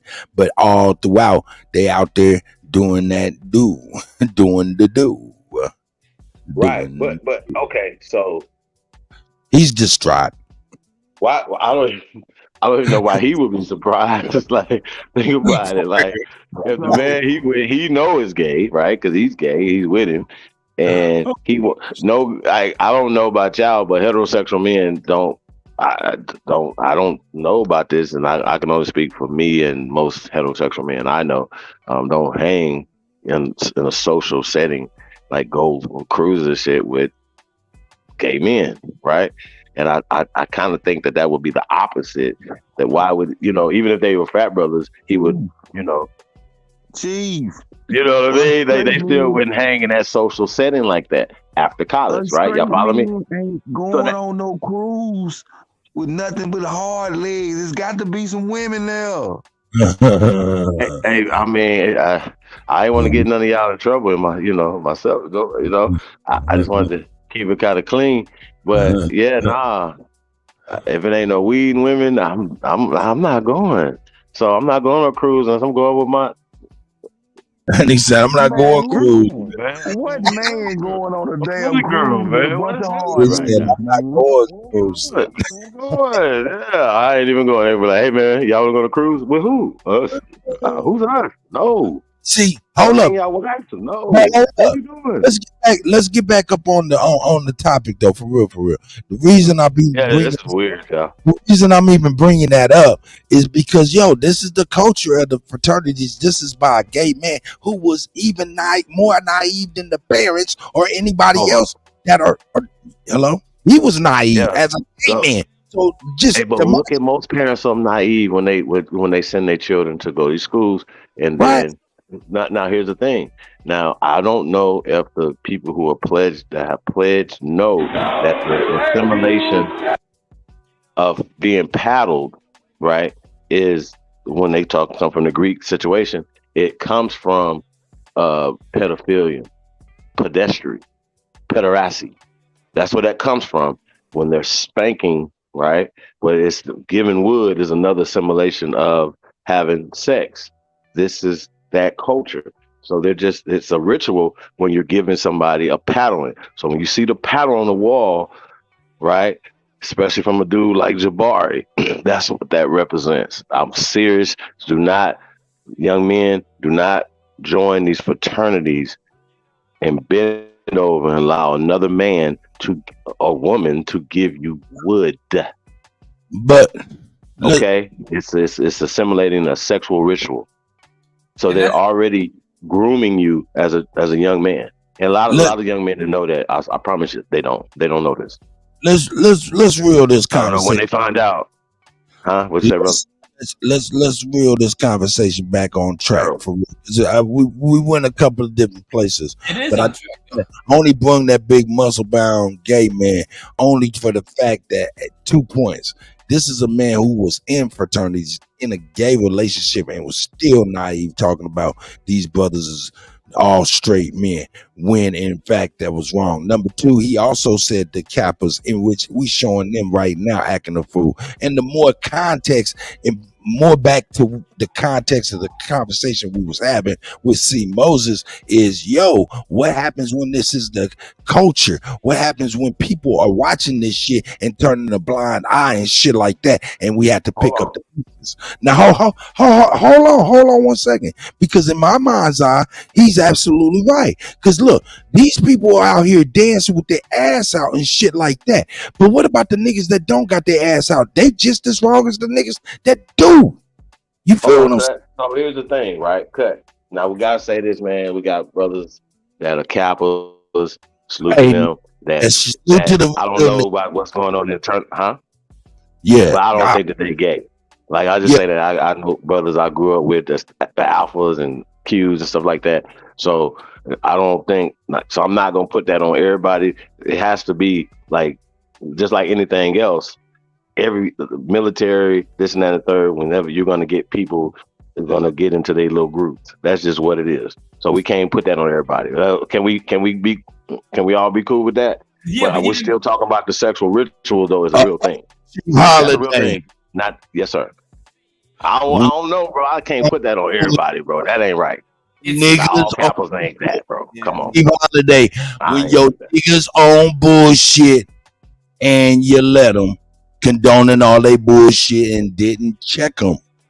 See what I'm saying? You confirming and turning a blind eye is a confirmation and confirmation of that shit. That's why I'm saying this right here. You know this shit is happening, right? Everybody in this room, I don't care who you are in that room that I'm looking at right now, all of you wrong. Because you ain't turning around and say, nigga, what the fuck is wrong with you? I agree with you, Kutty. 100%. And that's the only way we can, once we start drawing these Right. lines around our culture, this is our only hope to get it back. If we just start saying, oh, well, your pants are all the way up, you straight, you good. Like, we have to say this is wrong. This is not our culture. This is not who we are. Let me pull this shit down too, man. This is repulsive. I apologize. And that'll people. be like the Kappas. They do the mouth to mouth. They ass might not be able, but they do the mouth to mouth ritual to another man. What? What's that? What you talking about? None of those things What's are that? part of our culture. They're foreign. What's mouth to mouth? What's that? Yeah. They're passing the egg yolk, cracking the egg in your mouth. You pass it mouth to mouth down the line. The last person's mouth swallows it. But don't they do that in the military? I ain't heard of no shit like that, but I ain't went to the military either. So people, right? So when brothers pass around a 40 or a blunt, is that mouth to mouth? Are you? Is he like No, they're passing it. They're passing it mouth to mouth, like past the hot potato. Oh, you saying lip to lip and all that bullshit. Yeah, they gotta transfer it. I might be overthinking this shit, y'all. I might be, but I don't know, man. I don't know, y'all. This is weird. It's the trauma bonding. It's the trauma bonding that brings them together. But it's all Greek and perverted. My nigga said an egg down the line. That's craziest shit I've ever heard in my life. What the fuck? That nigga said an egg down the goddamn line. I'm over here like, geez Louise. Yeah, I've been the day I dropped off that line. I'd be like, hit that, I'm out. I'll be like, oh. Man. I'm like, man, no, not happening. Then after 4 different niggas' mouths, you gotta swallow the whole thing raw, like you doing bodybuilding. That's trifling. Now, y'all don't want me to keep it real with y'all. I mean, cause we on this subject for real. But like I said, man, the basis of the conversation we was having with C. Moses is, what do you do when it's the culture and everybody's turning a blind eye to the point where it's almost like confirmation, like it's condoning everything. This is the culture. So equating the egg mouth to mouth to Jalen Green and other dude humping on each other. Is that the same level of, you know what I mean? Doing what? Shit you shouldn't be doing. Like, even if they're selling it as these are your brothers and it's you guys against the world and y'all supposed to love each other more than this old we are Sparta type situation. That's the part of the Greek mythos, y'all. I promise you, this is what they're doing. Facts. And then of course, it's just like anything else, they're gonna weed out who's susceptible to that. Okay. Oh, Chief, right here. With you, hold up. I need to be clear. Are you saying that it's not like that, more or less, and we're reading into it? I don't know. I don't know. I hear what she's saying. She's saying just like everything, they don't try it on everybody. They pick out the weakest links. That's what I believe. That I no doubt about it. Do that. Yeah, like, in college they don't have to pick them out. Motherfuckers just trying to pledge. I ain't talking about the people that join. They pledge. That's what I'm saying. Yeah. After while they pledging, part of them pledging is them picking out who the weakest link. That's why you got to pledge so they can figure out who the weakest one is.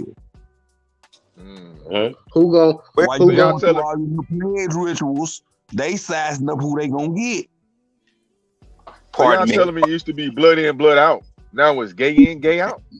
Whoa. Whoa. Kutty, cut the mic. Wrap the mic up. I think it's always been gay in, gay out. I think that just like that's one of the other fashions bought to us by them weird people to take us down. I just believe that, hey, peace to the chat. Peace to the panel, peace to the channel. I'm just looking at it from a whole different perspective, man. This is assassinating us on a major level in all 50 states through these public platforms, and we got to really look at it for what it really is, the root cause. There's a lot of agendas going on, and my first thing comes to my mind is, where's the culture at with these young men? Did their mother and father prepare them, with their culture? And we know that's not the case. We know where we at. It's ground zero with us when it comes to Negroes, AKA the Indians, the wild Indians. We're not recognized. We're not protected. So everything goes. Game over. We already know that. So what are we doing right here? We cherry picking, or are we gonna try to find a solution why this is happening, and how can we stop it? Because at this time, we don't have no public platform, no major platform that we can just get this message out. Like, look, man, there's a culture that you're supposed to have from day one. This is not our culture. This Greek shit or whatever, homosexual, whatever you want to call it, the rainbow, it is not us. And there's some correctness and some straightening needs to happen, as soon as possible. Our young men, same way how they did us back then, 150 years ago when they went into the military. You know what I'm saying? Our young men went into the military not knowing who they are. And they grew up to learn something that's not us, it's unhealthy, that's just whatever we, stand for. And enough is enough. I'm right here. The ancestors is letting us know. Enough is enough. They not allowed us to go any further. That's why a lot of things is presented to us. And it's by, it's just by certain little things. Like with Kutty coming on in the morning, these subjects is coming up because our ancestors saying we need to address it, and we need to get to the root cause, because our young men, our young women, our children is that, they need protection. That's where it's really coming down to, because that's what happened to us before, how we lost everything. So by default, we going right back to like, man, where's the root cause to this shit? Why this happen? What's the agenda? What's the narrative that they paint to us? Every time we send our children off to school, is that we supposed to be a part of this acceptance. I was telling Chief that yesterday. I feel like this is the acceptance era right now going on. I land my plane. Yeah, man, it's tough though, Stone, man. Like it's almost like you gotta take care of your shit. You know what I mean? And then it can kind of expand out, your extended family into the community, shit like that. Because it's like, bro, like you know what I mean? It's kind of hard to tell other people what they gonna do with their kids or what they could do with you understand what I'm saying, or just like it's outside now, bro. Like you have to be like, yo, is it, you know what I mean? Like it's weird. Wrong, right? though. It's wrong. And what I tell you, hey, bro, but once again, even wasting energy on that part, I just think we just got to be right. We just got to always present. If this is a deaf culture, then it has to be antagonist to a deaf culture, which is life culture. You understand what I'm saying? Right. Like that's the most revolutionary thing. Like when, hey, I don't have to hate on you, but I can beat you with love, positivity. Right. That's the most revolutionary thing. How we're gonna beat this. If we're gonna be in the psychological, it's all a part of the psychological warfare, a part of the eugenic paradigm, which a lot of us have been a part of, whether it was willingly or unwillingly, by being incarcerated. You understand what I'm saying? Or just saying, you know what, I'm purposely not procreating and creating life based off of economics. You understand what I'm saying? Because a lot of us come from mothers and fathers had a lot of brothers and sisters, and our grandparents had even more brothers and sisters. See what I'm saying? So we come from a family culture, a life culture, and now people want to say that was slavery. See what I'm saying? And so we run away from large families. You know what I'm saying? And then even with the mortality rate in the hospitals, we always got to speak on that. We always got to be a part of that, because that affects our real lives, our real families, our real communities. So mortality rate should be zero for anybody. It shouldn't be the people of color is worse. Colored people. It's worse for people of color than everybody else. You know what I'm saying? Feel me? Black is illegal to be saying. Cease and desist, please. Hey, look, check it out, man. We talking about this culture, right? And I was watching something, right? It was like, you know what I'm saying? It's a young college kid, got a nice little YouTube channel. Shout out to him. But what his claim to fame is, he went into a place called Zinc, Arkansas, and I got air quotes. It's supposed to be the most racist town in America. Air quotes, whatever, right? But that's his claim to fame, is filming himself going into this racist town, right? So I seen the first episode. So when he went back to the place and they put a bounty on his head, supposedly, allegedly, I wanted to see the video. And while I was watching the video, the young man said something to the racist man that it was just out of the pureness of his heart. He was not embellishing it. He was just stating a natural fact that he felt as though everybody knew. And I want y'all to hear what he said. Here we go. Let me get this right. And this on here. Here we go. Check this out. Okay. What does the KKK stand for? Ku Klux Klan. So in college, right? If you want to join a fraternity, you either got to suck it or get pegged up the ass. What is the process like for the KKK? I don't. Now, this is what he said, and I'm over here. I couldn't believe it. So this was a nugget, just like the other one. I'm like, man, as a matter of factly, he was saying. Check it out. No. Okay. What does the KKK stand for? Ku Klux Klan. So in college, right? If you want to join a fraternity, you either got to suck it or get pegged up the ass. What is the process like for the KKK? I don't. Man, that's can't be true, y'all. Hey, man. I want to hear any fraternity members in the chat room. He said it, right? I mean, I ain't lying. I ain't do it, nigga. He said it. No. I'm just saying him. I'm like to ask him how did he know this. Zab the Sigma, come out of hiding. We need to talk to you, Zab the Sigma. Oh shit. Yeah, but like, I'm a honorary Sigma, nigga. I got in through the junior college. Hey man, we also got Mississippi in the house too, man. Everybody about to be paper fraternity now. Yeah, man. Oh man, bro. We went from Jalen Green with his size 18s to the North Star all the way over to my man in the right now, keeping it a buck about what he good news. Answers. I ain't got no goddamn good news. I got more bullshit. Answers. Fraternity members, I need answers. Hey, Mississippi Ism, how y'all doing today, sis? Peace. What up, though? Peace. How everybody feeling today? All well. Peace, everybody. Yeah, I'm great. Amazing. Hey, Chief. What's up, Kurt? Hey. What's up? LA is beautiful.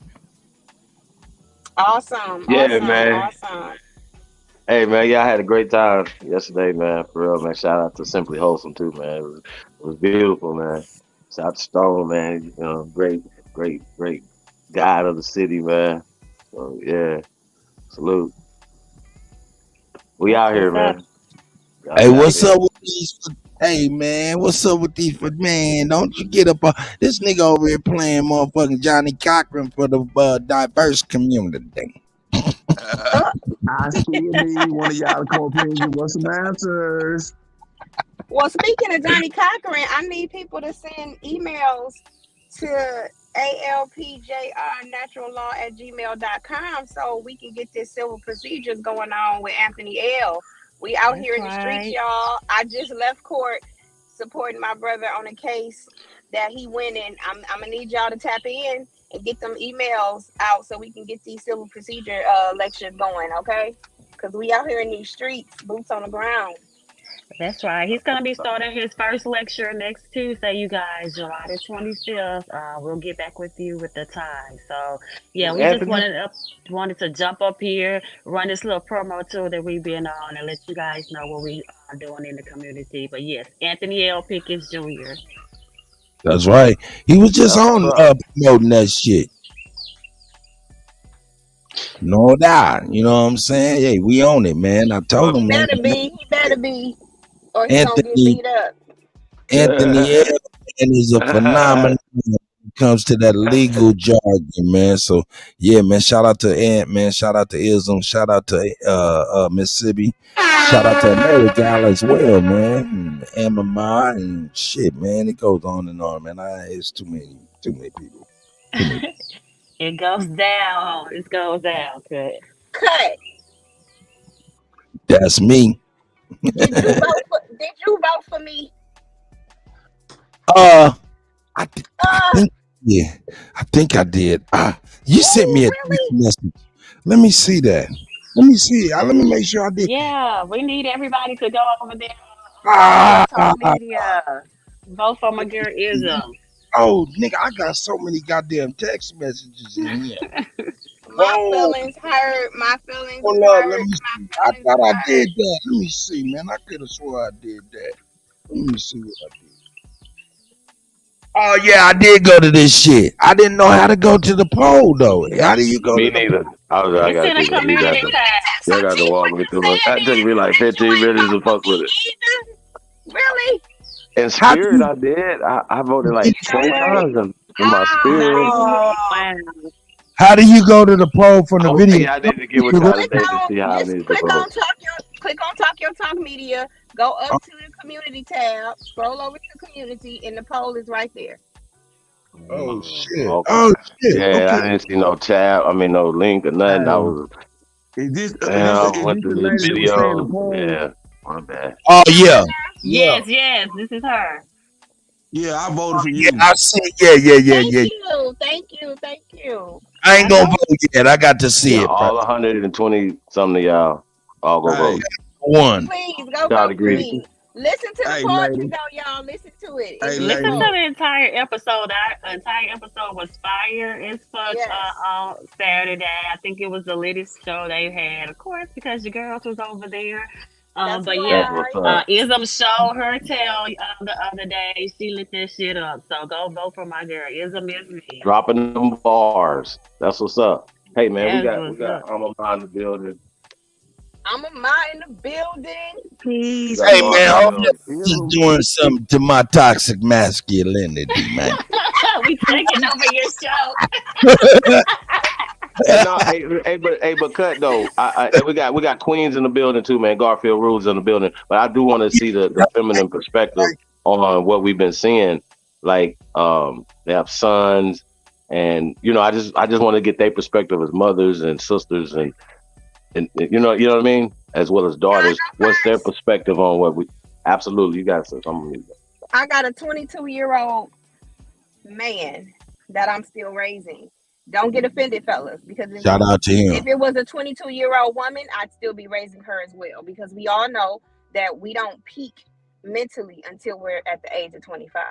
And I will tell anybody this. I have raised him. I'm still raising him. I can raise him to be an adult, to be a grown man, but I can't give him certain essentials that he needs as a man, because I'm not a man, right? So because I'm a single mom, when it comes to that aspect of it, I look for the men in my family to give my son what he needs. And it's very, very important. When they say it takes a village, it truly, truly does take a village. I am a mom raising a grown Aboriginal man, and it is stressful, okay? And it ain't over. It's an ongoing, consistent thing, because I'm always going to be his mother. And that's my take on that. Yeah. Well, look, hold on 1 second before you get off the mic, because you may just came into the show and don't even know the topic at hand. Ism and the topic is. Oh, it's okay. Yeah. I could tell. Hey, because what you said is just awesome and it's all the way around. But what we was talking about is culture.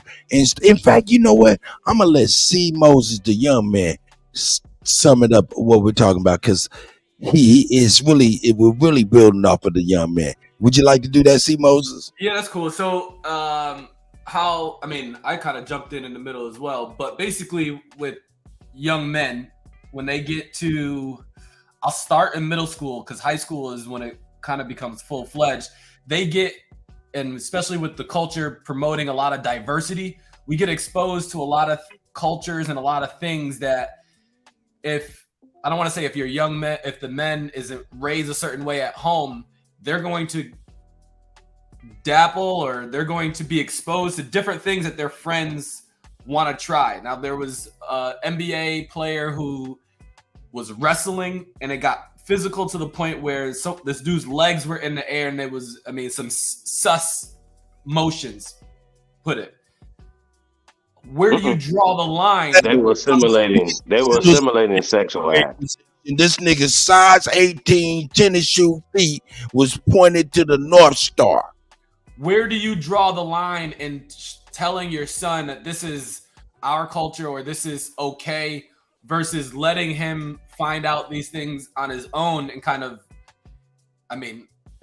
you didn't have, my mom didn't have to teach me about women or to be attracted to women. It's just something that I thought everybody knew, but then I started to realize other people were raised a different way and they were exposed to different things. So how do you kind of walk that line with your 22-year-old man, whether you start off when he was in high school, of these other cultures that joke a different way, that they don't have the same type of strict lines and things of that nature? I don't know. It's hard to form it and just. They habitual line crossers. Ladies, here we go. Let me go ahead and do this. Recently came out that this young man, Jalen Green, played for the Houston Rockets, and his teammate in high school and professionally now, coincidentally, were in compromising positions, to say the least, missionary style. This elite video came out of them in high school. Now, mind you, these guys playing, sexual games, you feel me, with a room full of brothers, and these brothers was making sound effects and niggas pull out their phones, all of that. Now, mind you, this was while they was in high school. At no more than 4 years ago, because the young men went from high school to the NBA and they're professionals playing on the same team right now. So this is what sparked the whole conversation going to school. Where was the parental supervision at?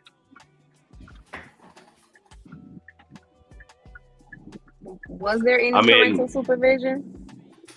So yeah, as parents, you know that we don't see everything even in our damn house. So let alone if they're outside the house. Like a lot of this stuff, as we pointed out, happens in the locker room. Well, I come from mamas and daddies who got eyes behind the back of their fucking head, so I can't really say that. So this looks like a dorm room. Let me explain. But then I'm used to where the kids are in middle school and stuff like that. We don't know what's going on in after school programs and sports program when they're in schools. And then depending on the area, like how he mentioned, I went to a school where I witnessed, it was more pale faces, so I witnessed more games like the boys would run up to each other and just pull their pants down. Yeah, some crazy shit. As it was funny. Or now look. They would do a ball check and they would go between the person dude's leg and then pull their fist up. They used to do that in my school. Now, just more context. These young men went to like high school prep type of high school prep, college, private schools, stuff like that, to where they were actually bust into schools, had their own little private little dorm or whatnot in these high schools and stuff like that. But I want to see Moses from this point to go ahead and pose where he would like us to build from there, and then you ladies can go ahead from there, because it'll help them get a woman's perspective of that. What you think about that, C. Moses? You like that, youngin'? So this is where I came in, because I did go to a prep school where there were high school aged kids in dorms, so there wasn't a parent there. And it's just kind of us playing games, and obviously you could play like video games and stuff like that, but then there's when you're 14 to 18, 19, you're now coming of age. And I mean, the question is, where do you draw the line and telling your young man this is what you can and cannot do versus just letting him explore up on Twitter the world on his own, and then having it go this far to the point where the video surface, I can't even watch the video, but that's where we're at in terms of what's right and wrong in terms of parenting. And as we are now the leaders of like the next generation, how do we tell them we don't do this? May I again? I'm sorry. Yeah, you got the floor. Oh, okay. So, okay. Well, this is still along the context of what I was speaking of. When my son was very small, because when he was very small, I explained to him about his body. We had a conversation about his body, the areas of his body that he was to keep and remain private to anybody, no matter who they were, male or female. No one touches you in these places. This is where you create boundaries for your body parts, for yourself, for your person. And you have to teach your child respect. You have to teach your child boundaries. And for me, in that regard, it didn't have anything to do with male or female, but because I was raising a man, I still spoke to him in that regard. This is your body. No one touches you. They don't make you uncomfortable. They don't put their hands in certain places. So we have that understanding, and I kept a very open line of communication with my son, so that if he knew something made him feel uncomfortable, if he knew he had to second guess something and he had to question it, then he would come to me and he would ask me questions. And so we'd have a conversation about that. And my son has come to me. He went to a school that was we lived in a community here in Detroit called Dearborn, Michigan, right? It is very much so just heavy Arab American community. He went to school with a lot of Arab Americans. His close friend is Arab, right? And they did this type of thing in the locker room where they would they would take off their little male parts and show them and play and all that kind of stuff. And he came home and he told me this. And he said he didn't like it because they were trying to get him to do it. And he was like, no, I'm not with that. And so he asked me questions about it, like, why were they doing that? And I said, I'm not really sure. I don't know how they're being raised at home or what, type of parenting, that's taking place. But my son and I have these open communications and these conversations. And if it made him feel uncomfortable, he would talk to me about these things, and I would give him comfort to let him know you're not wrong for feeling that way and you don't have to participate. We have to stand up as parents to show our children what it is, right from wrong, morals, culture. What's the culture in your home? We are relying too much on these systems that are put in place to raise our children, and we have to stop doing that. I digress. No, now let me ask you this one question. This is where it gets a little tough. How should we? Hold on one second. Another piece of context is, I just wanted everybody to know we're not blaming these two young men, because when we point a finger at them, there's four pointing at us. We have to use this as a reasoning for why we're moving in the ways we got to move in the future. You know what I'm saying? Absolutely. No, we have to battle, and this right here is a culture that a lot of people don't know is happening, and I figured this is a very important thing to shine light on, not to point a finger at them gentlemen. Go ahead, C. Moses. Okay, so but I mean I'm gonna put it back on them. How should we handle them? How should we handle this situation? Are we expecting them to get in front of a mic and say, oh, this was a mistake? Do we want them to come out and say that they were gay? Are we saying that this is, how do we handle the, so you talked about this is a very personal situation between these young men, and I don't feel like Kutt said, we can't point fingers of blame at them. It is not right for us to put them on a platform and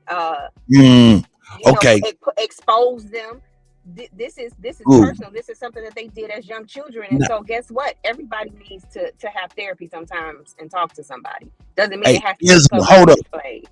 hold up. Ism, you're absolutely right. But the context, this is the thing. And this is the thing. You guys, you ladies, man, from a woman's perspective, we value that. But see, there's things that men, instinctually know that's addedly wrong to this to add context. And this is a perfect time to be able to reveal this type of context to you guys so y'all can look in a little bit of a broader perspective. The thing about it is that's concerning to these men and this C. Moses and myself is not these two individuals per se, but it's the others around them. When we go to the Kappa video and these niggas is jumping around with their ass out, it's not the niggas with their ass out, it's the niggas acting like that's cool that's the problem. You feel what I'm saying? The culture. You feel what I'm saying? Because in this video, you see it's not just them two, it's about 4 or 5 different individual and an individual who is filming.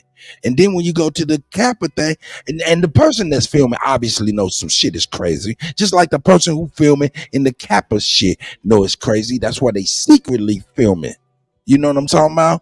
So it's like not the two individual, but it's more like, yo, what's up with y'all and y'all seeing this shit and acting as if there's nothing wrong. Am I getting close, C. Moses? Because this is how I feel. Yeah, and we just connected it to the whole agenda. And it's like this agenda is not coming from us, but we're exposed to it. It's the athletes, it's the rappers, it's all over the place. And we just, our image as black men, as original men, as whatever you want to call it, we are not put on the type of pedestal that we know we deserve. But then it's like, we as in who deserve? Because we're not trying to highlight these two NBA players, but if you think about an NBA player and what it takes to get there, like, yes, they got to be the cream or else you're not going to be there. But then when you get there and you look at who these young people are looking up to, it's like, that's not how you would raise your kids. So like, we got to stop this agenda at some point. And like, where do we do that? What is the nigga in the room saying, what the fuck are you niggas doing? Where's the nigga in the Kappa room saying, what the fuck are you niggas doing? Where's Meek Mill homie that say, hey nigga, I don't give a fuck if you lost whatever, nigga. Do not bunny hop in a white suit for this white man. Where's that nigga at? Integrity. Where's the stand-ups? And that's the concerning part to me. Well, where you have been ostracized. The stand-up guy has been ostracized. He has been called a liar, a bigot, and all the names you can call the stand-up guy. That's why the stand-up guy don't stand up. He keep his mouth closed now. That part. Hey, I'll be right back. Y'all take over. Hey, and please, if you hear the ladies trying to speak, don't make them fight over you, bassy voice niggas. Oh shit, dead silence? Man, I love y'all too, man. I ain't gotta be super silent. He goddamn it, shit. Hey, I definitely want to hear Sydney's perspective. Right back, go. She has a small child, right? And like I do, you know what I mean? So they're exposed to so much, even as babies, y'all. Yes, if you had to, what's your perspective on this? So you haven't been able to speak on it. Yeah, so I definitely agree with everything my sister Ism has spoken. I do have a small child, and this is something because this culture, this perverted culture, has been placed in front of us so much in the last decade or so. It's definitely something I do take into grand consideration when raising my little boy. So I'm definitely very protective over him and what he sees, what he's exposed to, even the people that he's around. I keep a very tight knit circle. I'm definitely watching what people do because it's very important to me that he understands how a little boy should be acting, what he should and should not accept from other little boys and girls around him. Because I always speak about, like, we worry about men being and boys being predators, but women and little girls can be predators as well.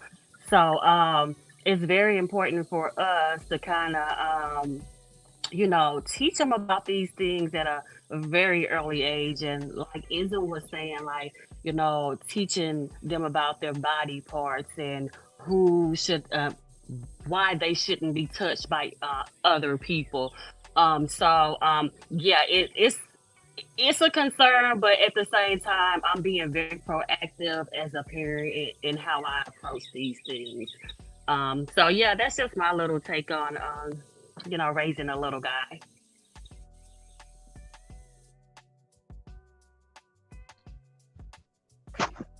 Chief.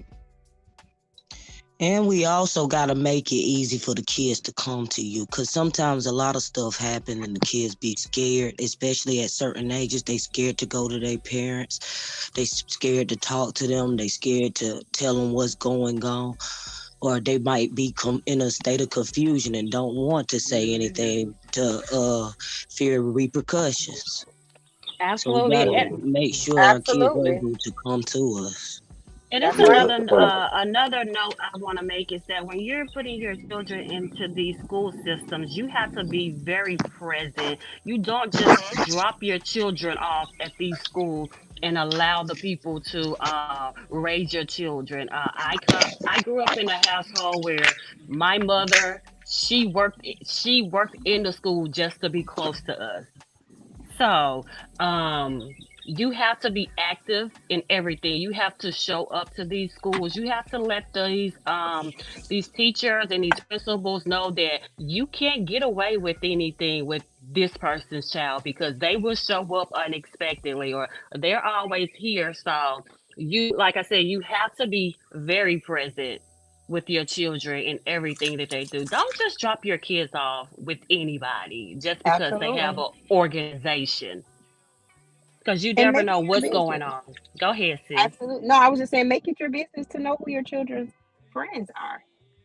I understand that kids, especially these days, they have a lot of friends and a lot of people. Social media is out there, but we're very lazy as a people. Sometimes we are not being accountable for the things that we need to be accountable for. Everything takes work. Everything takes work. You have to work. Being a parent is a job, a full-time job, 24/7. You need to know what your child is doing, what they're looking at, who they're talking to, who their friends are. And no, you can't be everywhere, but you have to lay those types of foundations down for your children. So like Amama said, so they can be comfortable enough to come to you. You have to build a relationship with your child. Your child is just not a piece of property. You pick them up, drop them off, take them here, take them there, leave them. They're people. You're cultivating a human being, a person. So it's very, very important to be accountable and active at all times.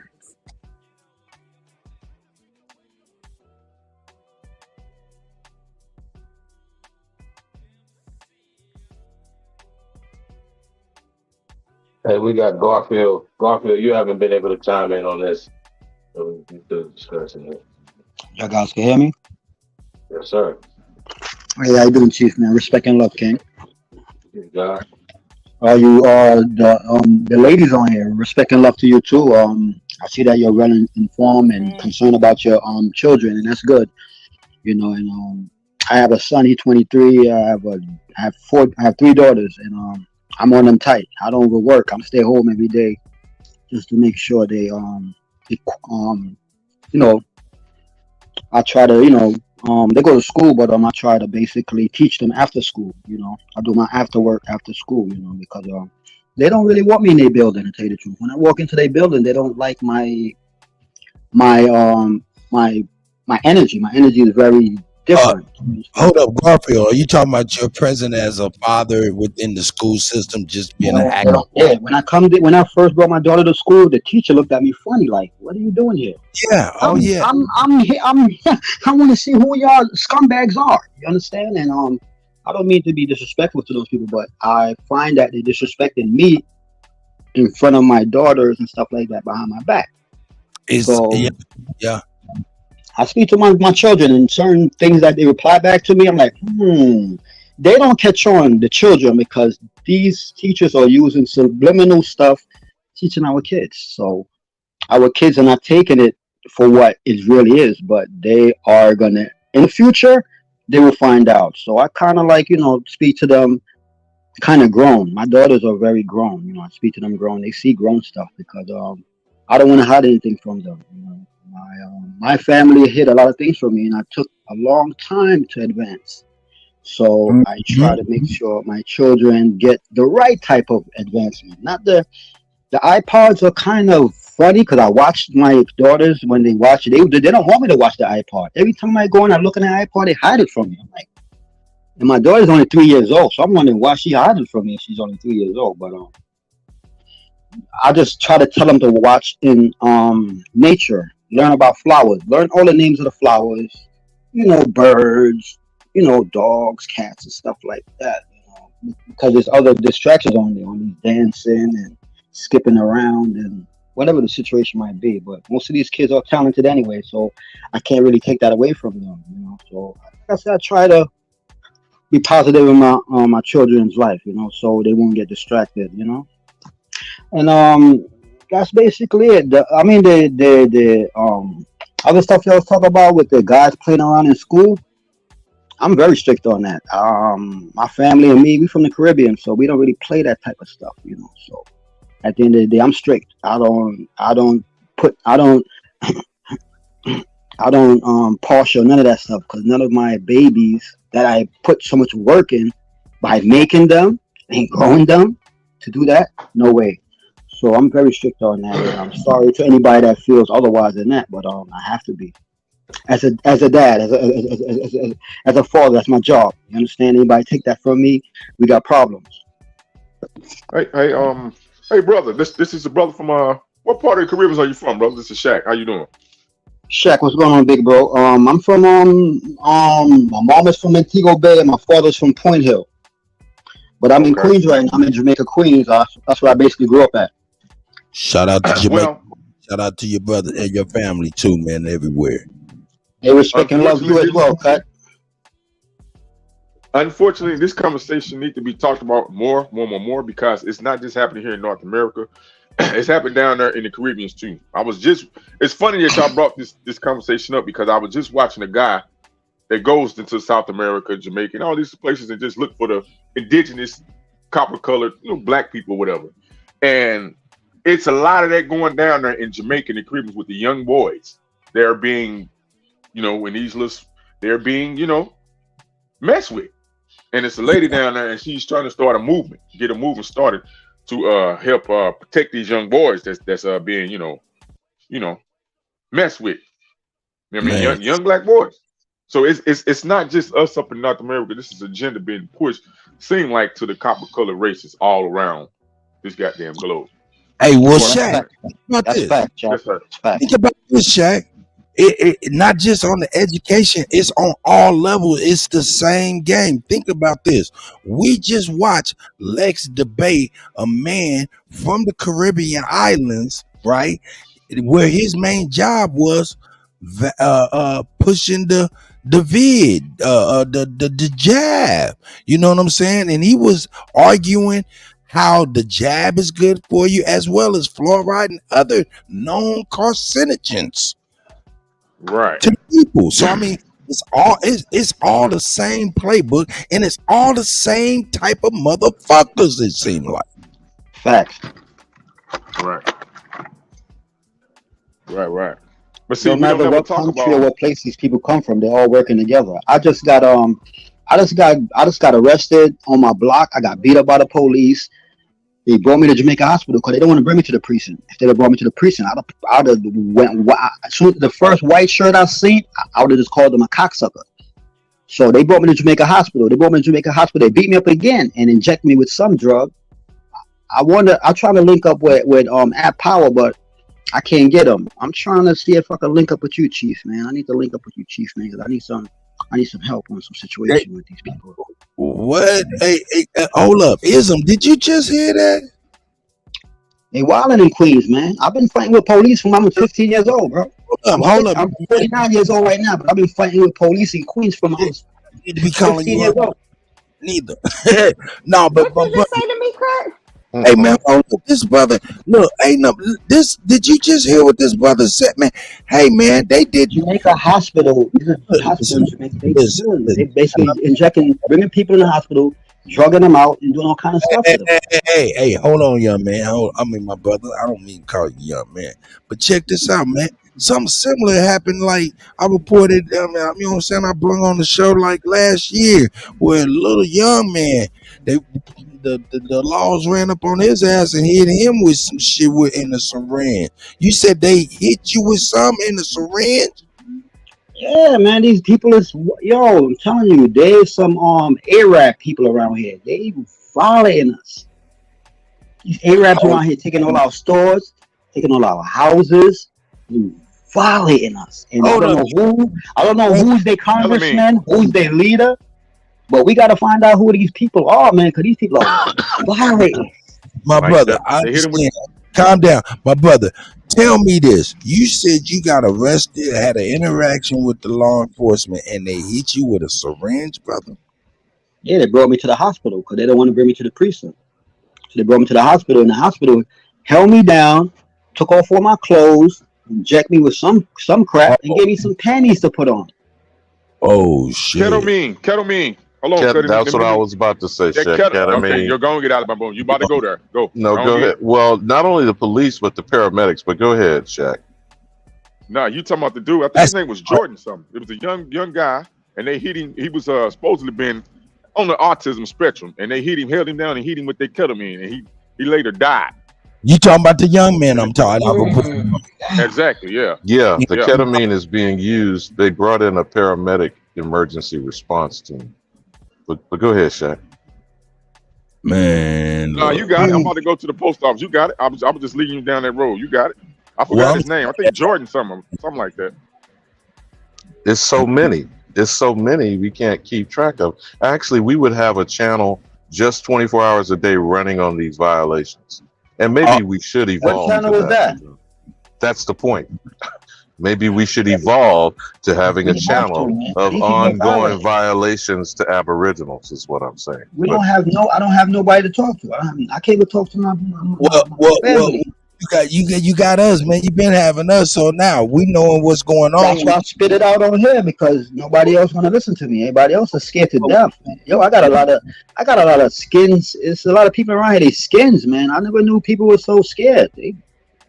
Because you're showing gangsters. There's a lot of gangsters around here, but they are skins. When the real thing come, I don't see no one. You're describing, Garfield, the process of terrorism. This is not an issue of excusing or explaining it away. This has been going on we can't even probably date it now. But the examples are the white lynch mobs, the burning down of our communities, green line, red line, because you know who's green line. You've ever seen the particular documentaries, or there was a series just came out recently, Them. This is in the wake of Get Out and Jordan Peele's production company, Cut.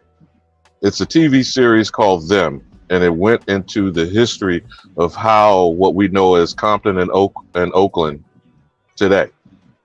How redlining was from us being displaced and the forced migration in the late 1860s, 70s, 80s, going into World War I and II, where we had mass migrations from the South to the West to the North, etc.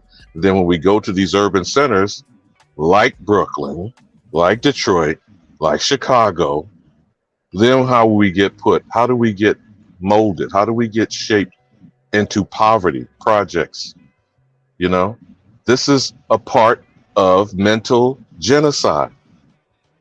You see, absolutely. No matter which way we approach describing these things, like I said, and it wasn't being facetious, if we had the wherewithal and the self-respect and we understand what declaring being American is, there would be an ongoing channel of the abuses and violations directed at the only American. Not these immigrants, not the Native American, the only American. And until that's being done, expressed, and broadcasted, when we file claims at the International Court, The Hague, the United Nations, for UNDRIP and ADRIP violations, because this is what is being described. Before I forget, because I might get dropped again because I'm in the boondocks I was trying to get through.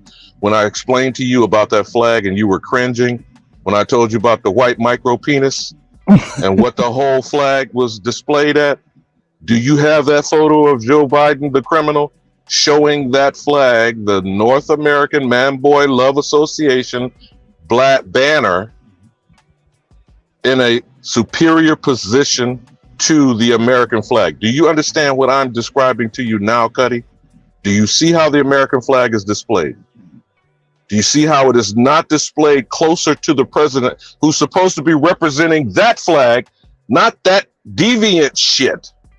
Do you understand what I'm saying now, Kutty? That's why I brung it, of course. And that's a pictorial representation of what is considered a superior position. Do you understand an international flag display or semaphore or communications? No flag is in the ascendant position above your national flag. You understand what I'm saying, Kutty? And the average person, the tourists and all these other fools that was in it, wasn't this a 4th of July celebration, gathering? Something like this that. Particular event that you got the criminal Uncle Jim Crow Joseph Robinette Biden Jr. speaking over the nation in the 247th anniversary of its independence. Who are they saying they letting loose? White male pedophiles. What do they call them? Minor attracted persons? And what they the got fuck, man? There's a gang of flags. A gang of flags mean a gang of shit. Now, I'm going to tell you, hey, man, this stuff, look, family, parents, all of that shit, you guys have to understand the new shift in the law. Now, I understand. Now, why would I say this and I'm such a fucking buffoon? What I'm saying is they've reduced parents to parents. Pay rent on the love of the child. You feel what I'm saying? Some parents are custodial. Some parents are non-custodial. You feel me? No matter what, in the school called that child's life, you're not the principal. You're just the janitor, the custodian. And when you're saying guardianship, how about we talk about what happened with Sarah Rector as an example? Here we go. See, we go deeper. Go deeper, elder. Okay, so then what is guardianship and what is a ward? These are both instruments of the system. That's right. The guardian controls the ward. And we're having spoke over us for at least a century now of being minors in this, our own society, in our own land. Well, it's arguable whether this is our society or not, since we keep trying to believe that we're enjoined and kumbaya and we're all in this together. Isn't that bullshit they were saying during COVID? Who the fuck is we? and what is it that we are in? And now we're on the other side of the pandemic, scamdemic, whatever you want to call it. Now the ascension of the white male, that micro penis white tip, you see there? Now you seeing the flag? Now do you get my point about the tip? The white triangle is the least minority presentation of the symbolism of that flag, right? But it is in the ascendant position at the top when you hang that flag that way. You see what I'm saying, Cut? Well, all this boils down to, gentlemen, is something that I've been saying for a very long time when I talk about blurred lines.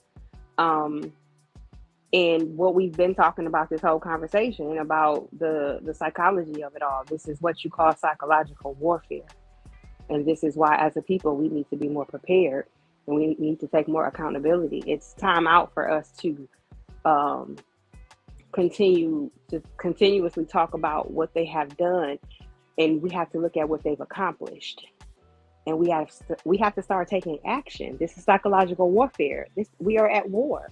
This is psychological warfare, and we need to be more adept, more attuned, and take a better approach. They're blurring the lines. These different types of movements, this alphabet movement, this colorism movement, they're blurring the lines, and they're piggybacking off of the fight that we should be fighting for ourselves, for our people. And we can't allow that to happen. Hey, I see this guy hiker out there, man, for real. You know what I'm saying? Shout out to the guy, man. Hey, this stuff is really crazy, man. This stuff is really crazy. And look, really, to be honest with you, we turn the blind eye, we turn the blind eye, we turn the blind eye. Now we can really see. And now we want to use our eyes, but we're not allowed to. We turn too many blind eyes. We're in a bad position right here. Now, moving forward, all we can do is put this to the forefront, establish what we feels is our culture going on. Look, we can't help nothing, dog. Look, there is a flag next to the United States flag up there. That's big. For real.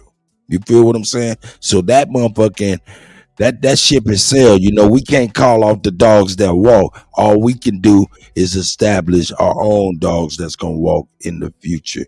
Like these young men that was doing that crazy shit, they young men's just lost. You know, this is revisionist history anyway. But we can use this as a teaching lesson, as curriculum towards our culture and what's right and wrong within our people. If you ask me, these young men are curriculum. The Kappa's curriculum. All people that do adverse things for real are really curriculum for us to be able to teach the young rights and wrongs based off of that, if you ask me. Now, somebody said, did we hear about the young lady in Dubai that got arrested for yelling in public and popping her neck? I'm telling you, I like that. No, fuck with you. That's right. No, that nigga crazy. I failed on that one. Nah, the young lady shouldn't be locked up if she was yelling in lesson. Because you'll get locked up in America for yelling. It's called disturbing the peace. That's real. 24 hours. So now they may have gave her 24 months. No, hey, Izzy, you want to speak to that? I think Soul Sister bring that up. Well, I mean, I just want to. I'll have to say this, because it's a culture shock, right? When we go different places that have different cultures, they live different ways, and that's one of the things we were talking about earlier with the young man. There's culture here that doesn't belong to us because it doesn't come from where we are. You understand? And here's another thing. It may be wrong that she's in jail for speaking out against something that happened to her, but we have to educate ourselves on legalities and policies and rules of other countries when we visit them in order to be safe, in order to know what is allowed and what's not allowed. And just like you said, we do have a law here disturbing the peace. You're not supposed to disturb the peace. We have noise ordinances and things of that nature. So we have to be more attuned to what is happening in other countries if we're planning to visit them. You understand what I'm saying? So it's a very difficult situation that young lady is in right now. And my heart goes out to her family, and I hope everything fares well for her. But we do have to educate ourselves. We can't walk around here not educating ourselves on certain things. Man, shit. If she was some of my people, I'd be like, girl, you lucky you ain't cut out your goddamn tongue. Them is monsters. You over there playing with monsters. What told you to carry your ass? You thought it was sweet on Instagram. Got the pop of your neck in the swimming pool and shit. They done took your ass to jail and about to do something crazy too. It's hot over there in that jail. Well, yeah, you know, those countries over there, they have certain rules and laws when it comes to women especially. And so as a woman, if you're going to travel, you have to be able to research those laws and be educated and educate yourself. Which brings me back to what we were talking about earlier with my brother and him teaching civil procedure. We don't even know our own laws here in the country that we reside in. That's So a how you whole gonna go fact. somewhere else and Hey, not know, and you're not gonna know? So we need to do better. When you know better, you do listen. better. Ism, you don't know how many niggas is. I mean, come on, we hear about it all the time. Niggas out here traveling, don't know how to travel with their armament and shit like that. And these niggas going to states where they ain't supposed to have shit. The niggas ain't researching nothing before they travel outside of the weather. Not at all. Not at all. And it's a shame. We are living in an age of Aquarius, an age of information. The information is right at your fingertips. If you got a cell phone, then nigga, you can find something out. Okay? It's no excuse for us to walk around here uneducated. It's no excuse for us to walk around here not read, not learned, not taught. There is no excuse. If you can open up your mouth to say some shit that doesn't really matter, then you can open up your mouth and ask for help. It's as simple as that. Simplicity is genius. We cannot walk around here and not know what it is that we need to know. We are out here in every state in this country being put out of our homes. Land grabbing is on high level, and we don't know simple laws when it comes to managing property and owning a home and being the sovereign person over the land that you live in and the property that you stay in. This is a problem. I'm gonna tell y'all something too. Real talk. Owning some shit in a city metropolis is different from owning some shit in a rural area. That's a whole fact. Absolutely. You know what I'm saying? And only reason I'm saying that is first chance you get to get some kind of shit in the rural, in the country, go ahead and do it. In fact, let me drop a jewel. Everybody who's looking for some property to buy and ain't even got no money, but would like to get some property, you know what I'm saying? Can pay that mortgage and all that shit, whatever. Go ahead and look up USDA, a rural development loan. That's USDA, a rural development loan. You know what I'm saying? Make sure you qualify. I think what is it, 540, 600 credit score, something like that. If your credit bad, go to CapitalOne.com, get you a secure credit card. You know what I'm saying? And pay that motherfucker every month in the third week instead of the fourth week. Your shit'll jump up in about 4 months, and you'll qualify, and you got a zero interest rate loan to go get you about a $250,000 piece of rural country land. Get it.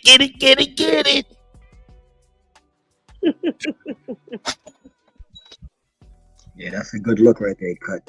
That's a positive note right there. Yep. Get it.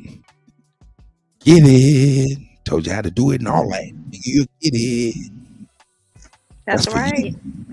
So I would encourage Garfield Rules to come on and email Anthony so he can get a seat in the classes next week. Oh yeah. Say that again, miss. I didn't hear you. I said I would encourage you to send Anthony an email at alpjuniornaturalaw@gmail.com so he can save you a seat for the classes that he's going to start next week on Tuesday for the civil procedures. Yeah, so I'm not really. I already been to the civil situation already, and I didn't. Like I said, my back is against the wall. I have to go another route. I promise you, that's sir, why this is something totally different. Hey, I promise absolutely. you. I did a civil suit. The police beat me up already right across the street from my house for no reason, and I went to civil court about it, and they dismissed my case. They didn't even investigate my case. So, well, look. I'm not going to civil. I want to go a different route than civil. He's able to assist you with that. Listen, Garfield, are you there? Yes, sir. You can hear me? All right, man. Look, the reason why it'd be important to go into Anthony L shit is just because you went through that situation you went through. You feel what I'm saying? But not just for yourself, man. The people coming behind you. There's people gonna be coming behind you, experiencing the same things, and you might be able to help them based off this education. Anthony is in the building himself, and all the information that she just told you is on the screen right now, so you can jot that shit down. There Right, you go. I appreciate that, Cut. I appreciate that, Miss Sibby. Your name is? Yes. Appreciate you, man. Now, Ant, you want to add on to that, man? They did a whole bunch of shit to this nigga. God damn, I can't even imagine. Nigga, was you out in the street swimming in the ocean, nigga? That's crazy. You know it, Cut. I'm swimming with the sharks, man. I ain't mad at you. I ain't mad. I'm not mad at you, brother. We for real. Ant, you there? He might be busy. I ain't even mad at. But yeah, man, I just came back in. No doubt. Trying to get niggas onto that federal legal procedure. You know what I'm saying? Every Tuesday. They put their state in there every Tuesday. They put their state in there. It'd be personalized for what to do in your state as well. Yep. So yeah, man, Garfield Rule, they done swooped him up and put him all through the motherfucking whipped and whoop-de-whoops and shit. Had that nigga in some panties and shit. Nigga crazy. That nigga said fucking idiot. I'm sorry, I'm an idiot, man. Nah, come on, man. I said it out of my mouth. I did it to myself. Nah, you are crazy. I know that felt so. When they did that to me, Cut, a tear came out of my eye. I felt so violated, yo. I never been violated like that in my whole life. No, man, and you get violated. I felt like turning over that whole hospital, but at the end, I had to hold my composure. I had to do like 20 push-ups right there in front of the doctor. Like, yo, let me calm down. Did 20 push-ups. I just went and lay in my bed until they let me out of that place. Cause man, that's some crazy. That's crazy. And the doctor asked me, like, what are you doing here? I'm like, I don't know what I'm doing here. I don't even know what I'm doing here. The police dragged me in. The doctor was kind of concerned a little bit, but it was a fake face. You understand? You know, a fake face. You understand? Because how am I going to go to a hospital? As soon as I go to the hospital, they're going to hold me down and inject me with something. What kind of process is that? That's what I'm asking them. What kind of process is y'all doing here? Is this a hospital or is this a graveyard? What is this? And they're looking at me like I'm crazy, but at the end of the day, I'm speaking my truth and my rights. Nobody should be records. That's not even correct. I got to open up all my cases from I was 15 years old and fight them back over because I wasn't the right person at that time when these cases came at me. You understand what I'm saying? The lawyers, they did so much grimy stuff to me. The lawyers is a big part of these situations here. Hold up. Garfield Group. Where in the hell did you say you was at? I was like probably 3 houses from my house. They have some people. The house burned down the block from my house, and some people they started in there. Hold on. I'm talking about you was in Queens, New York. Yeah, I'm in Queens, New York. Yeah. Oh, nigga, you got us over here wondering why the fuck shit going on in Gotham. It's been going on. Ain't nothing new. Yeah, that's what I'm saying, nigga. Hey, nigga. Hey, all I can tell niggas, You gotta take 100 bridges to get there. Get the fuck out of New York, man. You got to take 100 bridges to get here. That's all. Hey, man, fuck that shit, man. Get the fuck out of New York City. I love it so much, man. It's home, man. It's like back in Jamaica, West Indies. It's nothing but Caribbean people. It's nothing but. I got you. But the new gentrification that's coming in is not the same. All of my homeboys I went to school with, either they died by the COVID situation or they locked up in jail. So I don't see anybody anymore. Hey, man, hold up. Hey, I think you done awakened and opened our eyes to something that's happening to. No, y'all opened my eyes up. That's why I'm watching y'all guys. I'm not seeing everything that's going on, but it's going on tri-state. Hold up, Kurt. Hold on. What I'm saying, you're opening our eyes to a plight and something that may be commonly happening to brothers and sisters that coming in from the islands or Africa, is they might be getting swooped up and hit up with shit. Because I'm gonna be honest with you, I only heard about that one young man, you know what I'm saying? But that was something I've never heard of before that. And you're the second person. And I'm like, yo, man, I'm wondering if the young man may had a island background, could be, I mean, is this something, because I've not heard of that happening to natural born American brothers and sisters. Nobody's talking, Cut. Nobody's talking. It's happening to everybody. All my homeboys I went to school with, they born and raised. Some of them been born and raised in Rochdale. It's a complex close by me. They born and raised American. They're American. I'm American as well too. I don't differentiate myself because I was born on a different island. Since I've been here, I've been treated just like everybody else. I've never been treated no different. You understand what I'm saying? Hey, well then, nigga, I'm gonna be honest with you, nigga. You is fucking up. You living in God without Batman, nigga. Yeah. I put the bat sign out, man. Waiting for him right now. Y'all need a Batman, nigga. Y'all ain't even got a Batman. Yeah, send Chief over here, man. Damn, he fucking wanna tie that nigga. Put a cape on Chief and send him this way, man. Hey, definitely gonna lock in, man. I'll put my phone number in the back. Crazy. Yeah, I need that again, bro. I lost your number, man. I sent you the video. I got a video too, for you, Chief. Oh, a video. I hope you got WhatsApp, Chief, because I'm gonna send you a video, buddy. I ain't got shit right now. I don't know. I don't got your email, so I can't really. I don't mess with you. In the mental hospital, I think I can hear Sachi trying to say something. All right. Go ahead, Muffle Man. I said, have you ever seen people in the mental hospital when they get wilding out and all the staff got to hold them down and the doctor come in with that big ass needle and hit them? Right. That's what he's talking about when the police, cause like my partner was beaten up by 5 police, and when they finally got him down, they called a doctor to come to the scene and hit him with that shit. Wow. Yeah, that's facts. Sachi. How is that? And that's legal? No, it's not legal. They doing that behind. When they did that to me, they did it to me in a room away from everybody else. They can't do those stuff. If you don't speak out, when they hit you with that needle, you're supposed to go out. You're supposed to go out. When they hit you with that needle, I was supposed to go out. I didn't go out. I was still there talking to them. They looking at me like they waiting for me to go out. To do what they want to do. You understand what I'm saying? So I don't take drugs. I don't take pills. I don't do nothing. I just deal with herbs. Straight herbs. That's all I deal with is herbs. So my immune system is different. You understand what I'm saying?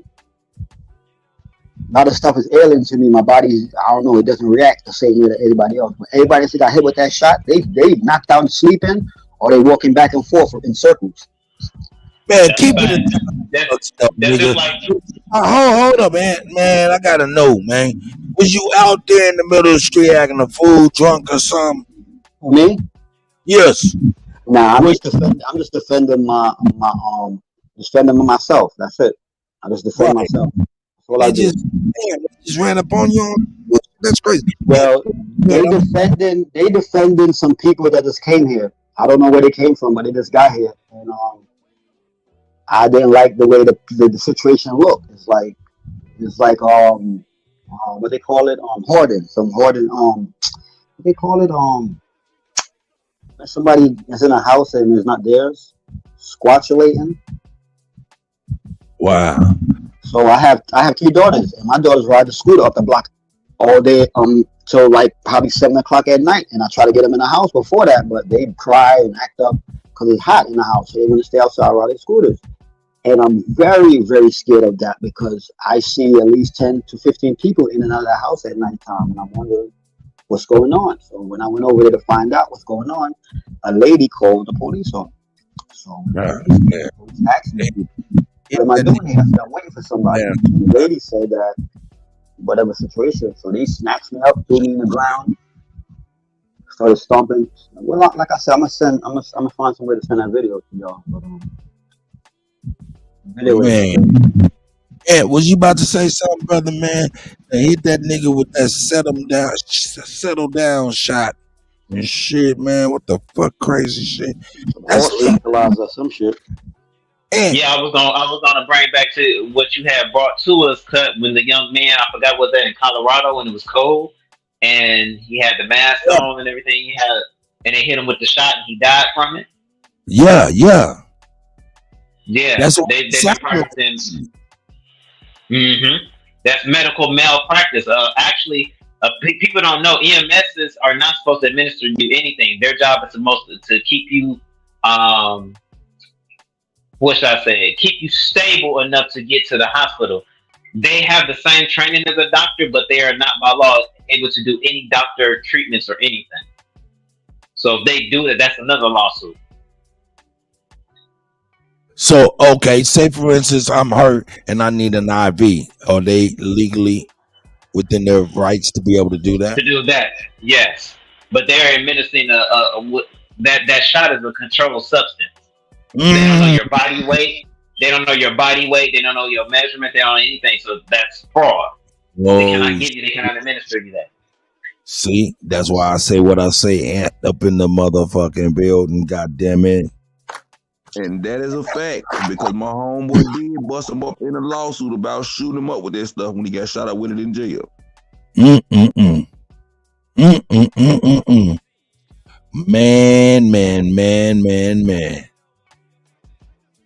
This is crazy. So man, deal with Garfield, man.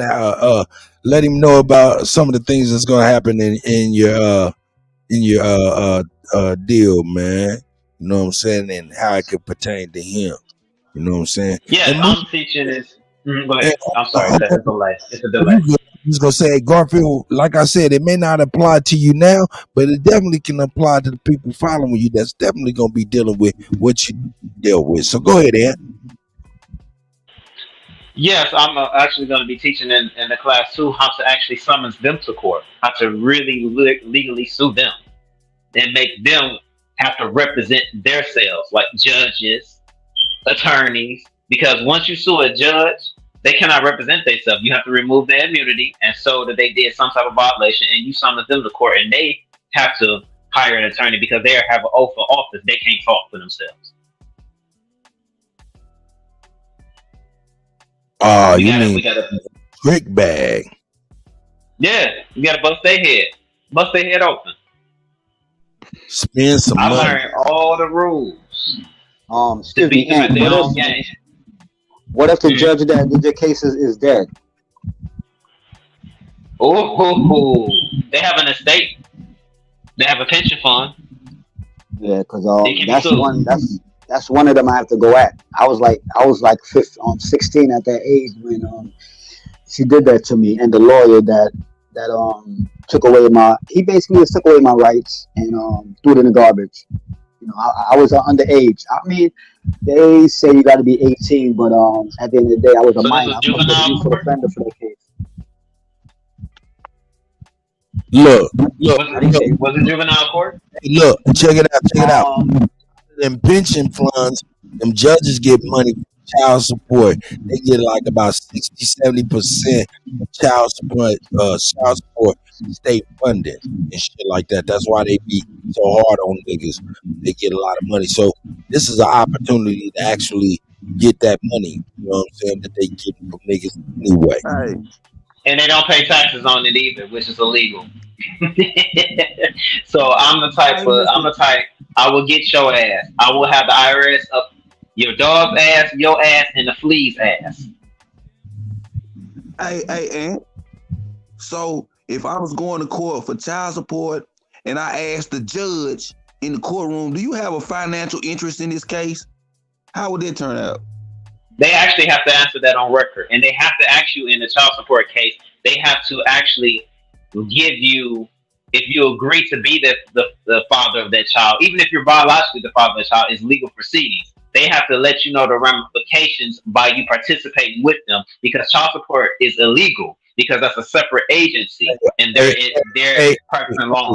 Hey, come on, man. Now look, and I don't cut niggas off unless they get in my wheelhouse. This is my wheelhouse. Huh? Oh, okay. You know about that too, Cut. Okay, go ahead. Number one, from top to bottom. Read the back of your social security card. If that motherfucking number is unaccompanied by the signature or card holder, null and void. That social security card is a federal benefit. It's not a federal benefit if it's being used as a tracking device, nigga. So whenever they use your number, it is identity theft, sir. Get it thrown out of court and get you some punitive damages. I can rest my case. I'm sorry. I love my nigga Cut. I love my nigga Cut. I love my nigga Cut. That's facts. That's facts. Yeah. That's facts. That's over the top. Because the child is not old enough to sign anything, and you said it's a benefit. Free my niggas. I just be asking questions to try to get answers. You know, I ain't got none of these type of things going on, but I think these people need to hear these things. He just threw up a alley-oop. That's facts. And also, the Social Security Administration tell you do not give that out. So if they have that, like Cut said, that's identity theft, because they not telling you what they're using it for. They open up bank accounts in your name and doing all type of shit. To what benefit? You gotta ask that. Right. There you go.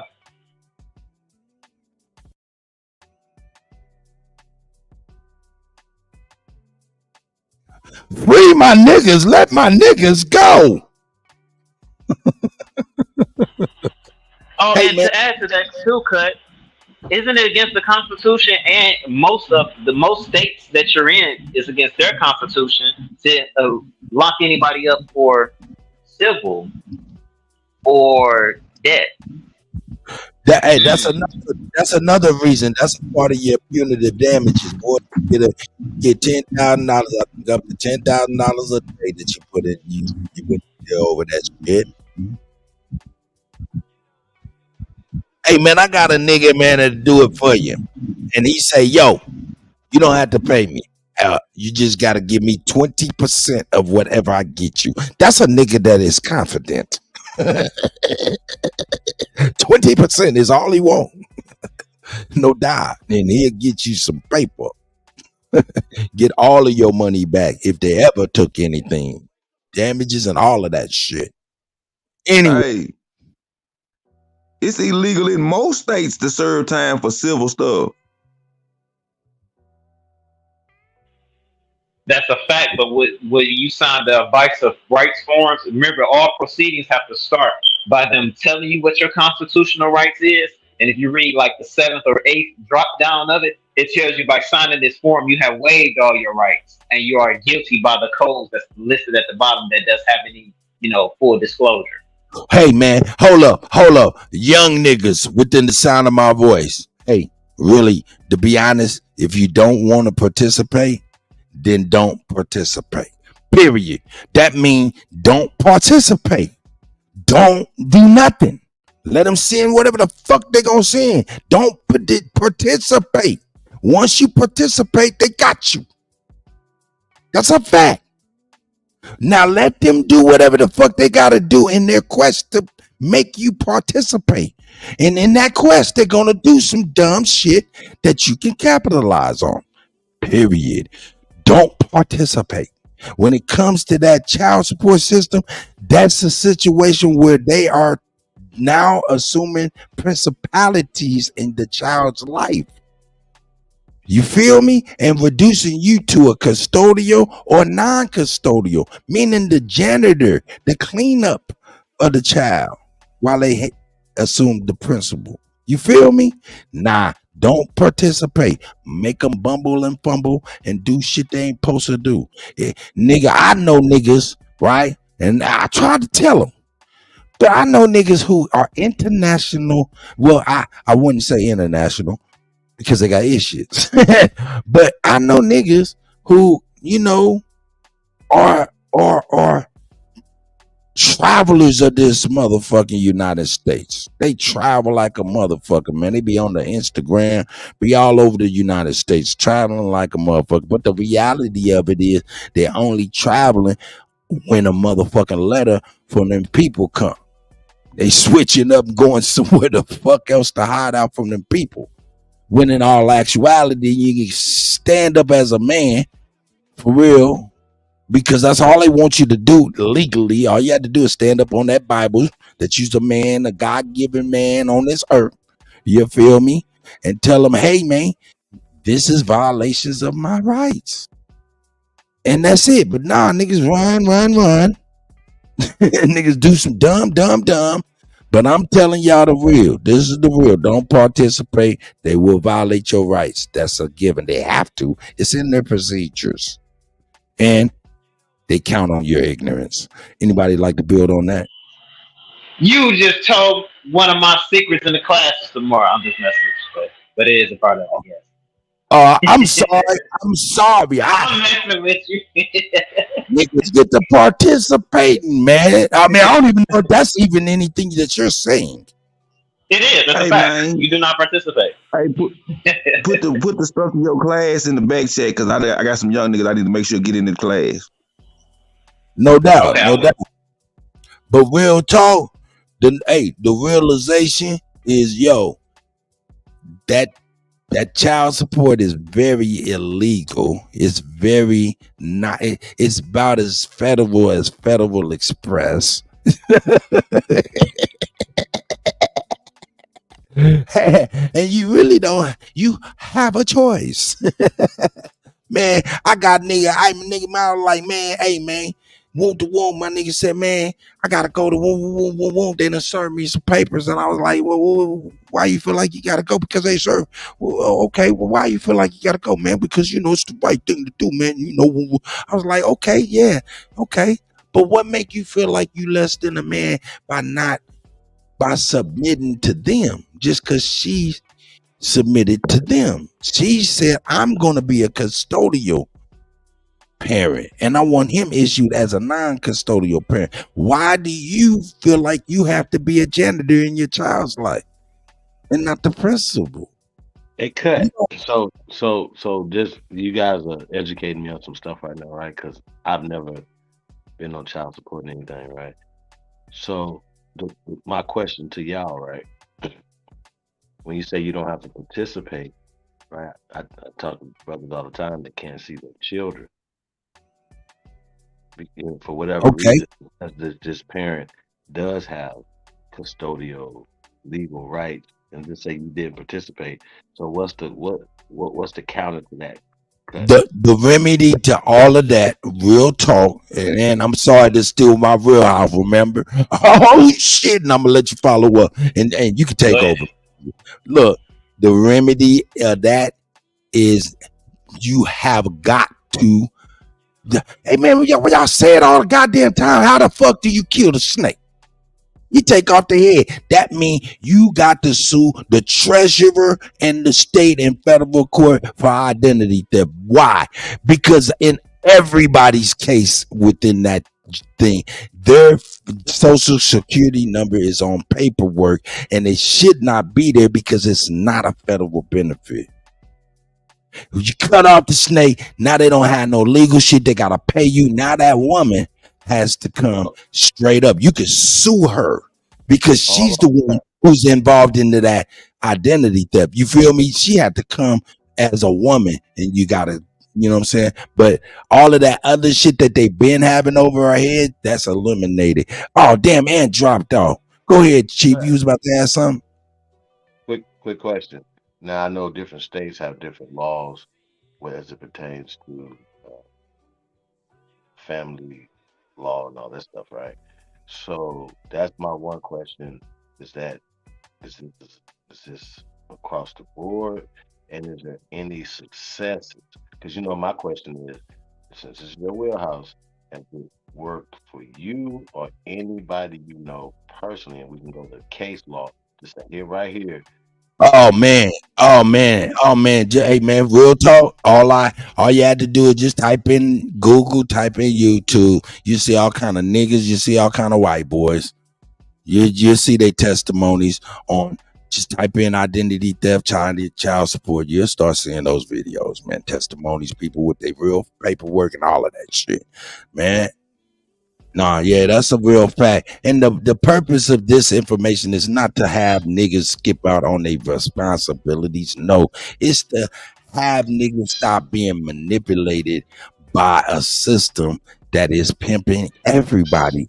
And most of these brothers is on this stuff as a vendetta as well, too. So I mean, it's not to have brothers and sisters, because there's a lot of sisters on this shit too. But it's not to have them usurp responsibility, not at all. It's just if you're being in a situation to where it's a system and it's unjust to you in your situation. So that is what it is. Hey, y'all hitting on all angles today, brother. Not to cut you, man. Huh? Y'all chopping some big trees down today, brother. Jeez. Ooh-wee. Yeah, man. And real talk. Hey man, who is that? Somebody like let me see. Take a mind. She say, somebody say, stop breaking down Aboriginal women. We're not doing that. Of course not. Wow. We love our sisters, man. What look, everybody knows that this system is designed against the black man. It hinges on keeping the black man on some type of, and I'm saying black, I'm using that loosely. You know what I'm saying? You know what I'm saying? In a certain position in which everything can operate, right? And that situation is most of the time facilitated through our women sometimes. You know what I'm saying? And not that it's their fault. It's just the way the system has affected our family unit over time. I'm not pointing fingers at the women. I'm not pointing fingers at the men. I'm just saying, we're all fucked and we're all victims of this, but we have to find some kind of freedom some way, whether it's for the men or the women. Granted, stop having babies. Yeah, that's easier said than done. But being able to be there for these kids, that's got to be there. Brothers and sisters got to be there for their children. And a lot of times these systems make it hard for them. So that's what I'm addressing. You're right, Kutty. There's some brothers I follow on Instagram. I just started following that they are doing this work with the child support thing and pointing out that the administrative, they're their agency. And on Instagram, I think it's child support is fraud. Yeah, that's the Instagram channel. They giving out information. Women, you're right. Women coming on. Yeah, you got it. Mm-hmm. No. I was listening. I'm just. But I got to keep it a buck. Ain't nothing Aboriginal about no woman taking no Aboriginal brother to the colonizer's court. Period. Anyway, ain't nothing Aboriginal about that anyway. So we can't even get into the Aboriginal sisters at all. That's a fact. Oh shit. Yeah, that's a fact. That's a fact. That is a fact. Y'all about to open up. Y'all about to open up a whole conversation with that, though, brother. Ooh-wee. Y'all gonna get some kickback on that. He's speaking to a mentality. See, this is the thing, man. We've gotten into their world, so we tit for tat our own people now to the point where our family unit is like it is. Right. Mm-hmm. Look, we watched War of the Roses before it was applied to our family household. All right, so peep it, right? So within a business mind frame now, let's take the love out of it. People get married, they have kids. Y'all went into an arrangement, brothers.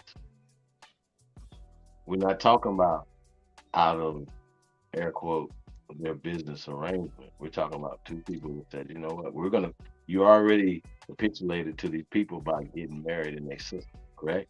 You already said, I'm gonna allow these people to be the judge and the administrator of your marriage, aka business. Let's call it business, right? Now, when you have children, because you've made these arrangements to say that these people are going to moderate that, right?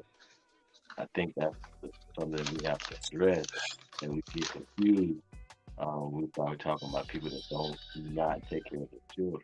That once again, we talked about this earlier. A sister, no matter what the relationship happened, you caught her in the bed, but whatever. That shit ain't got nothing to do with the children, bro. You know, commitment that you make. Okay, or even if you don't make that, that's a commitment you made with the children and the what call it. And after you stop being butthurt, right, brother? You gotta suck that up, man. And my advice is try to find peace. Even if you gotta bite your fucking tongue, you try to find peace with your children.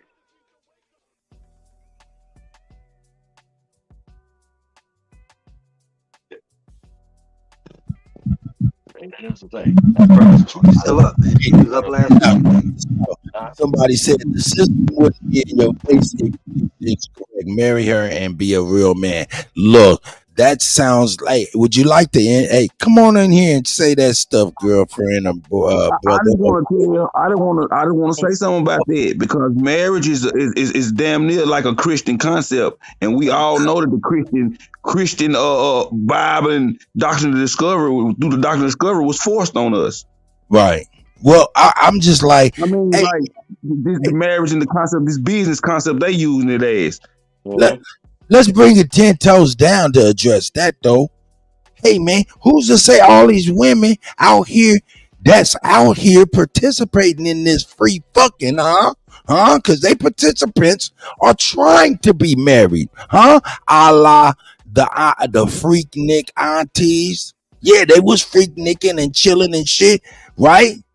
What about them? They all throughout. It ain't just like niggas is out here free fucking with people who ain't free fucking too. No. We having different conversations about people hooking up and having fun, and things happen. People get pregnant. You know what I'm saying? Type of shit, right? Which I don't understand that, but no. Hold up, Chief.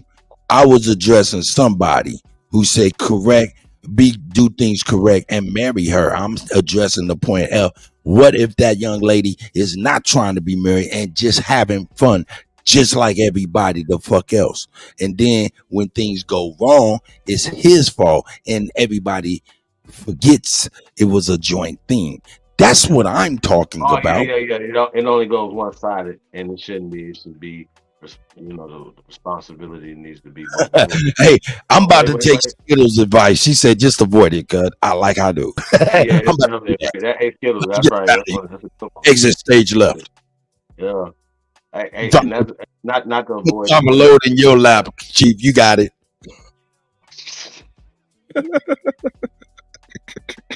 I'm out.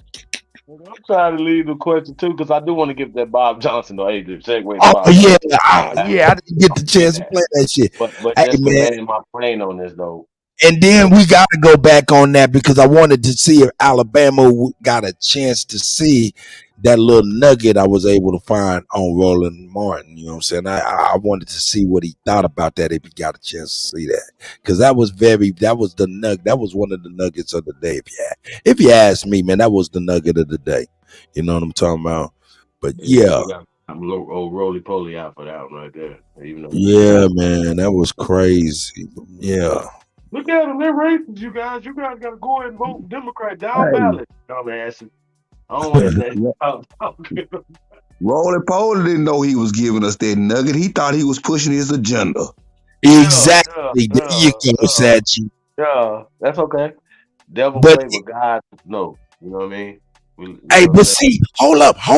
Listen, this is what I'm seeing. I'm seeing the same thing that Rolly did with that sharing that video, and how he thought it was gonna promote, but it actually is adverse to him. It's the same thing that's happening with the House of Consciousness with this goddamn debate. Ooh, don't tell him to cut. I'm trying to. I'm sorry. I'm leaving that alone. Those goddamn series. They jumping out there with this old 1990s ass approach and don't realize people knowledge is way surpassed this shit. We see straight through this shit now. It's not the 90s no more. You can't keep using that 1990s ass approach, man. That's right.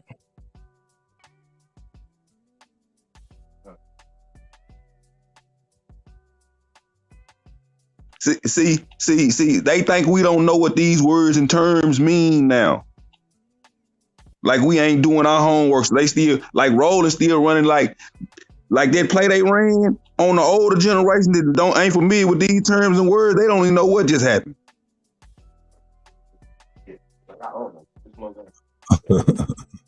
Hey, you know what I'm man. saying? To them, that woman was speaking facts and standing up for the truth. They don't know that she was hiding the truth. You get what I'm saying? Right. Now, hey, Sachi and Shaq and Garfield. I know y'all. I think y'all wasn't here when I played that. And Superman. Now, we about to switch up. So we about to switch up off of child support. We're gonna leave that to Ant-Man. Let Ant go on and deal with that. I'm gonna leave that shit alone. Hey, but I am gonna double back. I want to ask y'all, did y'all get a chance to see the interaction between that white man and that elder sister that I played earlier? Yeah, I was watching when you was playing it. Yeah, I checked it out. I had a conversation on another platform about that. Okay. Oh, y'all seen it before? Yeah, they brought it up because you know how they deliberately make things go viral, so we jump on it. Some things. Okay. I hadn't seen that. You know what I'm saying? So hey, man, no doubt. Shout out to everybody else. But it's good you brought it to the table so we can get the Aboriginal perspective on it. And now because we have to talk for us, like you just said. We got other people that look like us that's talking for us in these colleges and these prestige colleges, these Ivy Leagues, these academias that's speaking for the majority per se. Right. And they blatantly in our face telling these motherfuckers, no, we don't need no money for what y'all did to us and our ancestors. Right. In our face. In our face. Like, for real. Who's saying that? Who's saying what? That we don't need no money in our face. Oh, that's what they say. Those type people are against reparations or any kind of reciprocity. Who are you talking about? The old boy that was talking shit, the pale skin? Nah, I'm talking about like the sister. I don't know about that. See, once again, they're still pushing. Yeah, a lot of these people be like, we hear opposition coming from our own people, and they're not our people, and they against anything. Not her, Cuddy. Let me hear your perspective. Go ahead, please. She not one of them, Cuddy. She wanted to see that crowd there, the Roland Martin crowd. They for reparations. Boule ran reparations. Okay. You know what I'm saying? They want the reparations to be given to the Boule, and the Boule give it to the black community. No. Okay. It's not reparations. That's the whole thing. They're here to just to pimp the narrative and the emotion. Put Ida B. Wells back in the picture. Wear a goddamn Kente dress. Oh man, man, come on, fam. Like I'm just tired of the 1-2, bro. Like this shit has been played out. Okay. See it happening. Slowly, slowly, it's been passed, bro. He needs to be canceled. Damn! Did I just hear Seagull? Yeah, that ain't me, y'all. I hear Seagull. I think I heard that's me. My bad. I got birds, man. I got these little finches, man. And they hear me talking, they hear voice, and they want to talk and shit. I got some birds too. Not by choice. Oh, man. Anyway. Yeah. They hear me talking. They want to get in on the conversation. I'm a mute. Now, getting back to it though, y'all know who Robert Smith is, right? Yeah. Yeah. Those that not everybody said, Shaggy, you don't know who Robert Smith is, Sachi? You got Garfield, y'all don't know who that is? Yeah. Is that the one that used to own BT? Yeah. Coming out that he's been a long time informant. Wait. Really? Wait. Hold on, you got to back that up. Hold on, y'all. So back the line up. Stats. This ain't breaking news, though, right? I know. This ain't breaking news. But the point is, though, it's gonna be breaking news to a lot of people. Here's my whole thing. After we find all this out, and after all this is happening, that's not gonna stop Jabari from still pushing this bullshit. Every time this stuff's exposed, at this point, they're just exposing it to say, well, what are y'all gonna do about it? Yep. Think about it. Think about it. What are we gonna do about it? And that's what irritating to me. Look, people even scared to speak on these type of topics. That nigga crazy.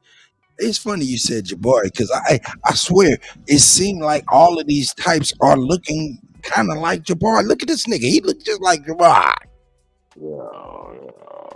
But I don't want to condemn him.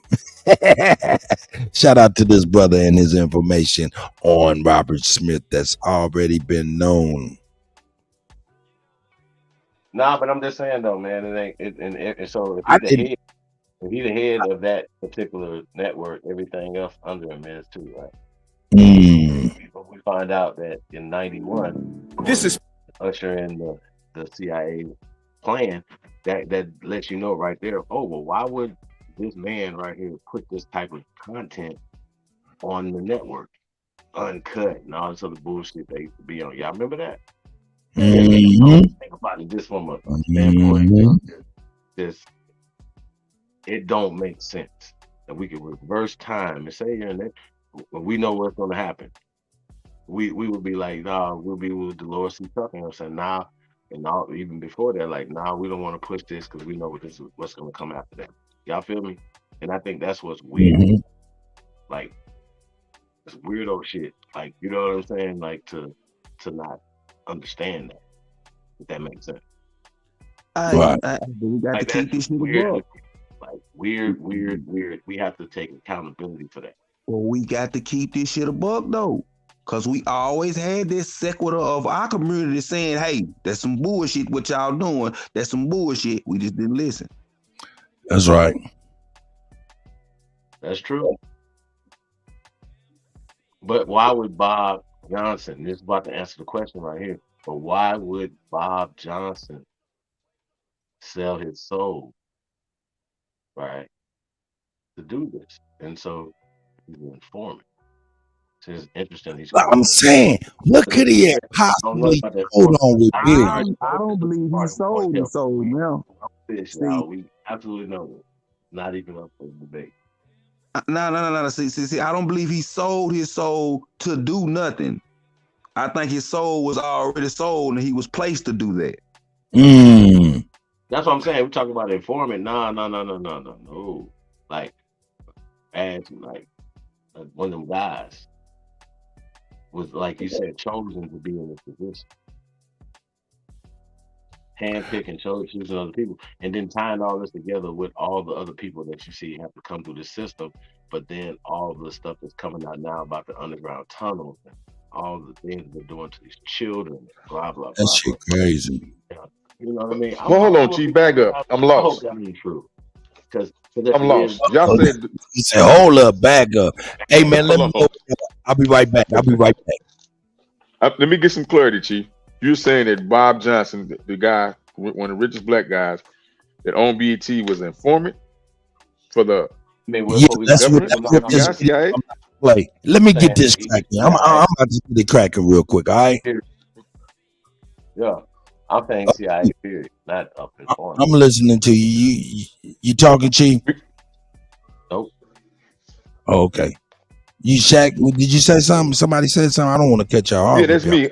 You know, I'm asking y'all saying that he was an informant. And hey, yeah, that's what the video about. Well, let's watch it together. Here we go, okay, gentlemen. Watch it, because that everything trickled down up under that.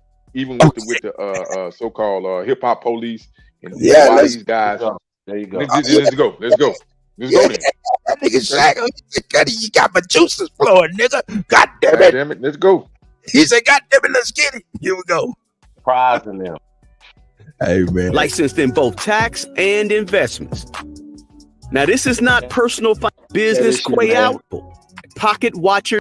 Hey, Pocket Watchers. Welcome to Pocket Watching. Shout out to Pocket Watchers. I am certified financial planner Jason Thornton. I am a financial advisor that specializes in tax, and wealth planning for Kind of my sound like clients. bars. On YouTube, And we got a little next scammer swing. news and your money questions. So before I get started Sigma. tonight, I want to give a big shout out to each and every one of the Oh yeah, each and every one was real last month, saucy. Pocket Watching with JT did over 1.1 million views.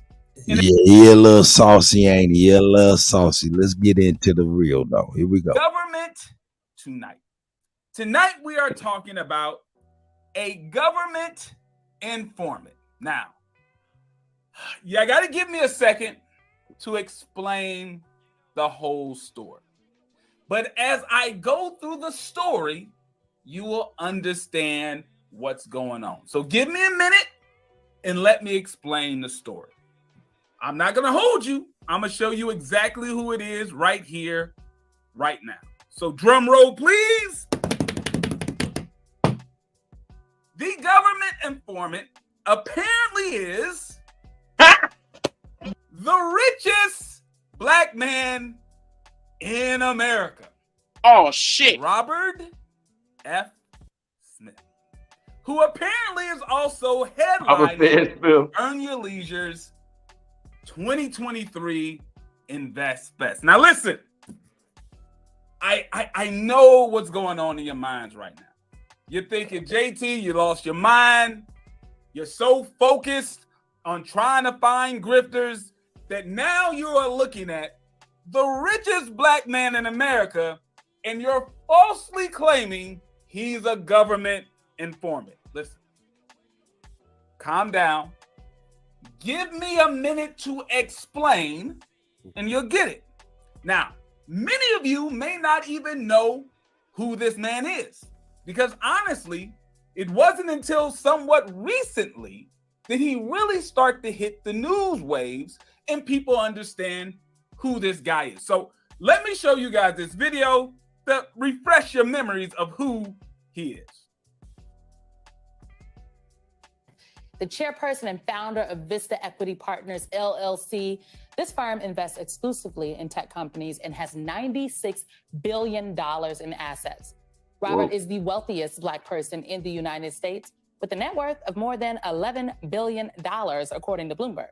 Smith is also a noted philanthropist. In 2019, he famously paid off the debt of Morehouse College's graduating class. On behalf of the 8 generations of my family who have been in this country, we're going to put a little fuel in your bus. Now, I've got the alumni over there, and this is a challenge to you, alumni. This is my class, 2019.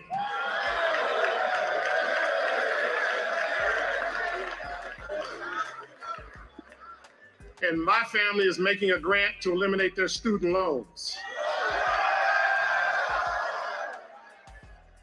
Smith is the wealthiest African American in the United States. He ain't really he is the spending money, only though. African American to sign the Giving Pledge. Pause it He's right a former there. tax- Let's be clear about that word grant. Hold on.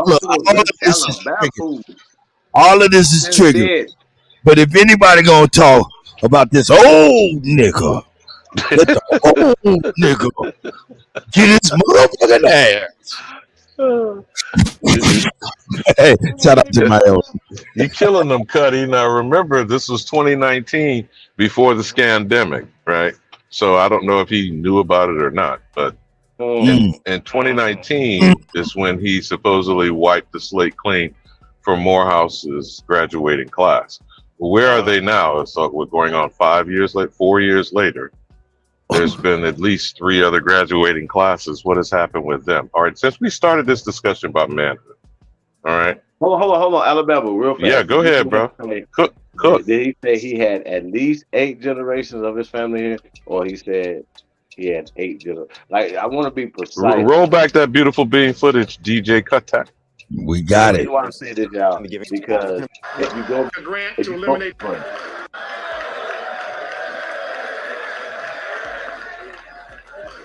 Challenge to you in your bus, who have been in this generations of my family who have been in this country. Debt of Morehouse Hold up. College's Yeah, we get graduating it right. class. On behalf of the 8 generations of my family who have been in this country, 8 generations. we're going to put a little. All right, so let's stay right there for 2 seconds, right? So we know when you go back 2 generations, how many people you have, 4, how many people you have. By the time you get to 8, how many people you have? Okay, where did all those people come from? What about the 9th and the 10th, the 12th and the 17th generation? Where are those people at, Bob? You looking at it right there. Look at his uniform. What he looked like. Mm-hmm. But wait a minute, let's stick with that point that he's making. First of all, I believe the 7th generation is either 128 or 256. You'll have to, Mr. Superman, the engineering and the numbers about doubling. Now we're working between 256 and 512. Is that what your point is, Chief? Absolutely. So of the 512 people, DJ Kuttack, one more generation doubling is 1,024. Okay. How many African motherfuckers must make him African out of 1,024 answers? You're never going to hear him call himself an African. Yeah. Right. No, I'm saying it's for the Pamboobuist motherfuckers. Now, but how far back are we talking? African. 8 generations. No, I'm not saying he's saying that. African American, but I've never seen that. Here, brothers, please listen to what I'm saying. Mm-hmm. I'm talking about what others are doing by this form of identity theft, stamping our shit African. Now, do you see what I'm saying, Kutty? So him saying 8 generations is still going along with the narrative that they're pushing. Gotcha. In the Morehouse class, with all the bootleg shit he's talking about, we ain't even got into the crux of this. Okay, Chief. So maybe you need to repeat what you're pushing as the narrative for us to analyze. When he says 8 generations back, what time are we talking about? 1600s, 1700s? He old, so it depends on how far he's going back. But the key thing was I was trying to point out where it's an abundance of people. So why did he stop at 8 generations? Is my point. What's significant, like you said, in that time? He a black European. Not it. So that's what I'm saying. Look at his uniform. 500 of his people came here from Europe. That's what y'all saying?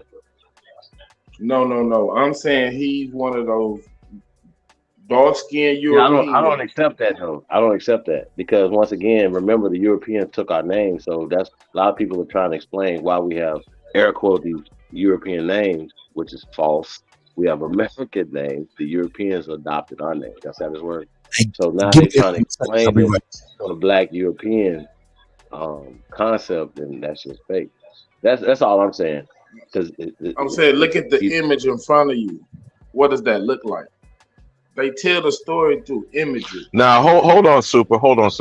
So the hat or bonnet or beret, whatever you want to call it, that scene, remember that portrait that A1 likes to show of, is that not Carlos Quintos, but whoever that brother was on a black sable horse, and also the type of headgear that you would say Cristobal Colon, whether you consider him to be a Sephardic Jew, a Huguenot, or a black European, this is the type of getup, starting with that hat.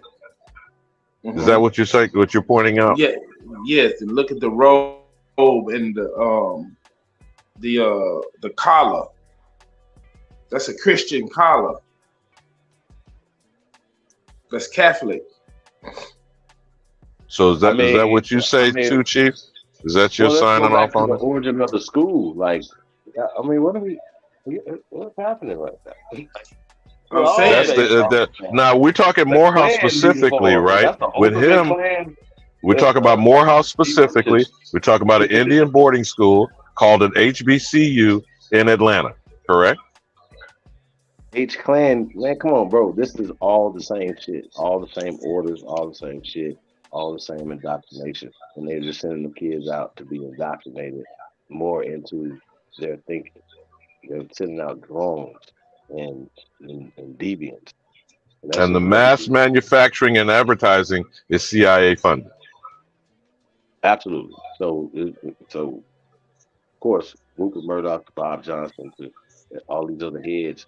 It's not like they don't know that the people that work for them, from Anderson Cooper to the rest of them, work for these people. They know this. It's all been exposed years ago before you were born, Alabama. This has been exposed. So if people don't know now, they do not want to know. This story comes out every other year. They make movies about this shit. That's how the media do. That's involved with it. They just expose it again. It's in the mainstream media literally right now. They're literally talking about it. And Disney is like, oh, they're firing people. Well, they're saying that a lot of the people didn't want to toe the line. Think about it. Not just the ratings they trim and fat. No, they just didn't want to toe the line. Whatever the agendas that they were pushing. So y'all gotta be careful, man. Like, you know, this is an attack on all fronts. From the visual, like we're seeing right here, to this dude right here is definitely a dastardly dude. Like, come on, man. Think about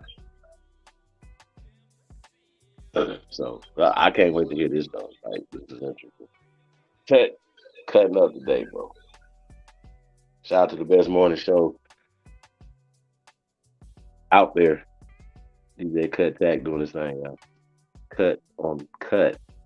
Live, man. Y'all already know what it is, man. Get your goddamn fuck your couch.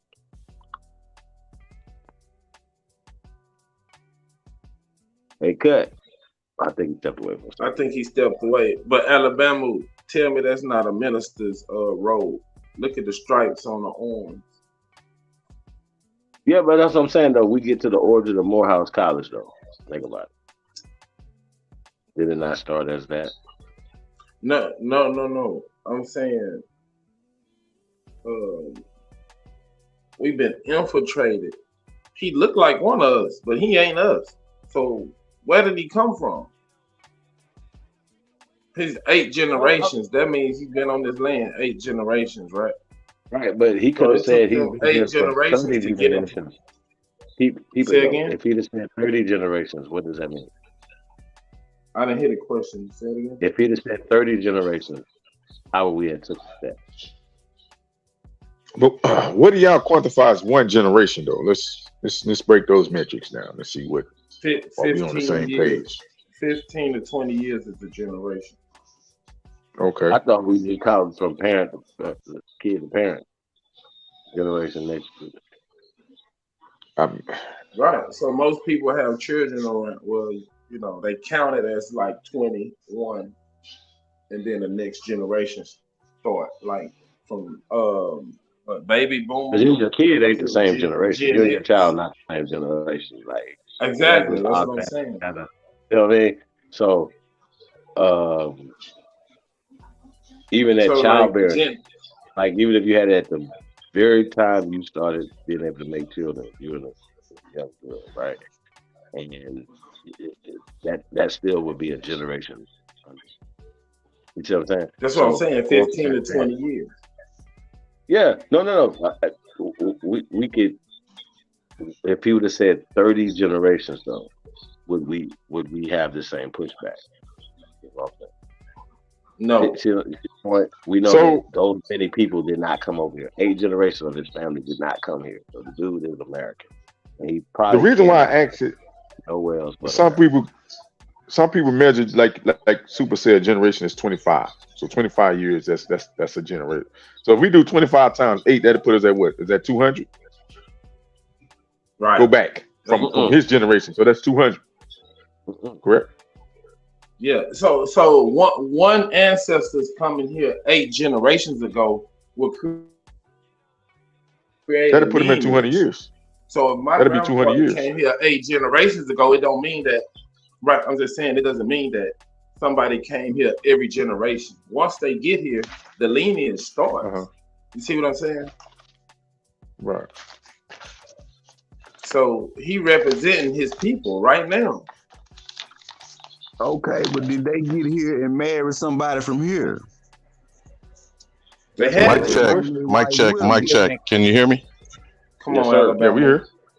Niggas they came over here with their whole families on their back and 8, listen. 12 people. What do they 13 quantify as a people, 10 generation, people, Alabama? 200 people. We talking between 20 and 25 years on average? Is that because remember, the farther back you go, our mothers are having babies at 13, 14, 15.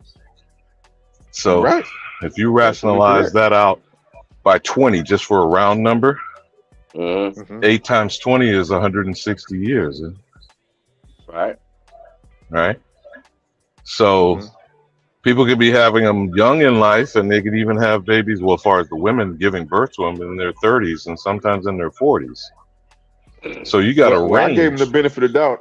I put it to 25. So I said 25 times 8. So that's 200. So I said 200 years back. I bet. Let's stretch it to 200. I bet. So either way, you're talking about the 1820s, right? Right. Oh, no.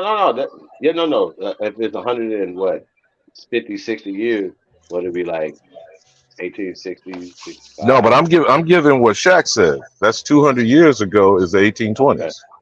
Yeah. So that's what I'm thinking, that his family been here only. Just for the record.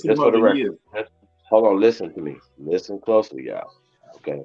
If we go back 200 years, the pale skin European was not empowered in North America. Period. I'm saying he a dark skinned European. Hold on. Listen.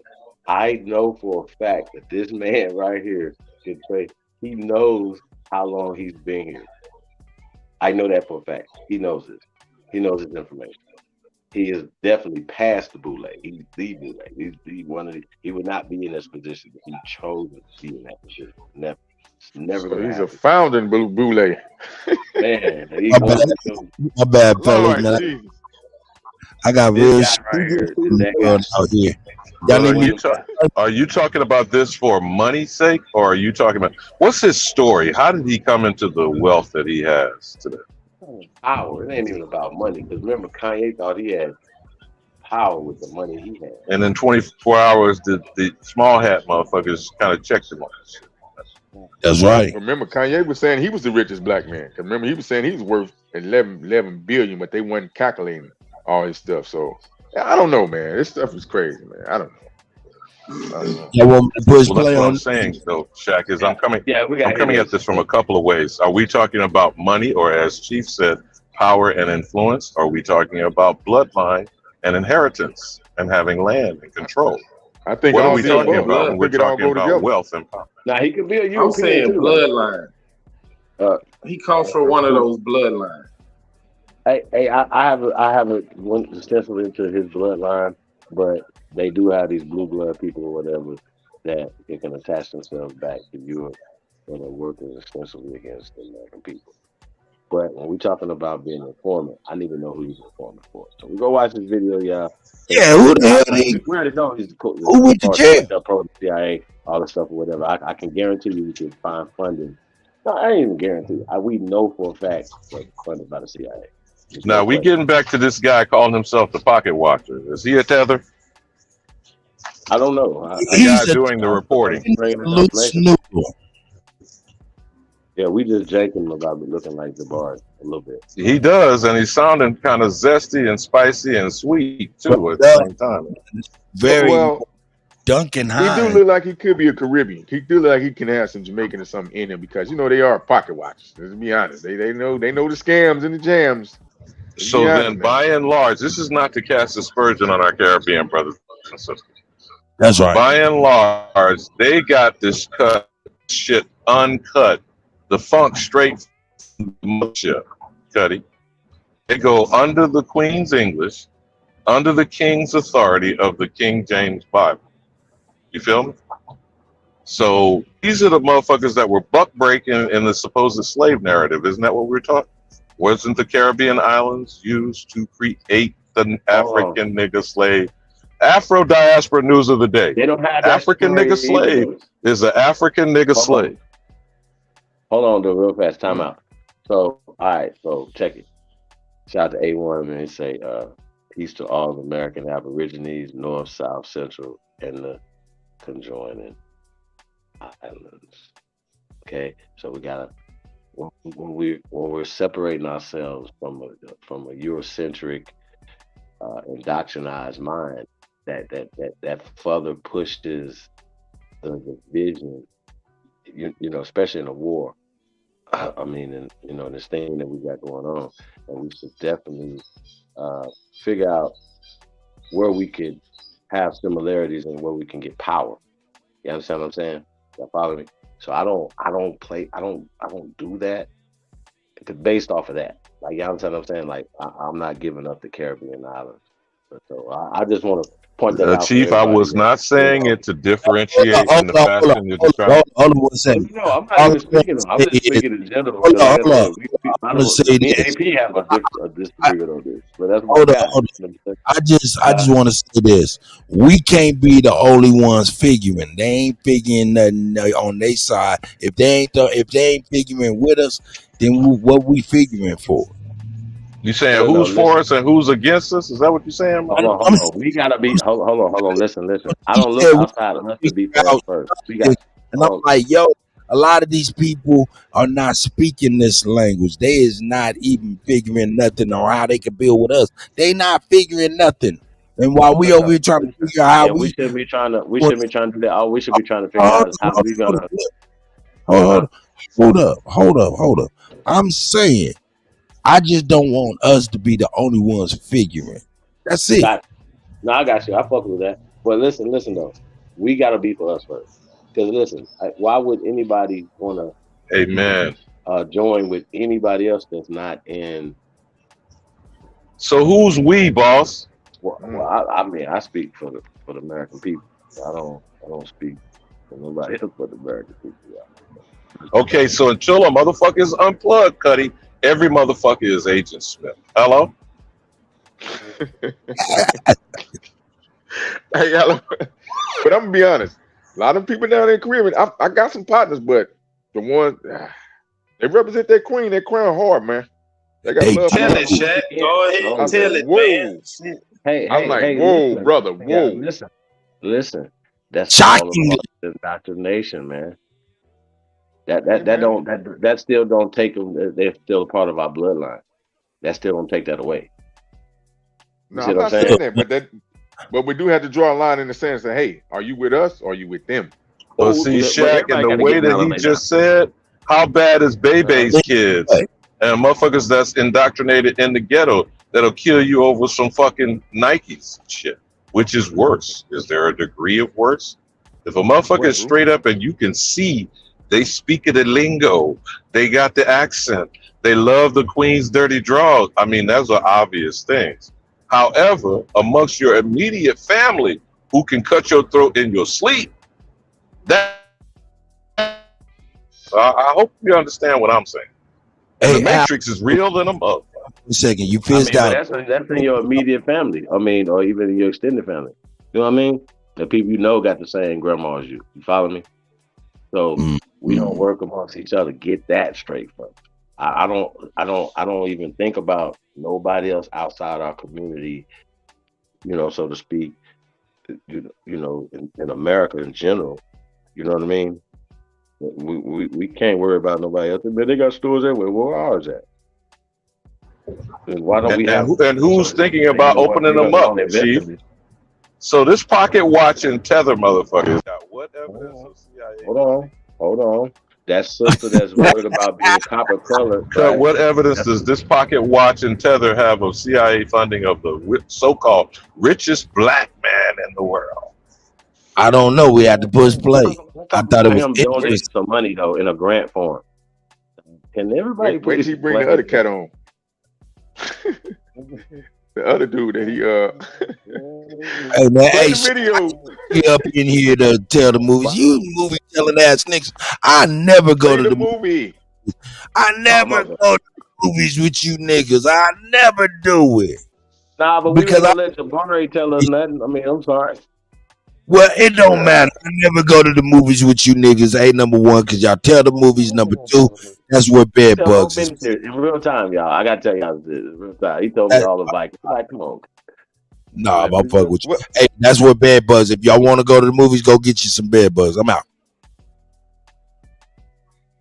Little fuel in your bus. Now I've got the alumni over there, and this is a challenge to you, alumni. This is my class, 2019.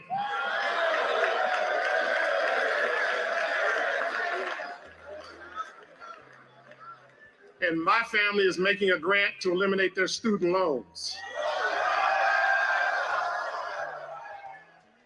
Smith is the wealthiest African American in the United States. He is the only African American to sign the Giving Pledge. He's a former Goldman Sachs guy, private equity now, Vista Partners, and just a remarkable success story. All right. So listen, let me start off by saying this. Robert F. Smith is unlike anyone else I have ever covered on this channel. Robert F. Smith is in no way a fake guru. Robert F. Smith is the real deal. Let me show you guys something. Robert F. Smith is extremely accomplished. He is a billionaire fund manager. This man has an Ivy League education. All right.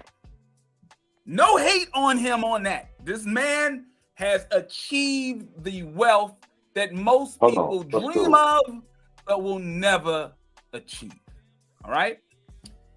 It's just that he's also apparently a government informant. And let me explain how we get to this story. All right. Let's just follow me.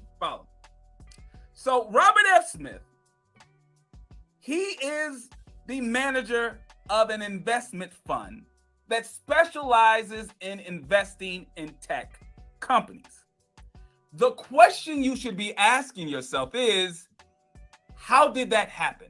How did he become the fund manager of a multi-billion-dollar investment fund that specializes in tech companies? All right, here we go. I want you to pay attention to this man right here. This is Robert Brockman. Robert Brockman is a billionaire from Texas. All right, billionaire from Texas. This man made his billions by selling software to car dealerships. Made his billions. Now, this is the man right here, Robert Brockman. This is the man who started Robert's fund with $1 billion. So he put the seed money in Robert F. Smith's hands to start the fund. Now, when he handed over the check, here's the problem.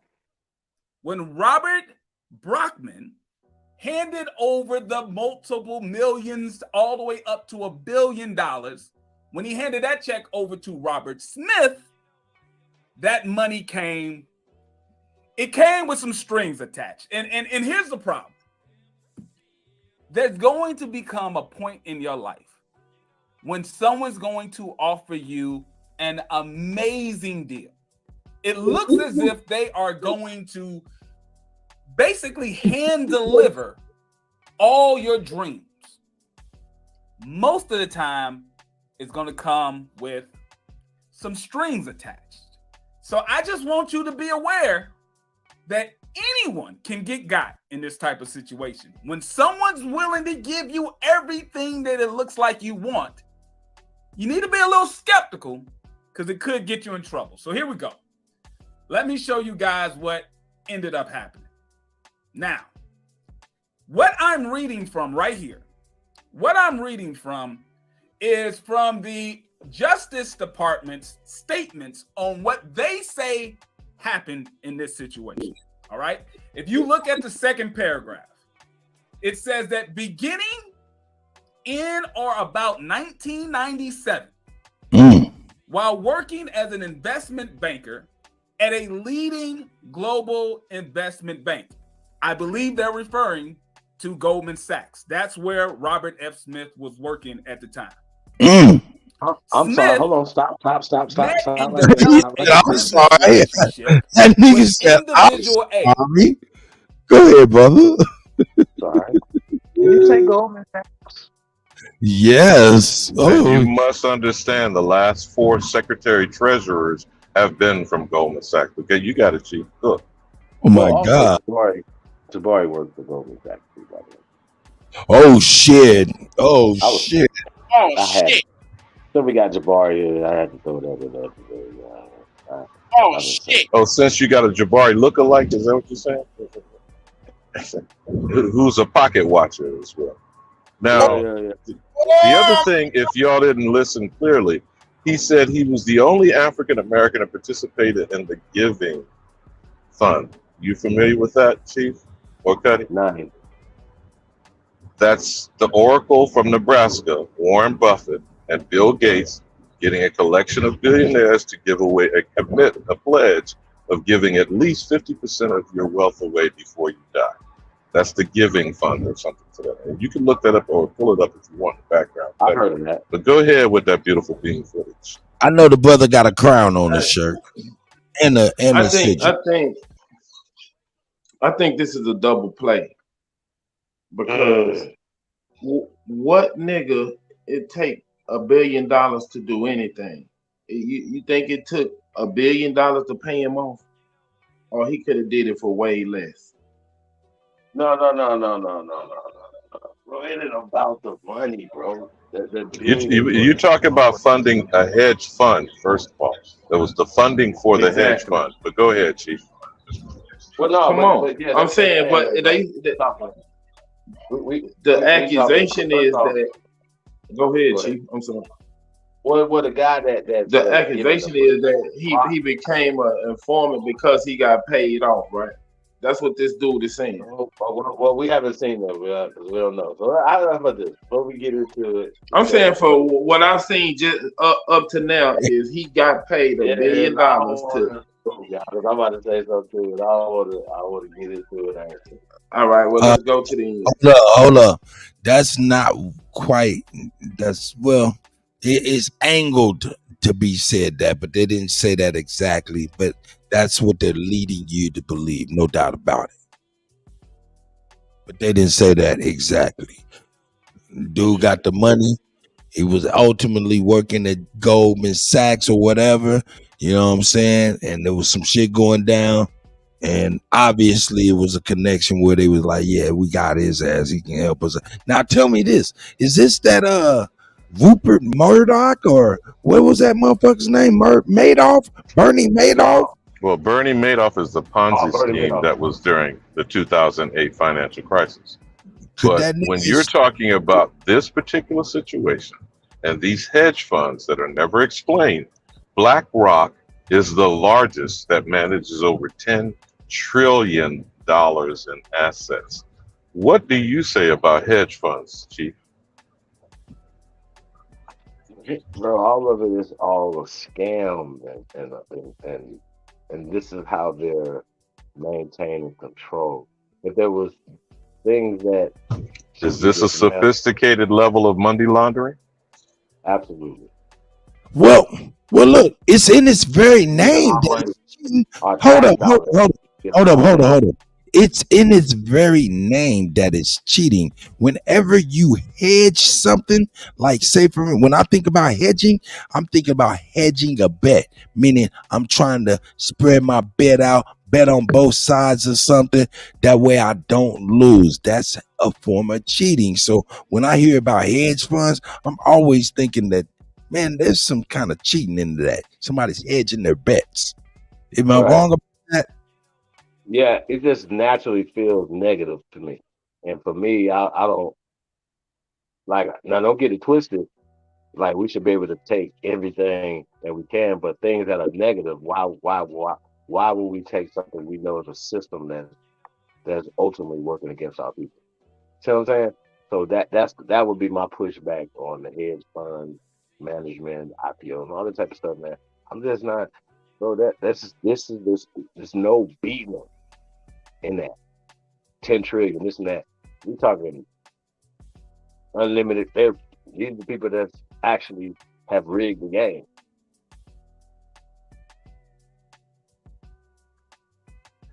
So when we're talking about whether or not this pocket watcher provides proof of direct CIA funding.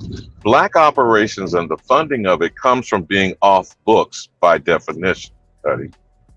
Right. So with these hedge funds, yeah, go ahead. Go ahead, Chief. Well, no, I'm just going to back up what you're saying, though. And they can also, this is already been exposed. They've been caught. They don't even hide the shit no more. I promise you. They don't hide it no more. So we talking about the Brock dude, with the surveillance in the cars and everything. This is what they're doing, man. Like I don't like the cars that can listen like North Star to the Teslas and everything right now. I don't like all that. Like I don't like your car knowing anything that's going on. And that's your privacy. So when we're talking about 1984, it's literally happening in real time right now. And we're accepting it. Right now. People say, well, I'd rather have this luxury. You know what I mean? But your car is literally spying on you. It's fucked up. So Chief, let me use the point that you're making there about privacy and oversight. UNDRIP and ADRIP has declared specifically that Aboriginal indigenous people who are having their cultures supplanted, who are being surveilled, who are being told who they are and who they cannot be, is an international war crimes violation. Yes? No? No, that's fact. So then the implementation and the evolution of the surveillance state over the Aboriginal in America, do you get where I'm going with this, Kutty? Kuttack, spin that record. Yeah, got you. I just walked back. I didn't hear everything, but it's all good. Y'all I'm ready? talking about the surveillance state. The identity of the Aboriginal has been confiscated, and all of that under ADRIP and UNDRIP is an international war crimes violation. So while you're continuously being misled, held by the hand, from our earlier conversation, a ward of the state, under guardianship, what are all of these incidents, torts, and injuries evidence of? But the crazy part about it is you have lawyers like the ones that are all a part of it, like the ones that was talking with Roly Poly. Like it's hard to go to court. Like people will be like, well, let's go to international court. Okay. Well, what lawyer? Exactly. Just like the Tulsa, Oklahoma lawyers. That man knew he was rocking that elder. She in there damn near in her hundreds and stuff. Rocked her to sleep with the language of black and all of that stuff, knowing that was gonna set her back. That dude knew that. I mean, I'm sorry about that, Chief. Go ahead, please. No. He's building. Good.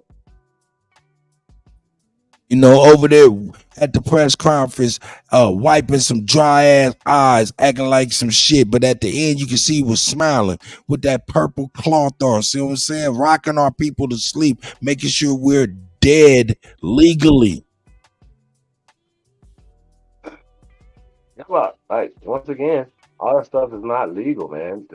You just gotta know your shit and stand on it with authority. Like, you know what I mean?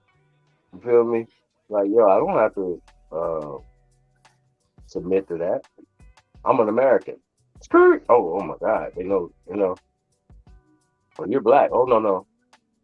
I'm not black. That's a system. That's a racist system. That's not American. It's not American. We're not black people. We're not African.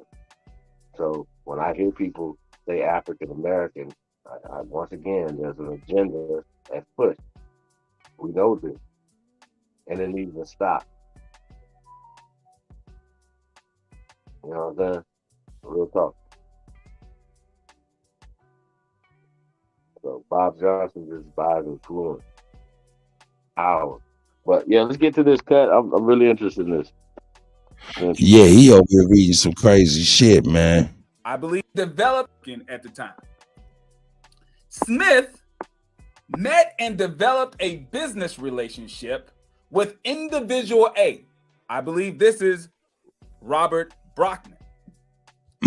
He was at the time, he's the CEO of that company that sold software to car dealerships. Now, between 1997 and 1998, it was Robert Smith, right? Robert Smith's job was to help Robert Brockman try to sell his company. Robert Smith at the time, he's the expert in tech companies for Goldman Sachs. That's why they paired Robert Smith with Robert Brockman. Paired them together because he's the go-to guy when it comes to tech companies. Now, over this time where they're trying to sell the company, the deal falls through, right? Ultimately, Robert Brockman did not sell his company in this deal. But here's the thing. Over this 2-year period, Robert Smith really impresses Robert Brockman. I mean, he really impresses him all the way to the point where Brockman, the white billionaire from Texas, goes to Robert F. Smith, the black investment banker with Goldman Sachs. He goes to Smith and says, I'm so impressed by you. Even though the deal didn't close, I'm so impressed by you. I want you to quit your job. Stop working for Goldman Sachs. Start your own investment firm. And I'm, Robert Brockman, I'm going to give you $1 billion to start the firm. Dreams come true, right? Dreams come true. Amazing situation. Here's the catch. Robert Brockman, the white billionaire from Texas, tells Robert Smith, the black man investment banker from Goldman Sachs, he tells him, but listen, you have to put half of your management fee that you take from the firm, you have to put it in an offshore foreign trust. Because that's what I do with my money. This is Robert Brockman, the white billionaire. He says he has his money in an offshore foreign trust. That way he does not have to pay tax. If I give you this $1 billion, you have to put half of your management fee that you're going to be earning from the firm, from the investment firm you're going to start. I want you to put it in a foreign trust. Matter of fact, I'm going to have the same lawyer that drew up my foreign trust. He's going to do your foreign trust. It's all, listen, I know it sounds crazy, but it's all in the paperwork. It's all right here. Now, at this point, Robert F. Smith, he's got a decision to make. Does he accept the money, start the firm, but he also knows he's hiding money in a foreign trust? Or does he decline, say no thank you, and try to start the firm anyway, but he's going to have to go around raising money amongst a bunch of different investors? Apparently, based on this statement of fact from the U.S. Department of Justice, Robert F. Smith decided to take the money from Robert Brockman and open up the foreign trust. All right, here we go. Here's where it gets kind of bad for him. The issue here is that in order to open the trust, okay, he's going to have to open the trust in a name of someone that's not his, right? He wants someone else's name on the trust. Who do you think he would go to in this situation? Who would he go to put their name on this foreign trust that's going to have multiple of millions of dollars in this trust? I mean, there's so many people you can think of. Ultimately, he decides to put the trust in the name of his wife's uncle. Follow me here. Follow me here. He puts it in his wife's uncle's name. His wife's uncle is a Jamaican living in the UK. Oh, so shit. Enough distance from himself that he feels like he's pretty. Oh, shit. Did that answer a lot of questions or what? That's what I was saying, man. He a black European. He's taking money home. Is that his first wife or second wife? I don't know. I don't know. Second wife, bro. Can't be a It second don't matter wife. because if you really Gotta know be the trust first. law, all trusts are foreign to the IRS. No doubt. Only if you choose to participate. So that's what I'm saying. It's a double play. It's a double play. And he must have got Let me walk that back. and had to snitch on a lot of people. Nah, he didn't have to because that's his family. He working for the fam. Like Alabama pointed out the other day, who seeded the CIA, the SS, right? Alabama.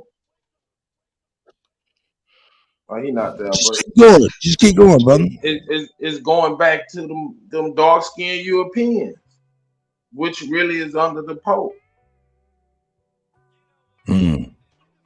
This shit get weirder and weirder the more I try to think about goddamn shit. Because it's a Jamaican dude with a foreign name, and then the trust is a foreign trust, and it go back to Europe. Yeah, because that's what he said. He said he's a Jamaican English immigrant people. So here we go. Let's keep it going. Here we go. Rock on. Is a Jamaican living in the UK. So there's enough distance from himself that he feels like he's pretty safe. Now, he made many good decisions investing the money. I mean, a lot of great decisions when it comes to investing this money. Professionally, Robert F. Smith is probably one of the best decision makers, deal makers there are. But see, that's professionally. Personally, he did not make a lot of good decisions. And here's why. When you go through the documents, I have here a filing with the court that at one point it was sealed. You'll see right here where it says sealed, but the government unsealed it. I don't have anything special.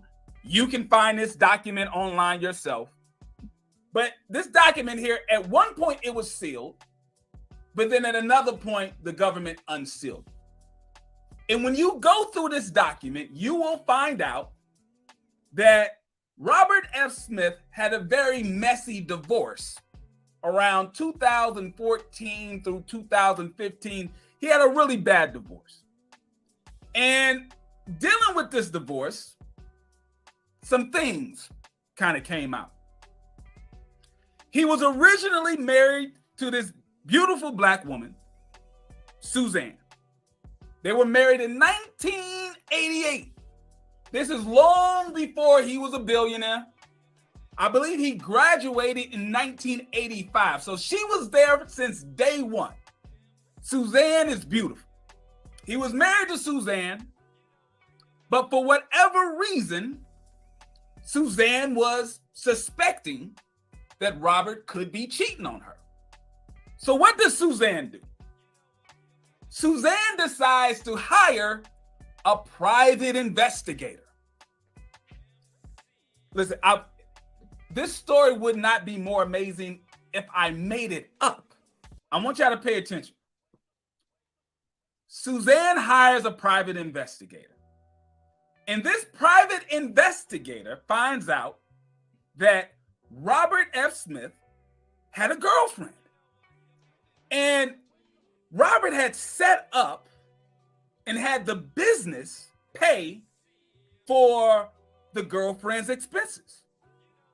He also had the business, made it look like the business paid for and rented out this New York City, apartment, paid for all of her expenses, like lavish stuff. All of this information actually comes out, right? This information comes out during the divorce.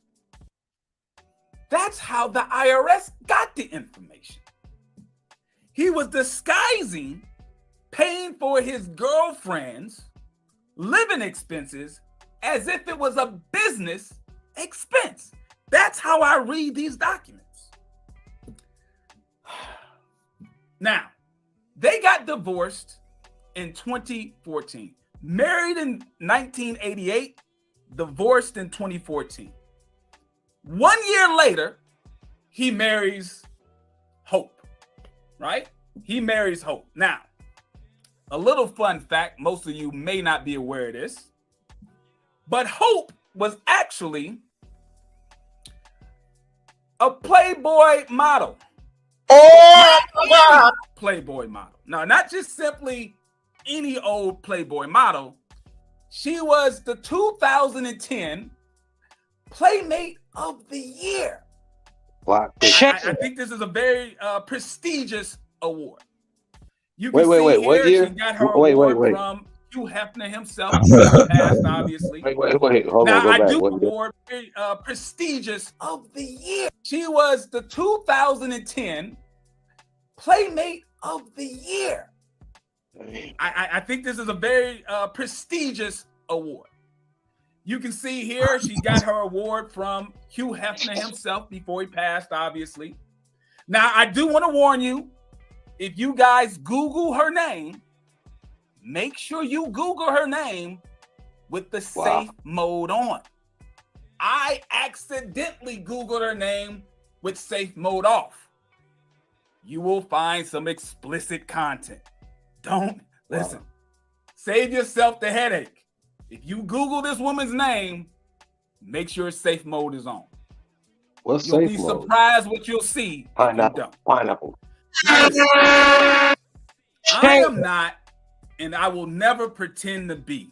Hey, real talk. That's a goddamn good question.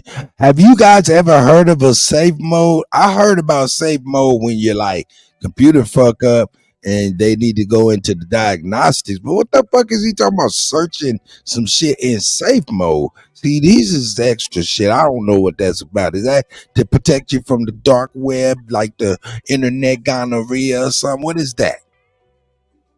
I never heard of It's a parental filter. Oh, okay. Got you. Oh, got you. You ain't accidentally did nothing, nigga, with them thick ass glasses, nigga. You ain't accidentally did nothing, nigga. You want to see all that. Here we go.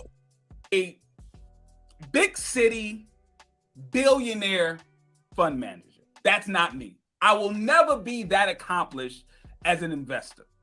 It's not going to happen.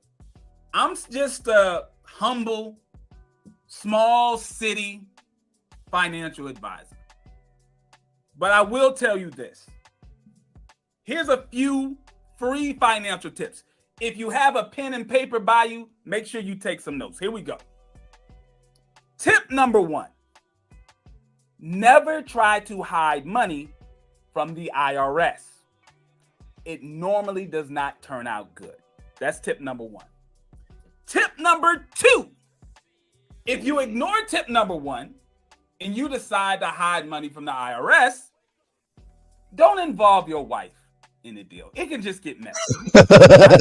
God damn it. Tip number 3. If you decide to hide money from the IRS and you decide to involve your wife, don't cheat on your wife. It's not going to turn out good for you. Hey, I had to say that was pretty good advice, though. It's funny. Great advice. Great advice. God damn. And here's my last tip. If you ignored everything that I said before this, if you still decide you're going to hide money from the IRS, multiples of millions of dollars, you're going to hide money from the IRS, you're going to involve your wife, and you decide to cheat on your wife, please do me this last favor. please do not cheat on your black wife who has been with you since day one with a Terrible. white Playboy model. That's right. That never turns out good. That's right. Shame. That never turns out good. Don't cheat on your black wife with the white Playboy model. That's right. It's gonna turn out good. All right, now back to the story. Back to the story. Trick and Great advice. Great advice. After the divorce and the information comes out, the IRS actually cites the information from the private investigator in the case. Now, you should be asking yourself this question. Bob Johnson is stupid. If Robert F. Smith is guilty of hiding multiples of millions of dollars from the IRS, why is he still walking around the streets? He should be in jail. No, that's right. Well, Robert was able to get it. Robert was over there fucking up his for show pussy for some more pussy. God damn. Oh my God. Here we go. A deal with the government. There was a couple of things he had to do to make sure that he did not go to jail. Now, number one, he had to pay the $139 million of taxes that he avoided. Number two, he had to revoke his claim for a $182 million tax refund. Now, let me explain this a little bit. That's crazy. What? Robert was making donations after he found out that he was being investigated by the government. After he found out he was being investigated by the government, he started to become very charitable based on the reports that I got. And as he was making these donations, he wanted a tax deduction like any U.S. citizen would. So to make this deal, he had to pay the $139 million in back taxes, and he also had to revoke his request for a $182 million refund. All right, so that was number two. And number three, he had to agree to be an informant and cooperate with the government. Now, against who? Who is he cooperating against? Robert Brockman. Remember the white billionaire from Texas who made Robert F. Smith a billionaire? I mean, let's be real. Robert F. Smith would be an extremely successful person if it was not for Brockman. If Brockman never entered his life, Robert F. Smith would still be extremely successful. He would probably be a multi-millionaire still. But billionaire? Richest black man in America without starting a firm? If you read the government's paperwork, you will see that it was actually Brockman's idea for Smith to open the fund in the first place, and then gave him $1 billion to do it. So to keep himself out of jail, based on what I'm reading, he decided to snitch on Brockman, the man who set him up in the first place. So, okay. The government then does the biggest tax evasion case in the history of the country against Robert Brockman. They claim that he avoided $2 billion. It was a $2 billion tax evasion case against Brockman. And the star witness was going to be Robert F. Smith. Robert F. Smith, in my imagination, would be sitting down in court at the witness stand, pointing at the man who made him a billionaire. He's going to help send that man to jail. All right, now, what happened? While Robert F. Smith has made some bad personal choices in his life, he did get really lucky lately. This is what happened. Based on what I'm reading, he was going to have to testify, it looks like, against the man who helped make him a billionaire. But Robert Brockman dies before the court case. So Robert Brockman dies. He doesn't have to testify. Robert F. Smith is never seen in court pointing at his benefactor, pointing at the white billionaire from Texas who gave him the idea to start the firm, who gave him the seed money to start the firm. Robert F. Smith never has to point out in court and be an informant so everyone can see, because Brockman dies. So the government says, hold on, we still got you on the hook. You're our boy now. So we're going to do another case. We're going to call up the lawyer who set up Brockman's trust, and he set up your trust. We're going to have you sit in court and point at the lawyer so we can put the lawyer in jail. Guess what happens to the lawyer? The lawyer deletes himself before the case. So now the lawyer's dead. So once again, Robert F. Smith does not have to sit in a courtroom pointing out one of the people who he worked with to be able to, avoid jail time himself. So that brings us to this. When I started this video, I showed you how Robert F. Smith paid for the student loan debt of Morehouse class of 2019. Not only did he pay for class of 2019's student loans, he challenged the alumni, other people, to do what he was doing, to help the way that he was helping. Here's my issue with that. My issue with his challenge and the way that he did it is this right here.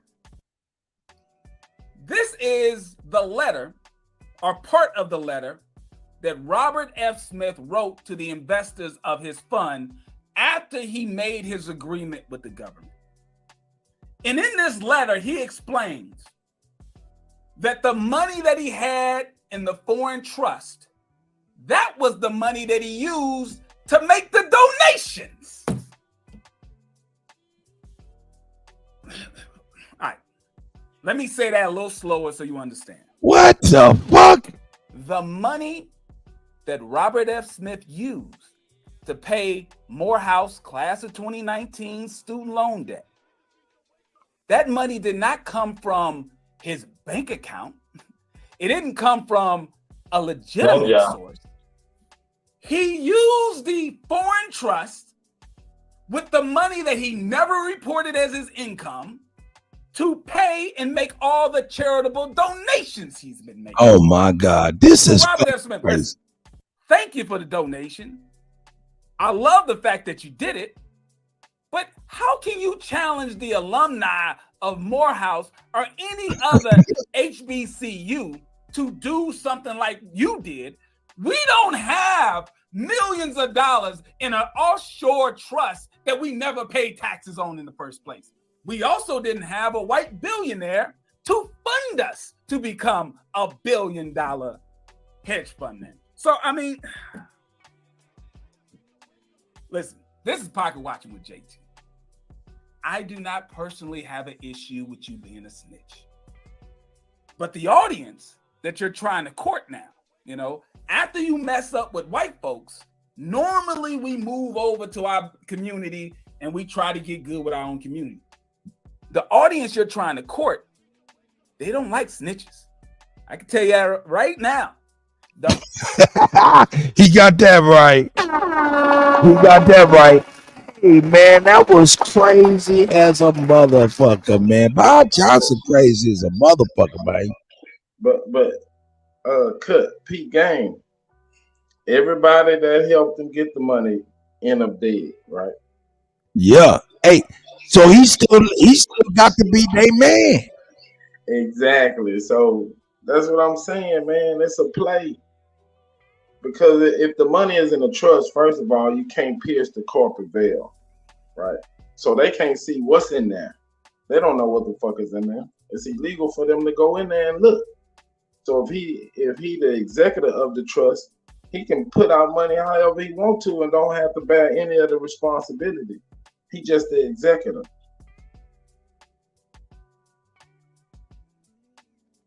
You see what I'm saying? It's a double play, man. Everybody dead that helped me get this money and put it away. That sounds like the mob to me.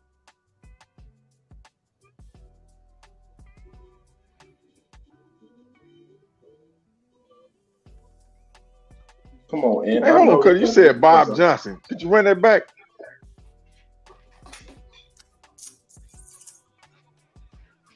Yeah, that's Robert Smith.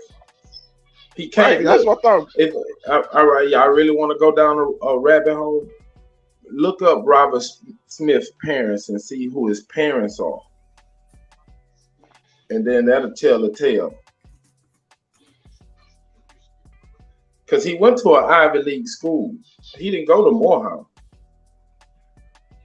Right? He went to Cornell. Right. Yeah, he went to the same college as Jabari. He right. He went to Cornell, but he giving money to HBCU. Jabari went to Cornell? Yes. And he's a professor there too right now. Oh, really? Yes. Part-time? I'm not really for sure, but he's been there for a number of years. Ooh. All right. I'm saying, look at Robert Smith's parents, and that'll tell you the tale. Because he said my family is giving this money away, right? He didn't say I'm giving it. Oh shit, you right about that. Let's go on and pull him on up then. Let's pull him on up then. Here he is, right now. We'll pull him on up. Boom, right? Let's see. Where's his parents at? William and Robert Smith. Let's check out Mama. Oh snap! Who is that? Who is that? Who is that? Oh, they don't even got it. Okay, but that look like a white lady right there. Is that his mama? That ain't his mama. Who is that right there? Who is that? Sylvia Smith. Let me see. I think that's his mom. And we messing with these billionaire niggas' mamas, man. This ain't good. Yo, mama. Mess with these billionaire niggas' mamas. Okay, that's his my dukes. Okay. Tell me she don't look like the queen. That looks like Elizabeth to me. Ooh. I'm saying the bloodline. Right, I got you. Ooh. Ooh. Ooh. Ooh. Ooh. Yeah, that was her. Let's check out the brother here. Let's check out I don't even got Pops up in this piece, but I ain't about to go all digging into this shit. Man, it's crazy. Hey, man. I'll tell you what, I think we ventured into a mouthful. But I am gonna bring back that representative that I played later. This morning I'm gonna bring her back as we get to calling these officers. But with that being said, man, y'all brothers want to say something before I get on up out of here? I got shit I got to do, and then I'm about to pass this right over the BAP. No, I'm good, man. Put that info for your lawyer that'll take 20%. I got some people that might need the services. Oh, no doubt. Let me go on there. I gotta get that nigga's motherfucking information. It ain't gotta be today, but you know we'll be here. I gotta remember what the fuck. And let me see where's my nigga's information. But yeah, that nigga down in Texas. Man, I'm gonna hit you on the email in a minute. He in Texas too, so he down in Texas. Oh, really? Yeah. He down in Texas. You know what I'm saying? He like, man, I get it. Man, but with that, man, y'all want to say something before we get on up out of here, gentlemen, man? Yeah, let me just say one last thing. I had come up on this time because you had jumped on when you're talking about Robert Smith, him being a hedge fund guy. What I think, or how one of the strategy I think for us to get back into our communities and bring up the next generation is almost the hedge fund type play where people pool their money together. And then it's not, I don't want to say hedge fund because it's basically you just pull your money together and then go and invest. You find not so much a Robert Smith, but invest in the youth and people and an idea. And all those people that put in a couple dollars in, they end up over time getting their money back and more. But the thing that you do is you build up a whole nother person who is essentially reporting back to you, but also like they're grateful for the resources that you give them. So it's even more than just money. It's a lot of stuff. So I don't know. I think there's a way that we can talk about these stories and like kind of learn from the plays and then make those plays in ways that benefit our culture and our community and do it kind of easily by just having, you got 6 people here, blah, blah, and then you kind of start the conversation that way. But I kind of planted a seed here. I'll elaborate more on it when. That's right, man. Appreciate you, brother. Anybody else want to say something before we get on up out of here? Sound like the cat got everybody's tongue. Peace What to up, the man? panel, peace to the guys. Appreciate you. Do what you do, Cut. Everybody that's on the panel. Boots on the ground. Hit me up about that situation in Ohio and the Arizona representative. I'm serious as shit about that. I know you are too. Yeah, we definitely gonna. We kind of got off onto a lot of different stuff, but I'm gonna bring that issue back up tomorrow so we can really fix it on that's live and all of that stuff. Yeah, we's not gonna let that fade to the wayside. No. And your presentation gonna be on this platform or on your personal platform? Maybe on Zoom.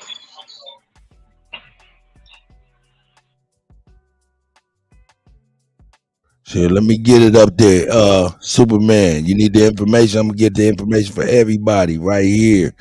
So make sure y'all lock in. Y'all see it right there. It's a lot of letters, ALP, JRN, all of that shit. You know what I'm saying? Make sure you get it. Take a screenshot, so y'all can make sure y'all in the building for the Brother Ant's presentation, man. And like he said, it's free.